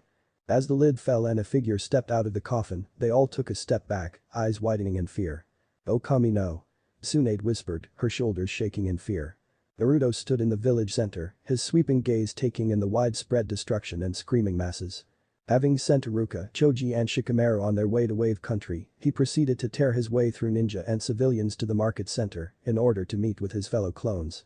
As the seconds passed, more and more clones dropped into the market center to report a successful mission, the group awaiting the next signal from the main body. The signal came at last, a pulse of dark energy flowing throughout the village, signifying the use of the impure world resurrection. Nodding to each other, the clones all turned and ran off in separate directions, killing everyone in their path. As he ran through the village, cutting down fleeing civilians and any ninja that fought back, Naruto's eyes picked up a fast-moving blur approaching him from behind. Focusing more chakra into his eyes, the blur seemed to slow until the figure of Rock Lee could be seen, the taijutsu expert flying at him in slow motion. Spinning around, he countered with his own kick, his leg clashing with Lee's midair. A loud crack rang through the air, Naruto's blow winning out and sending Lee flying backwards, his opponent completely unharmed. Bringing his leg down, Naruto smirked at his new guests. Across from him were the remainder of Team Guy, Lee, Tenten and Guy himself. Team Guy, so we will meet again. Naruto greeted, his eyes locking with Lee's. My offer is still open to you, Lee, you still have a chance to join me. I'm afraid my answer is still no, Naruto-san, your actions are most youthful, and I will have no part in them. Lee replied, surveying the mess of corpses surrounding them. The pity, I guess Neji was right. Naruto sighed, hanging his head. I'll just have to beat you down and drag you away with me. What do you know about Neji, what have you done to him? Tenten shouted, a pair of kunai appearing in her hands. I've done nothing to him, he chose to join me. Naruto replied, head cocked to the side. After all, I held the one thing he always desired. They looked puzzled at his answer, completely confused, before Guy's eyes widened in understanding. You removed his cursed seal. He whispered, causing the other two to gasp. Not just him, the entire branch family of the Hyuga chose to join me in exchange for the removal of their seals. Naruto replied, grinning widely. Join me, Lee, you don't belong on that side, this village is full of corruption and evil, they don't deserve your loyalty. I will have to refuse yet again, Naruto-san, unlike Neji, I cannot desert my team, they are kind people, and I will protect them with my life. Lee shouted, earning smiles from his sensei and teammate. Naruto's snarl drew their attention back to him. Oh really, well did your kind sensei ever tell you about how he left a little child to be attacked by a mob while he was meant to be guarding that child? Naruto growled, causing Lee's eyes to widen as he looked at his mentor. Guy could only lower his head in shame. Or did your kind teammate tell you about the little boy she used as target practice to hone her skills while her parents cheered her on? It was Tenten's turn to look at the ground as Lee's eyes turned to her, confirming the Reteed's claim. I didn't think so, they are no better than the rest of this village. Naruto continued, drawing Lee's attention once again. Would you still defend them, Lee? Would you still protect them with your life? Are they still the kind of people worthy of your loyalty? Lee looked back and forth from the people he thought he knew, closing his eyes, he shook his head and tried to clear his thoughts. Is it true, Guy-sensei, Tenten? Lee asked, hanging his head. Did you really do all those things? Lee. I didn't mean to. It's just. Tenten stuttered out, looking away from her teammate. My parents made me. They were so proud every time I hit him. They kept saying he was a demon. I didn't think it was wrong. It's true, Lee-kin. Guy added in a somber tone, drawing attention away from his female student. We were still grieving, and I didn't want to protect the creature responsible for all those deaths. Back then I thought Naruto was a demon. Lee grimaced, his head hung low as he stepped away from them. I will join you, Naruto-kun, I cannot defend a village that would treat a fellow orphan like such. The taijutsu expert spoke, his tone low and saddened. Nodding to him, Naruto opened a black cavity which Lee stepped through, the portal taking the spandex-clad Teen Takumo with Neji and the other Hyuga. Turning back to the two remaining members of Team Guy, he smirked smugly at the look on their faces. Now what to do about you two? Time for some revenge perhaps? He sneered, rushing towards them. Dodging several thrown weapons from Tenten, Naruto ran towards the approaching figure of Guy, meeting halfway. Blocking Guy's leaf whirlwind with an arm, he leaned back as Guy used the block to spin and attack with his other leg, aiming to take his head off his shoulders.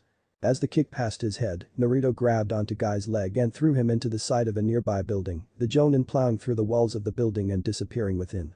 With Guy out of the way, Tenten resumed her barrage of kunai and shuriken, but the weapons simply bounced off Naruto's skin without leaving a mark. Pathetic, you can't even damage a simple clone, do you really expect to beat the real me with skills like these? Naruto sneered, causing Tenten's eyes to widen at the revelation that they were fighting a clone. Her surprise turned into anger as the rest of his comments sunk in, the dig at her skills was definitely enraging. Pulling out a pair of scrolls, she set them down as they exploded in smoke, the two scrolls shooting into the air and twirling around as Tenten leapt up between them. Twin rising dragons. Tenten shouted, her hands flickering over the scrolls as she began unsealing hundreds of weapons and throwing them at the ground. Her eyes widened with shock when Naruto slipped into a very familiar stance, one that she had witnessed dozens of times. 8 trigrams palms rotation. Naruto shouted, spinning on his heel.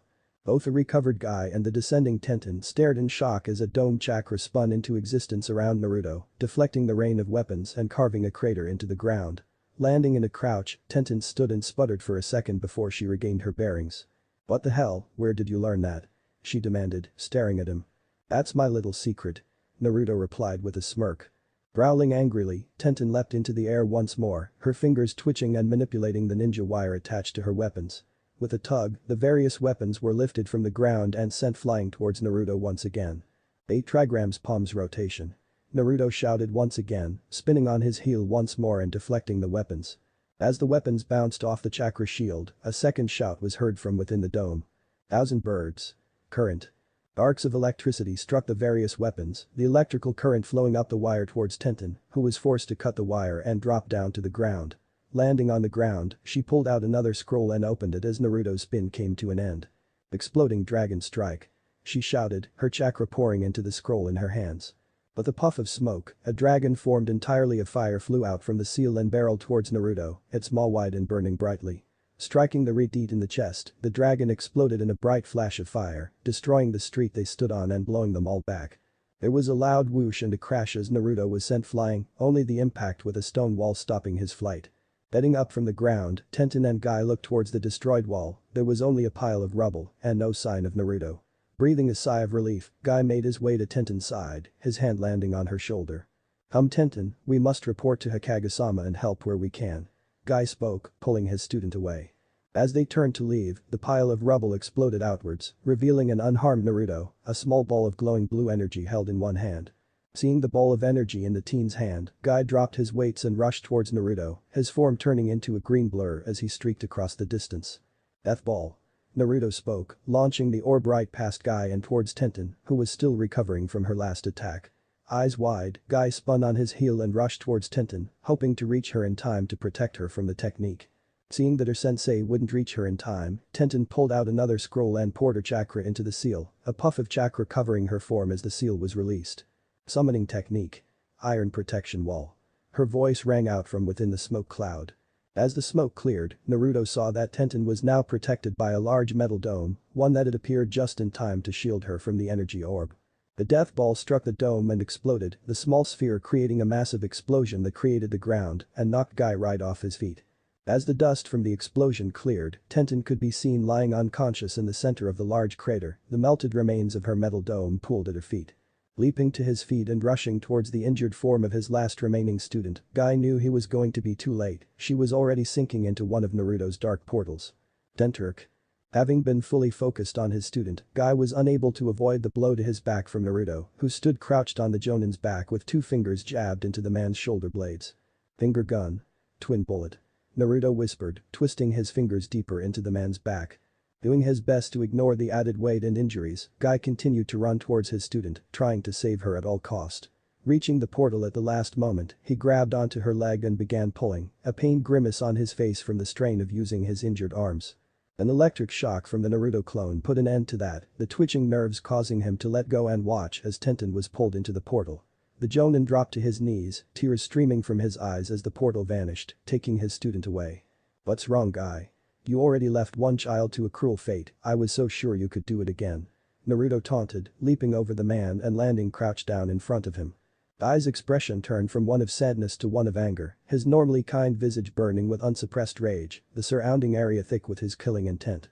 Before the Taijutsu master could retort or attack, Naruto crossed the short distance between them and latched onto his throat with sharp, serrated teeth. Before the Jonin could do more than widen his eyes, Naruto pulled back and tore out his throat, blood gushing from the wound and covering his form. Standing up and stepping away from the dying Jonin, he cleaned the blood from around his mouth and scoffed, staring into the man's glazed eyes. "Pathetic."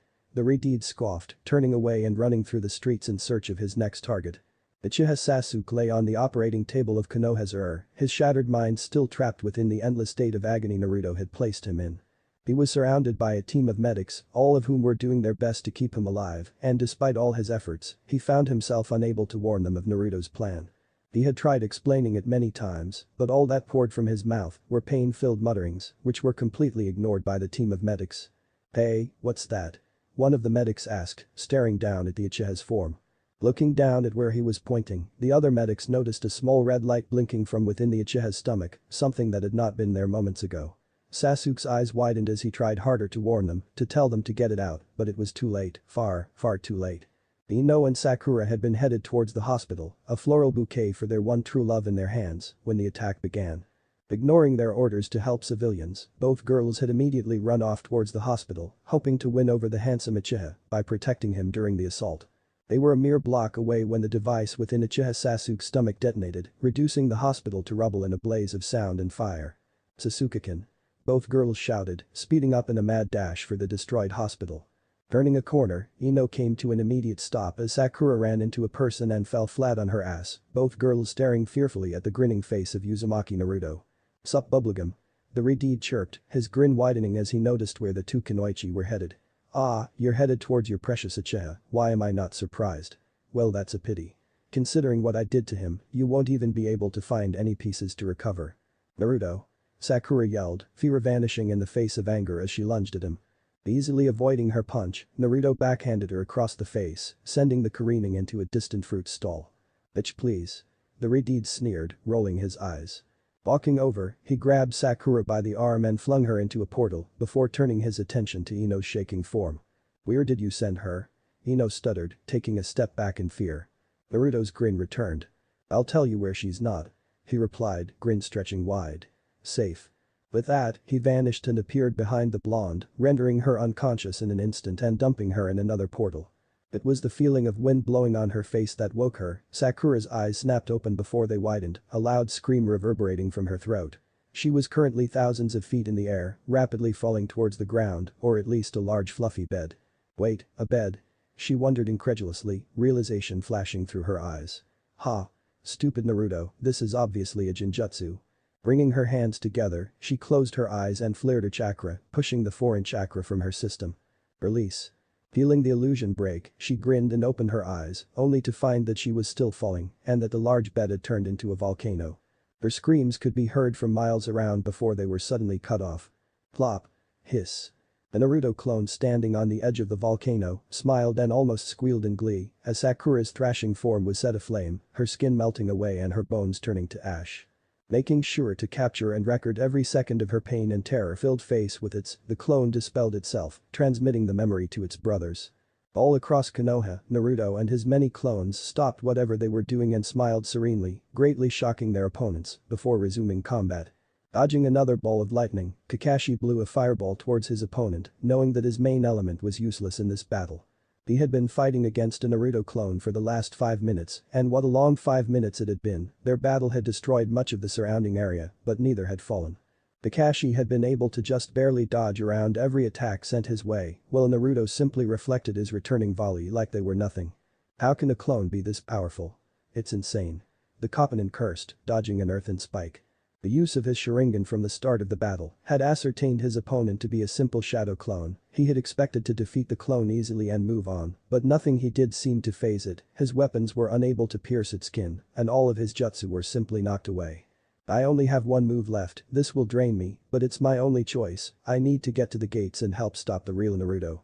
Dodging a bolt of lightning, he waited for the right moment to use his trump card, his Sharingan eye shifting and twisting into a new form. After dodging another trio of attacks, Kakashi curled a brow when his opponent seemed to stop and smile serenely. What the hell was going on? Not one to pass up a free opportunity, he shrugged and activated his Mangekyo Sharingan, pouring a large amount of his remaining chakra into his technique. Authority of the gods. The clone's chest seemed to distort as a vortex twisted into being, teasing it apart and causing it to dispel. Kakashi dropped to his knees afterwards, exhausted and drained from the powerful technique. Digging into his pouch, he pulled out a chakra pill, but before he could swallow it, a foot lashed out and kicked them from his hand. Kakashi's head snapped up, his eyes widening as another Naruto clone appeared at his side, a hand on his shoulder. An arc of electricity poured through the Jonin's body, shutting down his nerves and paralyzing him. Kakashi fell to the ground, completely helpless and at the mercy of the chuckling clone. "I must say Kakashi, this is kind of ironic, only at the end of your life do you manage to fulfill your duties as a sensei." Naruto sneered, kneeling down. "I'd thought I would have to defeat Madara to gain the last Mangekyo ability, but here you are, ready and willing to just hand it over. For that I will grant you a quick death, sensei." Kakashi's last sight was of Naruto's clawed hand reaching towards his face. There was a flash of pain in his right eye, then nothing. Konoha's gates, minutes ago. Okami no. Tsunade whispered, her shoulders shaking in fear. Stepping out from the dilapidated coffin, the resurrected figure glanced around the surrounding area, their narrowed eyes taking in the sight of the damaged and burning village. Sensing the control seals tied to the resurrection technique, the figure followed the signal to the seal-covered kunai, a smile stretching across its face as it noticed who was holding the kunai. "You must be getting pretty old if you need to bring me back from the dead to help you out, sensei." The resurrected shinobi chuckled, taking in the faces of the stupefied shinobi. Jiraiya simply gaped, his eyes wide in shock and disbelief. "Minato?" The Sannin stuttered, heart beating erratically. Namikaze Minato, resurrected Hokage and Konoha's yellow flash, continued to smile cheerfully. Chapter 15. Namikaze. "Stay still you filthy little cretin." Hyuga Hiashi shouted, his hands lashing out in a blur of movement. "Why should I?"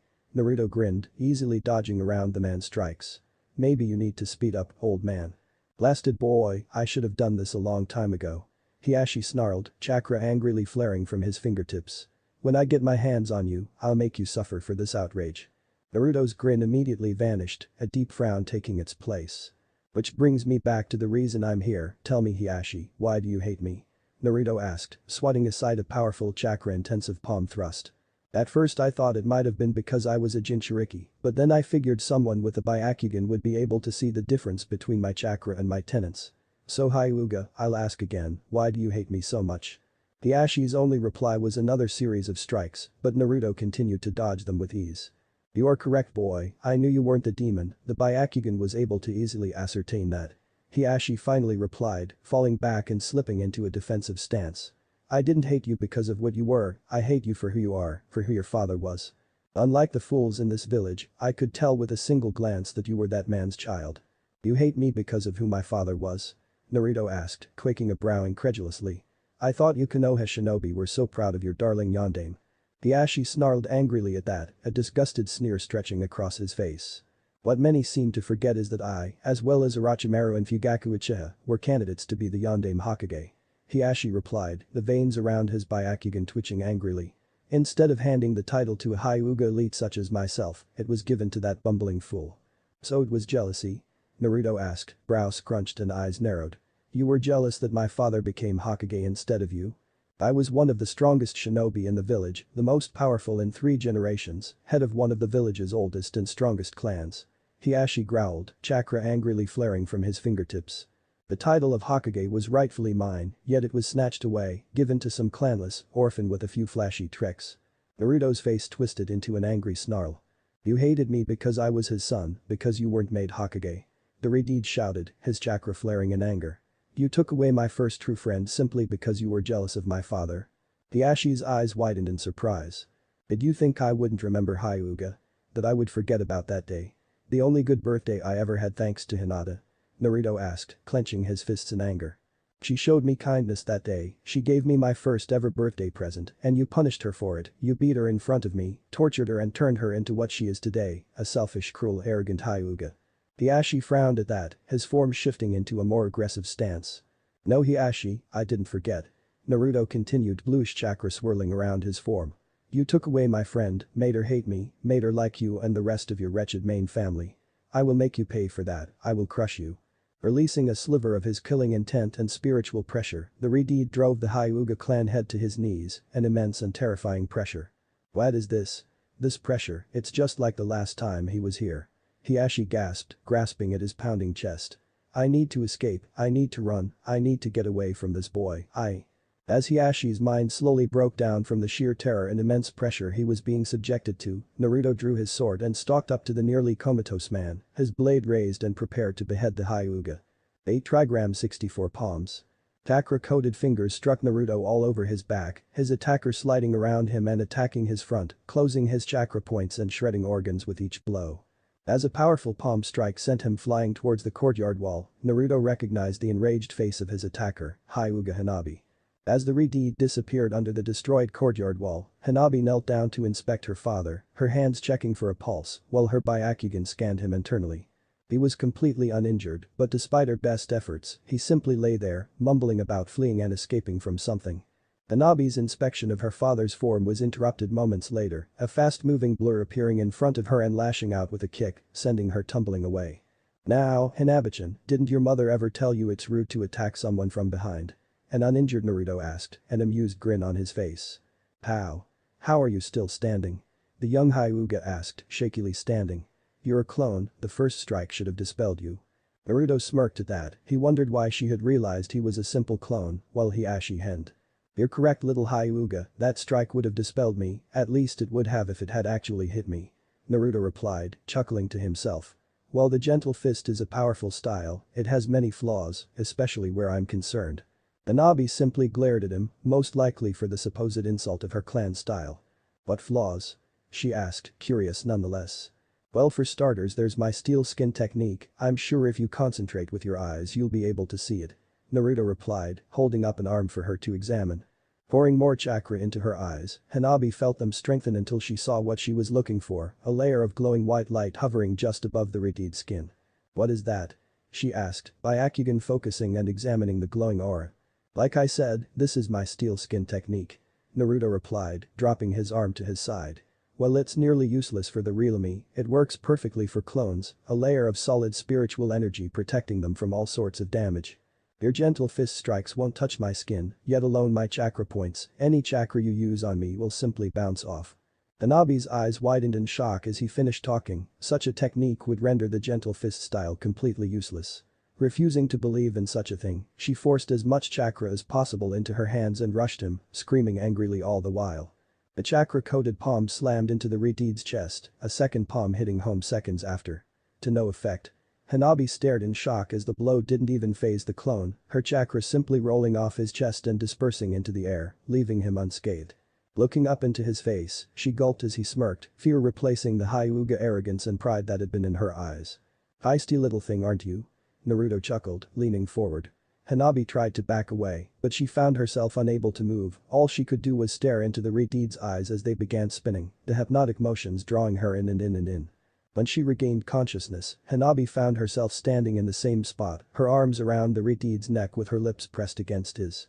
She was kissing him and she liked it, why wouldn't she, he was her master after all.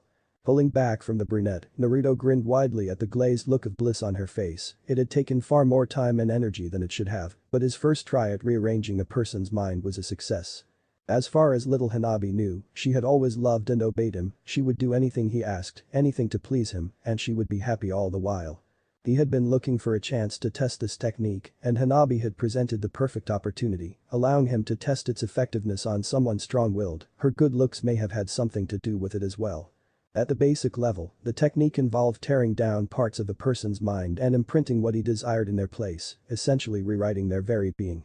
In Hanabi's case, he had pulled apart her loyalty to her clan and imprinted loyalty to him in its place, her love for her family was now love for him, her devotion to her village was switched to him, essentially Hanabi Hyuga was now his slave in body and mind.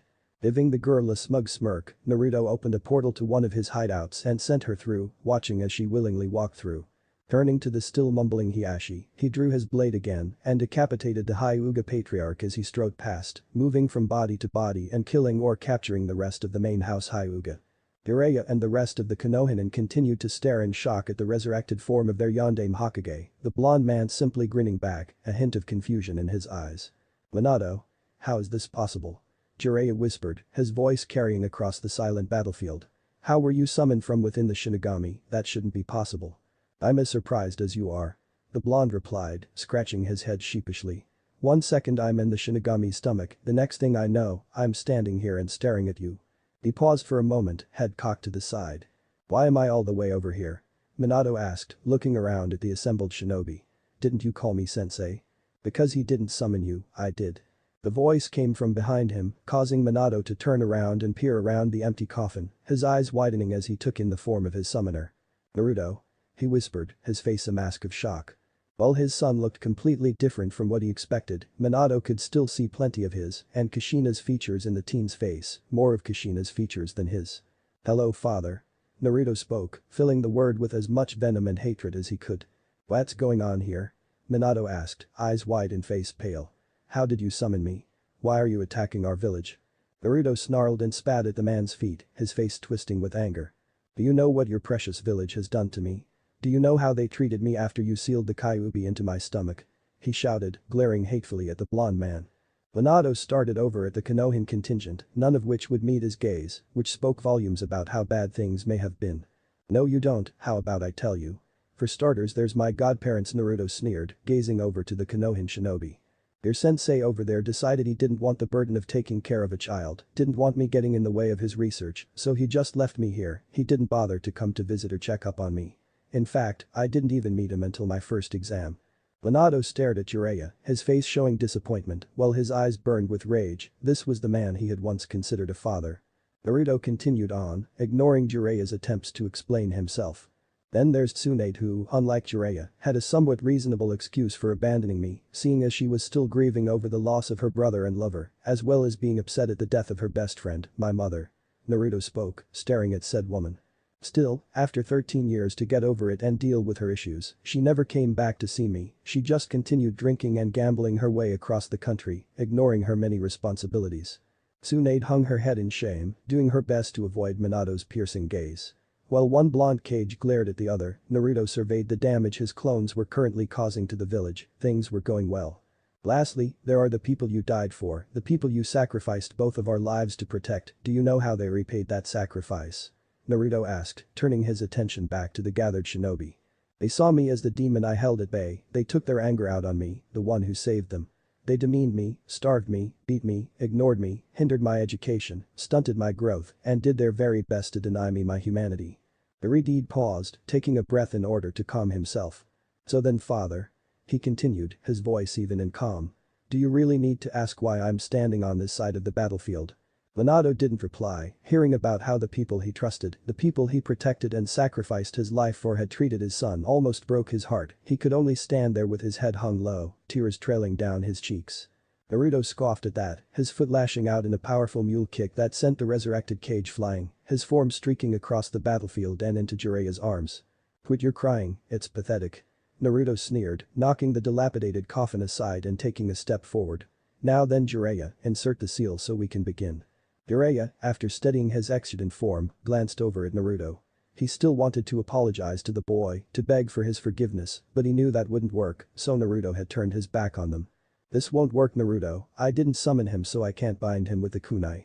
Jiraiya replied, glancing at the sealed-covered kunai in his hand. Just do it, the seal has been changed so you can use it. Naruto countered, rolling his eyes. Jiraiya nodded, he had noticed a difference in the seal, but he couldn't tell what it was exactly. Still, the question remained, why did Naruto want him to use the seal? Was he so arrogant to believe he could defeat Konoha and the Yondaime Hokage on his own? The old Naruto may not have, but Jiraiya could see the new Naruto doing so. The teen had challenged the many great villages on his own, why should this be any different? With his face set in determination, the Toad Sannin inserted the seal into the resurrected cage, missing the small smirk that graced Naruto's face. As the sealed kunai was inserted into his skull, Minato decided to plead with his son once more, hoping there was some small chance. You don't need to do this Naruto, I know the villagers haven't treated you like they should have, but it's not too late, you can still be a better person. Minato pleaded, his cracked skin healing as the resurrection technique was finalized. Forgive them, protect them and show them the real you, and they will come to accept you. Naruto pretended to think about it for all of 1 second before he broke out in laughter, his head thrown back and his shut tight. He laughed for a good minute before he stopped, his eyes glowing with amusement as he stared back at the Yondaime. Forgive them? Protect them? I guess you're a bigger fool than I thought. Naruto chuckled, eyes shining as he sensed the last part of the seal activating. That makes what I'm about to do so much more satisfying. He had lied about the seal Jiraiya was using, well it was different from the original, he had lied about what that difference was. Normally, the seal could only be used by the original creator, as it was tied to their chakra and blood. This had been easily circumvented by his use of Jiraiya's chakra and body while creating the seal, causing it to recognize the Sannin as the summoner. The true difference was a trap in the seal, one that only activated once the resurrection technique was finalized. As the trapped portion of the seal activated, Minato's eyes glazed over, a pitch-black aura surrounding his entire form. In a flash, the aura leapt from Yondaime's form and onto Jiraiya's, surrounding him for several seconds before it vanished. What the hell was that? Jiraiya exclaimed, hand gripping his chest in worry. Kuku. Naruto cackled, drawing their attention from the worried Sannin. I can't believe you actually did it, what a ride. What did you do to Naruto? Tsunade shouted, glaring darkly at the Redeed. His laughter dying down, Naruto returned her glare with an amused stare. "Tell me Tsunade," the teen began, a grin stretching across his face. "Did you know that it's near impossible to summon a soul from the Shinigami's stomach?" All eyes snapped towards Minato and Jiraiya, who both nodded in acknowledgement. The two then shrugged when asked how Minato had been summoned. "Then how did you summon Minato?" Tsunade asked, returning all attention to Naruto's form. "It was quite easy if I must say so myself," Naruto replied, looking proud of himself. "You see, he built a fail-safe within my seal. The fail-safe was that a part of his soul would reside within the seal, and should I attempt to free the Kyuubi or use too much of its chakra, the Yondaime would appear within the seal and stop me." Minato nodded to confirm this is true. "This would have worked too when I released the seal, except my own spiritual power was great enough to overpower and contain the soul fragment, keeping it sealed within my soul until I found a use for it." Naruto continued, ignoring the look of horror on Minato's face when he heard that the demon was free. "Using this part of his soul as an anchor in the jutsu, I was able to pull the rest from within the Shinigami's stomach, allowing the technique to succeed where it would otherwise fail." Despite his being their enemy, Jiraiya couldn't deny the brilliance of the action. There were few shinobi that would be able to take advantage of such a loophole. As for what just happened, Naruto trailed off, grinning wide at the annoyed looks he received.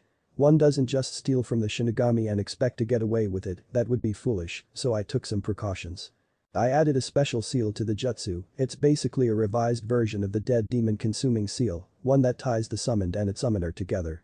Once the impure world resurrection is released, the seal will drag both my darling father and Jiraiya into the Shinigami's belly for the rest of eternity, appeasing the death god." Iridi's grin stretched wider as everyone paled, the shinobi registering his words before their faces darkened in outrage. "But that's not all it does," Naruto continued, his tone giddy. "There's a secondary seal hidden within the first, a space-time seal that will shift the target out of phase, making it intangible and untouchable to anything on this plane." Jiraiya's eyes widened as he reached over, his jaw dropping open when his hand passed right through his exudant's form. "This is your final punishment, father," Naruto crowed, his grin turning feral. "You will be forced to watch the destruction of the village you chose over me, unable to touch anything, unable to help anyone, unable to even run away from here. You will be forced to watch as the village burns and its people die." Minato screamed in anguish, rushing at his son's form in his anger.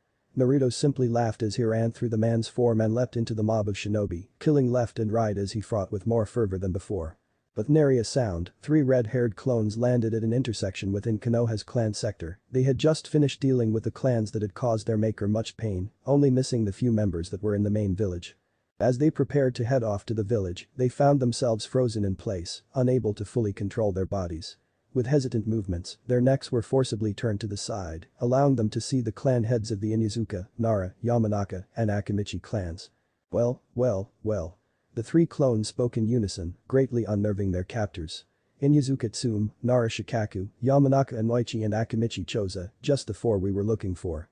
From the looks on your faces, we can guess you've visited your clan compounds. Did you not like what we've done with the place? Quiet boy, where is the real you?" Tsume shouted, her canine partner, Kuromaru, growling from beside her. "You'll pay for killing out clan members. You don't approve." The 3 clones frowned, continuing to speak in unison. "We were just returning the favor after all." "What do you mean returning the favor?" Shikaku asked, eyes narrowing in thought. "Do you really think you'll get away with this?" "Yes we do," the clones replied, tones confident and smug. "As for what we meant, this is payback for all the times you attacked me as a child." The eyes of the clan heads widened in surprise. "You thought we wouldn't remember?" The clones snarled, their faces twisted in anger. "We wouldn't remember all the times you took turns attacking us simply because you had Inochi wipe our minds afterwards. You would be surprised how many members of your clan did the exact same thing, attacking an innocent child and wiping his memory of the event, which must have been a game for you people." All 3 clones turned to fully face them, breaking out of Shikaku's hold, much to the shock of the 4 clan heads. "Didn't you notice the way your clan members died? They all died the same way as you 4 tried to kill me." The clone spoke, stepping forward. "Inuzuka's clawed and torn apart, Nara's forced to slit their own throats, Yamanaka's driven insane and their minds shattered, Akimichi flattened and crushed. It was the perfect revenge." Enraged at the teen's words, Tsume roared and lunged forward, her partner following a moment later. She ignored the cries of her comrades as both she and Kuromaru leapt into the air, becoming a pair of rampaging cyclones. Man-beast ultimate to jutsu. Fang over fang. As the twin cyclones neared, 2 of the clones leapt away while the third remained in place, a confident smirk on its face. With a loud crash, the 2 twisters slammed into the clone, grinding and slicing into the redeed. Surprisingly enough, the clone wasn't dispelled on impact, much to the shock of the watching shinobi. In fact, the clone seemed to remain in existence as it was sent sliding back, its hands outstretched and holding the two cyclones at bay. The three remained frozen in place for a split second, the small Redeed managing to hold back the two massive cyclones, before Naruto pushed down with a flick of his wrist. Tsume and Kuramaru were immediately slammed into the ground, hard, the impact dispelling their technique and shattering the ground below. Seeing their companion fall, Choza and Shikaku rushed forward to save her, but they were far too slow. In an instant, the two other clones appeared behind the recovering Inuzuka, their clawed hands slicing through the air and beheading them both. Screaming in rage, Choza transformed into a large fleshy ball and rolled towards the three teens, intending to crush and flatten them beneath his bulk. Seeing this, one of the clones rushed towards the massive ball and leapt into the air, its leg wound up for a powerful kick. The force of the blow sent the Akimichi flying, the massive orb streaking across the village and landing in the midst of the black flames. His legs and arms broken on impact, Choza could only scream in pain as he was slowly burned to death. "Choza!" Shikaku shouted, his normally blank face twisted in horror and anger. Turning his enraged sight back to the clone that had killed his teammate, Shikaku formed a seal and spiked his chakra, causing every shadow in the surrounding area to ripple. The sky turned dark as hundreds of black spikes were launched from the shadows, all of which seemed to lock onto the clone's form before streaking towards the ground. Grinning smugly, the clone simply stared back at the Nara head as the spike bounced off its teal skin, each one dispersing into a dark mist afterwards. "Shadow, eh? Impressive, I suppose." The clone chuckled as the last of the spikes dispersed. "I wonder how your shadows compare to true darkness." Before Nara could react, Naruto swung his arm forward, an aura of pitch black darkness appearing around him. Liberation.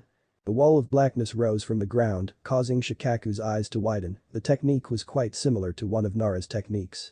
Why would he raise a shield? Shikaku wondered, glancing at the dark wall. The Nara was caught completely off guard when a literal cloud of debris exploded from the wall, wood and stone launching through the air and plowing into him, crushing the Nara beneath a literal mountain of debris. Should one look closer, they would notice various body parts amongst the debris pile, dozens of arms and legs, and many other bloody parts. Not much better than the rest of your clan apparently."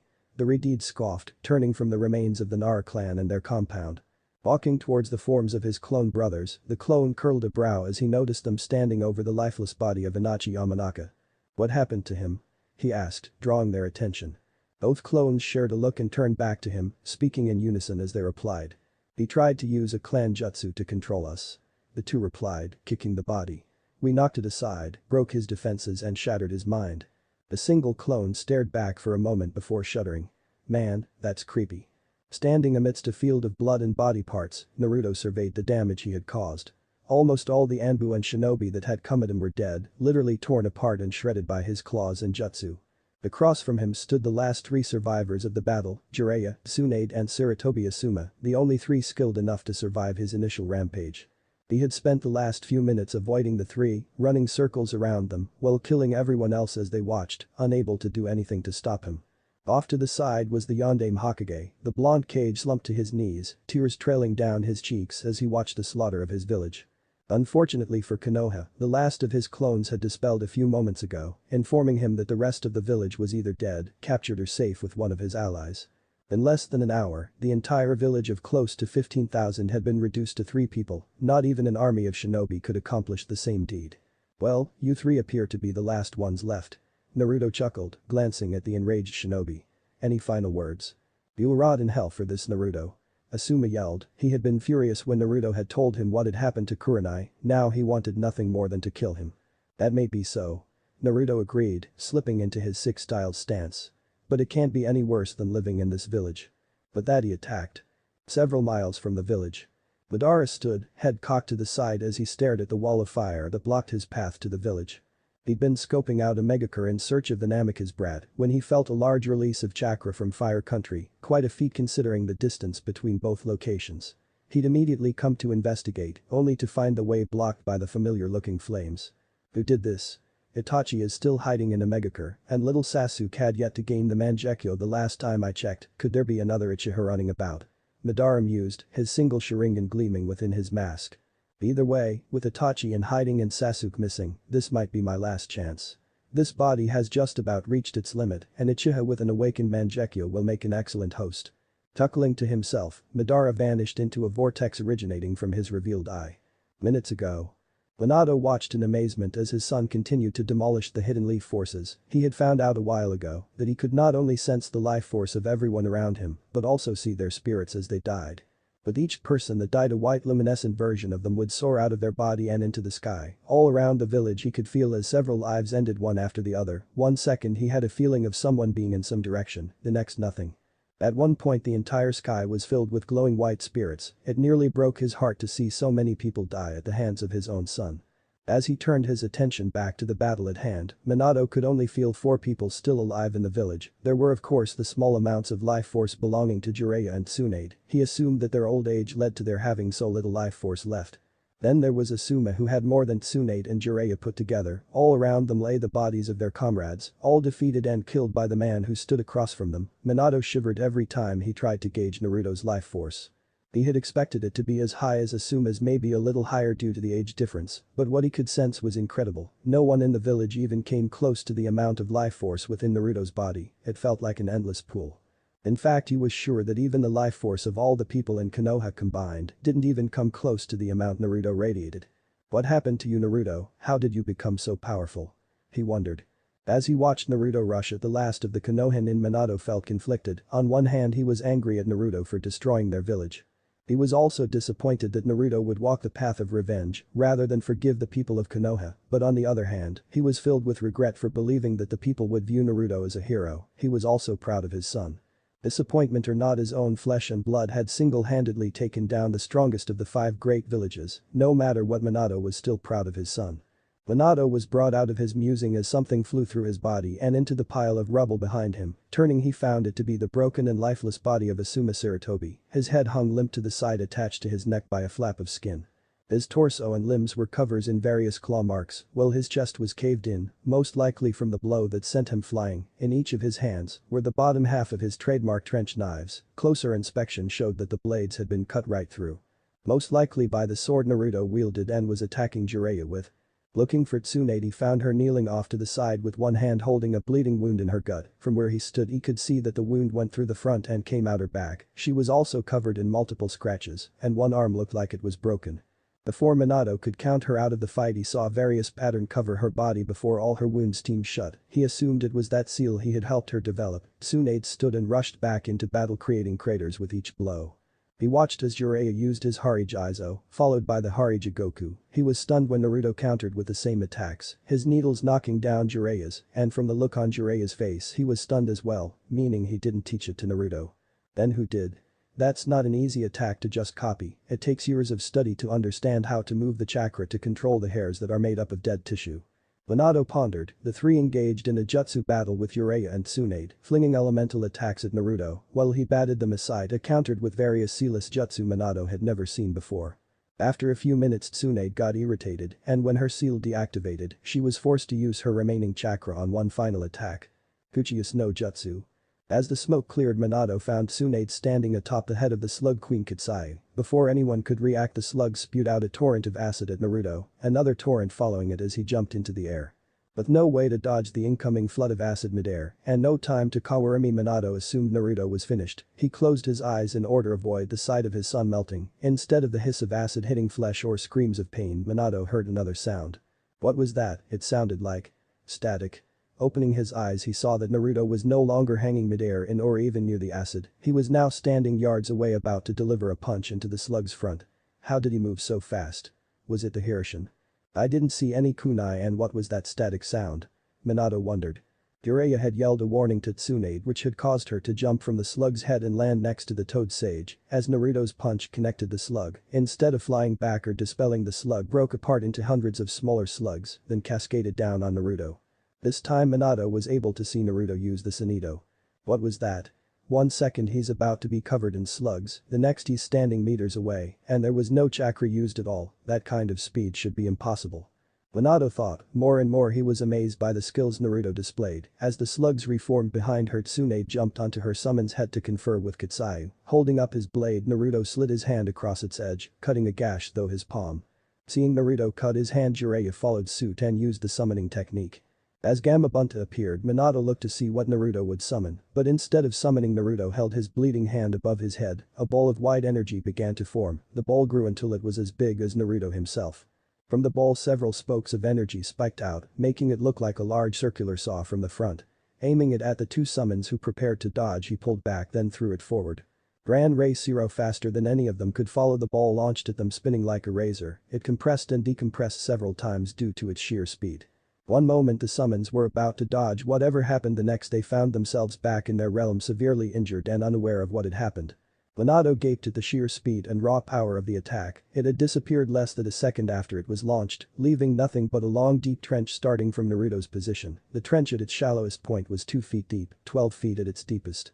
It extended from Naruto's position at the front gate across the village, destroying all in its path and out the other end. It was even powerful enough to extinguish the Amaterasu flames from where it passed. Such power, and he doesn't even look winded. This is unreal how powerful you are, Naruto. Minato thought. Hearing a groan, he spotted Jiraiya half buried under a mountain of rubble. Across from him on the other side of the trench was Tsunade, or at least what was left of her. Everything from her stomach down had been destroyed in the blast. She had died before her body had hit the ground. Minato slumped to his knees, offering a silent prayer for Tsunade as her spirit drifted farther into the sky. At the sound of flesh hitting cloth, he turned his attention back to Naruto.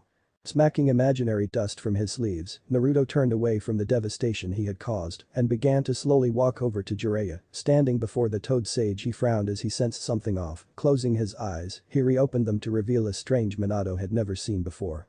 When Naruto's eyes widened, Minato wondered what could have surprised him, only for the pile of rubble and Jiraiya to explode into a cloud of smoke, to reveal another Jiraiya standing before Naruto with his hands in a clapping position. As quickly as he appeared, Jiraiya reached out and grabbed a hold of Naruto. Behind him a familiar figure began to appear. Minato's eyes widened as he gazed upon a being he had not seen in 16 years. He took a step back in fear when the death god set its eyes on him. I was wondering where you went, Namikaze. I would have come after you had I not been promised another powerful soul in exchange of yours for a time. Minato shuddered as the dead toneless voice radiated within his mind. Not waiting for a reply, the god turned its attention back to Jiraiya and the smirking Naruto. I don't see why you're so happy, Naruto. No matter how fast you heal or how strong you've become, you can't defeat the death god. Jiraiya said as the Shinigami turned its head towards them. I seems you've become senile in your old age, Jiraiya. Do you know the cost of asking the Shinigami's aid? Naruto asked as his smirk grew in size. Minato's eyes widened as he realized something Jiraiya had forgotten. Of course I know, he'll take my soul as well as yours, a sacrifice I'm willing to make to avenge the people you killed today. Jiraiya said. Stupid old man, how do you expect to pay his price? Or did you forget he already owns your soul? Naruto's grin turned smug as Jiraiya's face changed from one of grim acceptance to one of shocked horror. The Shinigami replied before Jiraiya could. He is the correct human, your soul is already mine unless you have another to offer me. The contract is void and I shall take your soul here and now, rather than wait until you die. Jiraiya hung his head as he released Naruto and sank to his knees. No, I don't have any other soul to offer. Looking up at Naruto with tear-filled eyes, he continued, it seems you win, Naruto. This was my trump card, and even that didn't work. Of course it didn't. Why do you think I rewrote the Ito Tensei like I did? My revenge would have been complete with or without that man here. Other than Sarutobi, you're the only other person that knows the Shiki Fuin, and since you Konoha types are so into self-sacrifice, I knew you would use it. Offering your soul to the Shinigami in exchange of Minato's was all for this moment. I had other ways to escape his grasp, but this one seems to have worked pretty well. Naruto chuckled as Jiraiya's body fell over lifeless. He waved at the man's soul before it was devoured by the death god. Turning to Minato, the Shinigami floated over and grabbed his soul. Minato offered his son a final smile before he followed Jiraiya into the death god's stomach. The Shinigami turned to Naruto and chuckled. It seems it pays to plan ahead. You have escaped my grasp today, Namikaze. Congratulations. Giving a bow, Naruto replied, thank you, Shinigami-sama. I hope the amount of souls I sent your way today won't be a bother. The Shinigami let out what sounded like a sigh. The paperwork will be annoying, but with the number of wars and genocides I've dealt with, this will be over quickly. Grinning at the thought of the death god having to do paperwork, Naruto gave one last bow, but rather than leave, the death god watched him closely before it seemed to ponder something. Finally it addressed him. How would you be interested in a Namikaze deal? Naruto asked this. What would a god need from a mortal such as I? He asked. Tell me, do you know what happens to souls when they die? It asked. Giving a puzzled look, Naruto replied. I would assume they go to heaven or hell. The Shinigami chuckled. Quite right, and do you know where the souls I devour go?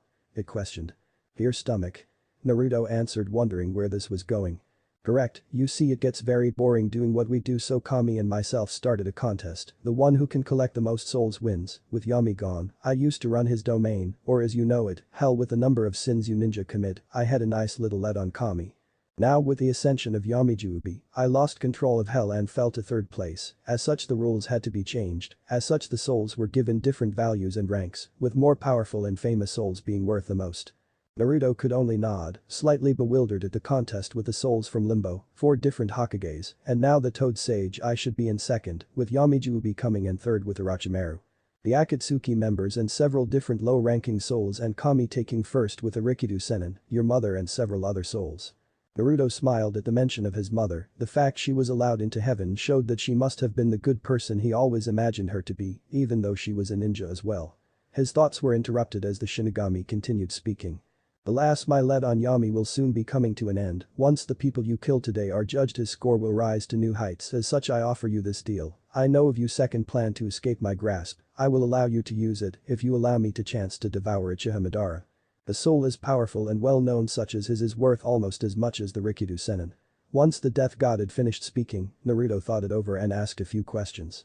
Why can't you just find and eat him yourself, and what would I get in exchange for this? He asked, hoping he didn't anger him with his questions. The Shinigami chuckled. While I would normally do that, the rules of the game state that if I devour a soul without being summoned to do so, I won't get the points for it, so even if I devoured Madara it wouldn't count. As for your reward, I will grant you 2 things. The first is access to 3 more multiverse realms. Unlike Yamijubi, I am owed many favors from several gods, and they will allow you to do as you please with one of their worlds. You can take anything you want and bring it here with no fear of any consequences. Naruto grinned evilly as his mind flew through several items he had read about that would help further his goals. The Shinigami, sensing Naruto's joy at the first reward, continued to the second. Lastly, I will grant you the one ability you were unable to acquire, the Zanpakuto of the Shinigami King. Well, you may have Reiatsu and the abilities of his hollow. Splitting a soul and forging a weapon from it is an ability out of your grasp, as you would need to create a separate spirit for it. If not, it would be nothing but an exact copy of yourself. Accept my deal, and I will forge such a weapon for you. Naruto was surprised that the death god knew what he wanted most. He had gone to the Bleach universe for the sole reason of acquiring a Zanpakuto spirit. It was what he wanted most, someone that would understand him, someone that wouldn't and couldn't betray him. Someone that he would live as long as he would and who he could share his plans and ideas with before acting on them. Without a second thought, Naruto accepted the deal, and with a nod of its head the Shinigami disappeared back where it came.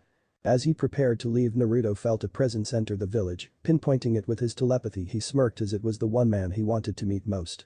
Wow, Konoha must have really been hated by the gods. My luck has only improved since I destroyed it. First the deal, and now the very man I'm looking for comes to me. Turning towards Madara's chakra signature, he took a step and vanished. Madara whistled as he looked around at the devastation caused by the mysterious Uchiha. He couldn't sense a single living being in the area, and he was sure none would escape with the flames of Amaterasu surrounding the entire village. Walking through a large trench left over by what he assumed was a very powerful attack, Madara spread out his senses and tried to find the one who had caused this. He stopped walking as he sensed a presence appear behind him. One moment there was no one in a 30-meter radius, the next someone was standing right behind him. As he mastered the Sharingan as much as I have. Only the Izanami technique would allow one to erase their presence this close to me. Madara thought. Alright, since Kishimoto hasn't explained Madara's time-space technique, I decided to invent an explanation myself. Well, Madara will explain what it does in a few paragraphs. I just wanted to let you know that the name isn't made up. The technique will be similar to Izanagi, but it will be the exact opposite of it, hence the name. In Japanese religion, Izanagi was the first male, as well as the father of the gods, and the god of creation and life, while Izanami was the first female. His wife and sister, as well as the goddess of creation and death. Thanks for reading, and back to the story. Turning slowly, Madara came face to face with a blonde-haired blue-eyed boy, not the black hair and eyes of the Uchiha. Fuming, he decided to question the boy. Maybe he was hiding his Uchiha heritage behind a complex illusion. He must be a powerful Uchiha to fool even my eternal Mangekyo, Madara thought. Out loud he asked, who are you? Naruto smirked at the founder of the Uchiha clan. I can't believe you would forget me already, Madara. He said as he activated his eyes at their lowest level. You? Namek is Naruto, you blasted child, you would dare show your face to me. First you free my puppet, then you destroy my organization and take away my next body. I'm going to kill you, boy. Madara yelled. Naruto curled an eyebrow. Your next body? You sound just like that snake team. I thought those Sharingan eyes of yours made you immortal. Madara scoffed in response, reaching up he removed his mask to reveal the half-crushed face of someone Naruto recognized. Uchiha Ibito. I guess Madara found his body after he died.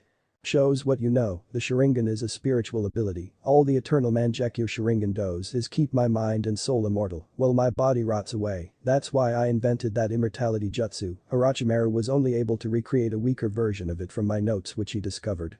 And thanks to you boy Itachi is dead, with him dead unless I find Sasuke I'll have inhabit the body of a commoner, because of you I'll be reduced to live in the body of a weakling.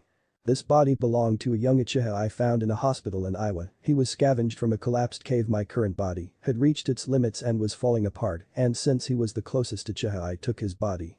Even this half-blind and weakened body would be more preferable to that of a non-Uchiha. Naruto smirked as Madara finished his speech man, now I know where Sasuke got his arrogance from, thinking the Uchiha are so great, you people are so pathetic it's not even funny, oh, and just so you know Sasuke is dead as well. If you hurry now you might be able to gather his ashes from what's left of the hospital.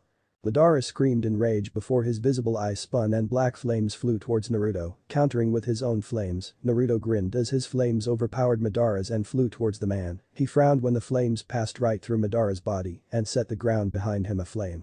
Both fighters shared the same thought about two separate things. What was that? Madara spoke first. How are you able to use Amaterasu? The Namikaze and Uzumaki clans were more related to the Senju than the Uchiha, there is no way you can have the Sharingan. He stated.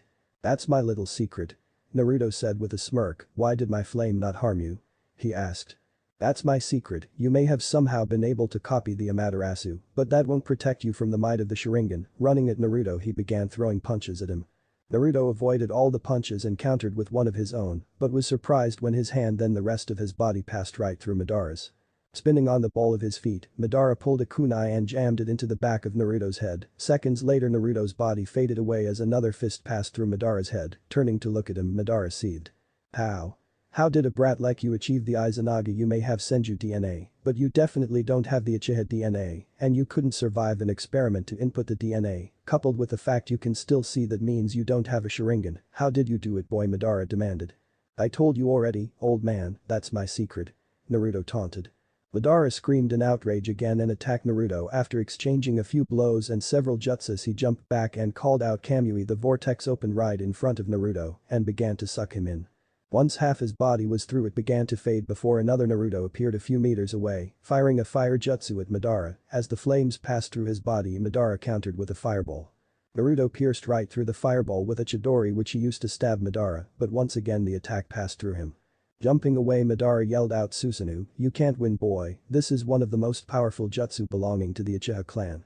Madara's Susanoo was twice as large as Itachi's, it was the same red color and was protected by a large suit of armor. Instead of a shield and weapon it held a large two-handed blade in its hands, there were 3 smaller bladed extending from each side for the sword. Giving it 7 branches including the point. Just Google 7-branch sword for a pic.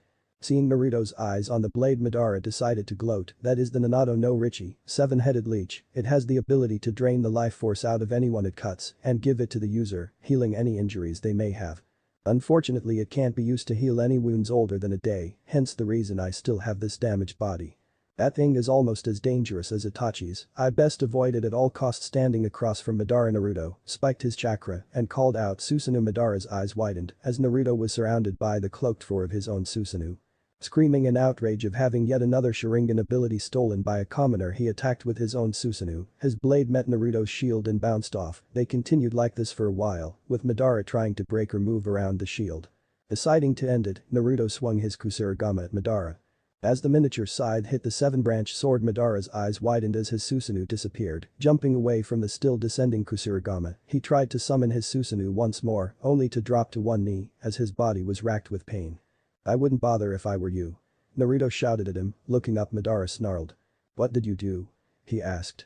My Susanoo wields the Tsutsuri binding blade, it has the ability to bind the chakra of anyone it cuts, it can also seal any attack it cuts. By cutting your Susanoo, I have sealed it away for 24 hours, any attempts to use it will only result in pain, and don't bother asking how I can use it. That's another secret. He answered. For the 3rd time in less than an hour Madara found himself shouting out in rage, pouring a large amount of his chakra into his eyes. He shouted Amaterasu. The large torrent of black flames slammed into Naruto's shield.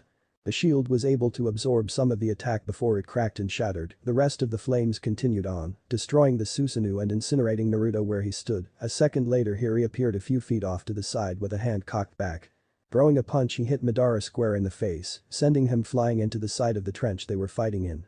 Naruto almost broke out in laughter at the look of surprise on Madara's face. He had tried out a theory of his and it worked, assuming Madara was like a spirit he had coated his fist with pure concentrated Ryatsu. His theory was correct as he was able to hit Madara for the first time since the battle began. Dashing to the man's side he kicked him in the side, sending him rolling and tumbling for a few feet. Madara jumped to his feet as his look of surprise was replaced by anger. "How do you keep hitting me?"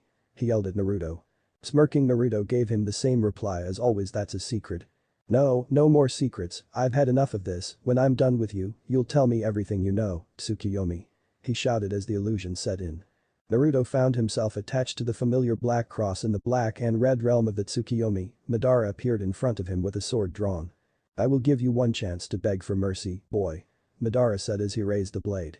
"You truly are a fool, Madara," Naruto replied. He continued before the Uchiha could attack. "Don't you remember what I said the last time we met?" Seeing the confused look on the normal half of Madara's face he continued, "I told you my eyes were created to manipulate the mind, and what did you do? You've brought me to where my eyes are at their most powerful, my own mind." As he finished speaking, the sky above turned black while the ground turned red. Madara found himself tied to the cross while Naruto stood before him. "Your Uchiha arrogance caused you to disregard my words. You thought your eyes would overpower mine, didn't you? After all, why else would you willingly enter my domain?" Inspecting the blade he held, Naruto began to slowly change it, making it longer with a jagged edge. He could sense Madara attempting to break out of the illusion and smiled.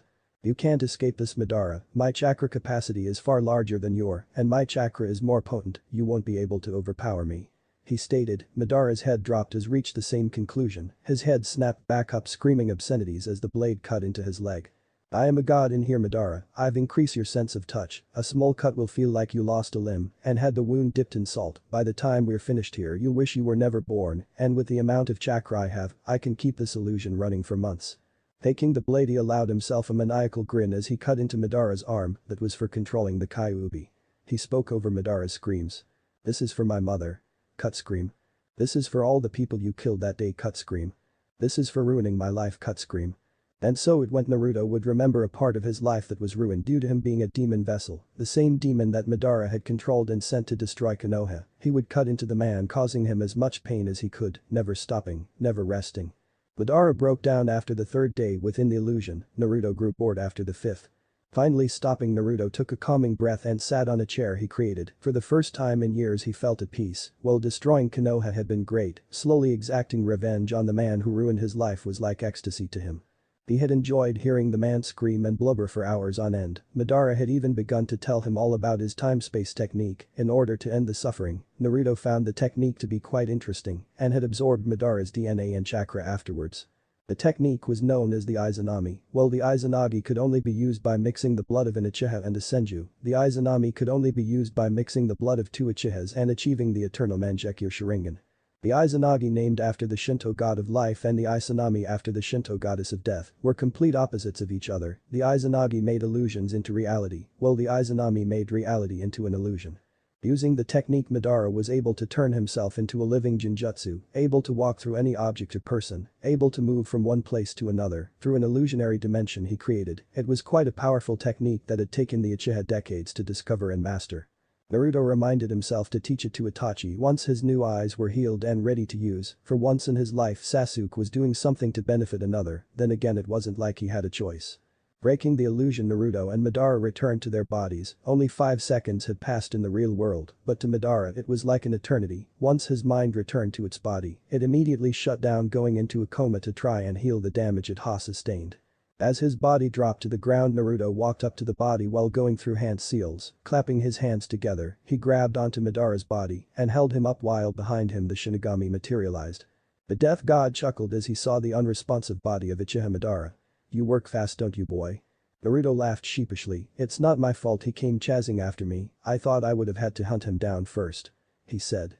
Shaking its head, the Shinigami stretched its hand through Naruto's body, who shivered as he felt the cold touch of death, and grasped onto Madara's soul. Pulling his soul from the body without a fight, he swallowed the soul whole. As the hand pulled out from Naruto, it grasped onto his soul and pulled. Out of Naruto's body came the screaming soul, none other than the Nibi no Shukaku held there by several Ryatsu chains that let go as it was pulled out. I knew I would find a use for him, Naruto thought. Devouring the soul, the Shinigami held out a hand. In the palm was a small ring like the one Naruto wore, except the gem within it was colored black. Taking the ring, Naruto slipped it onto his finger next to the one he already wore. You can use that whenever you please. I have already marked the 3 worlds that contain the items you seek. As for the second part of your request, it was already granted when I took the Nibi. You just have to search for your weapon within your soul. Giving the boy a nod, the Shinigami faded from existence. Naruto smiled as wide as he could as he tossed Madara's body several yards away into the black flames. Absorbing the Uchiha's knowledge, he used Madara's teleportation technique to appear on top of the Hokage monument, or what was left of it. Sitting down, he released his control on his Amaterasu and watched as the flames rushed into the city, burning everything in their path. Closing his eyes, he began his search. Naruto opened his eyes as he felt his feet touch the ground. He found himself within a familiar solar system. He frowned as he looked around at what was once his mindscape. Walking the familiar path to where the demon's cage once was, he entered the large circular room and looked around. Half the room was the old sewer that was once his mindscape, while the other half was the new throne room that he was expecting. Sitting upon the thrones was who he assumed was his Zanpakuto spirit. The figure on the throne stood up, allowing Naruto to see him clearly. He looked like a carbon copy of Naruto, except for his colors. Where Naruto had light blonde, almost white hair, the man had black hair. His eyes were a crimson red that let off a light glow. His clothes were fashioned the same as Naruto's, except the colors were reversed. Black with red and red with black. "Greetings, Naruto," he spoke. His voice was deeper than Naruto's own. The man walked forward. "Hello, I take it in the spirit of my Zanpakuto," Naruto said. "Correct, welcome to my realm, I'm sure you recognize the place," he said. "Yay, my old and new mindscapes, why is it like that?" he asked. "This is part of your test, a test you must pass in order to call on me," his copy answered. "And what exactly is this test?" "It's quite simple really, you just have to choose. You will view both the lives of the new you and the old you, and you will choose which you want," the spirit said. Before Naruto could reply, a red orb rose from the floor of his old mindscape and flew into his body. He dropped to the ground, gripping his head in pain as memories flashed into his mind. He first saw the smiling face of his mother as she held him, then the face of his father as he marched off to his final fight. Afterwards he viewed his life growing up, spending much of his time alone, avoiding the people of the village. He watched as he was beaten and attacked each day. Nearly killed on his birthdays, shunned by everyone but 3 people in a village of thousands. He watched as he sat alone each day, ignored or picked on by the other children as their parents cheered them on. Then came the day he entered the academy, being ignored by the teachers.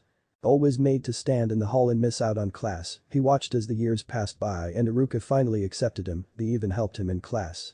After came his 9th birthday, the day Hinata gave him his first birthday present. He watched as he thanked her profusely as tears slid down his cheeks. Then came her father. He destroyed the present before it was even opened. Beat her before Naruto as no one in the schoolyard even tried to help her and dragged her home. She never spoke to him again after that day. Then came his 10th birthday. He had spent the entire day with the Sandai Iruka. He watched as he smiled in joy, celebrating his birthday for the first time. The memories flashed through Naruto's head, some good, many more bad. Finally they came to an end on the day he left the village. As the pain receded, Naruto stayed on his knees, gasping for breath. Once he had caught his breath, a black orb rose from out of his new mindscape and entered his body. He grabbed his head again. As the memories returned, he saw himself as he gained his new power, watched as he traveled the multiverse before returning home. They came his adventures around the elemental nations as he went from place to place, meeting new people, killing bandits and bounty hunters. He saw as he fought and killed all who challenged him, watched as the life slowly bled out their eyes. Then he saw himself with Mei and Yujito as they went on dates, walking around talking, learning about each other. Finally came his battle with the Akatsuki, then Orochimaru and lastly Sasuke. He watched again as he tortured the one he once called a brother, leaving him nothing but a pain-filled reek. Then came the destruction of Konoha. He saw each person he cut down, watched as the life left their eyes, and lastly came the battle and torture of Madara. After the memories ceased, Naruto lay gasping on the floor. After regaining his composure, he stood and turned to his copy, who had returned to his seat upon the throne. Looking down at him, the spirit. "So you have seen your past and your present, you must now make a choice on your future. Will you follow this path you have chosen? Killing all who have wronged you and those that get in your way?" he asked. Naruto took a moment to think about it and answered, "I will do anything to achieve my goals. You know my past. I refuse to return to how I used to be, allowing others to walk over me, taking their abuse with a smile. I will walk this path no matter the cost." The spirit stared at him blankly for a few minutes before he smiled. That was the correct answer, you have passed my test Naruto, this was to teach you a lesson, never live with regret.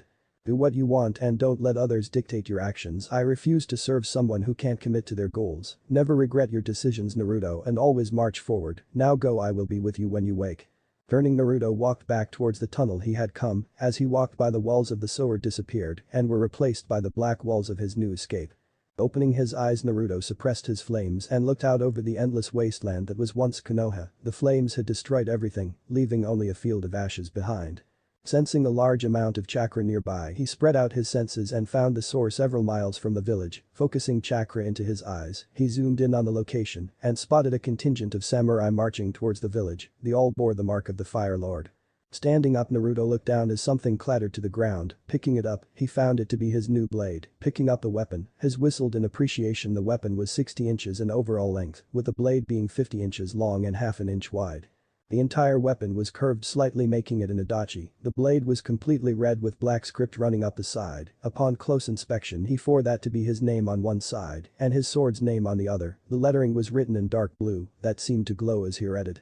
The hilt was wrapped in a black cloth, providing a steady grip. Smiling down at the blade, Naruto attached it to his back with So Chakra and cast an illusion over top, making it invisible. Holding up Deimos, he used his new ability and sent it to his personal dimension.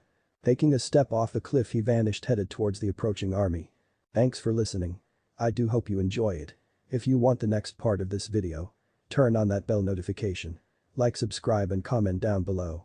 And also check out the others videos I have created and enjoyed it. See you guys in the next video.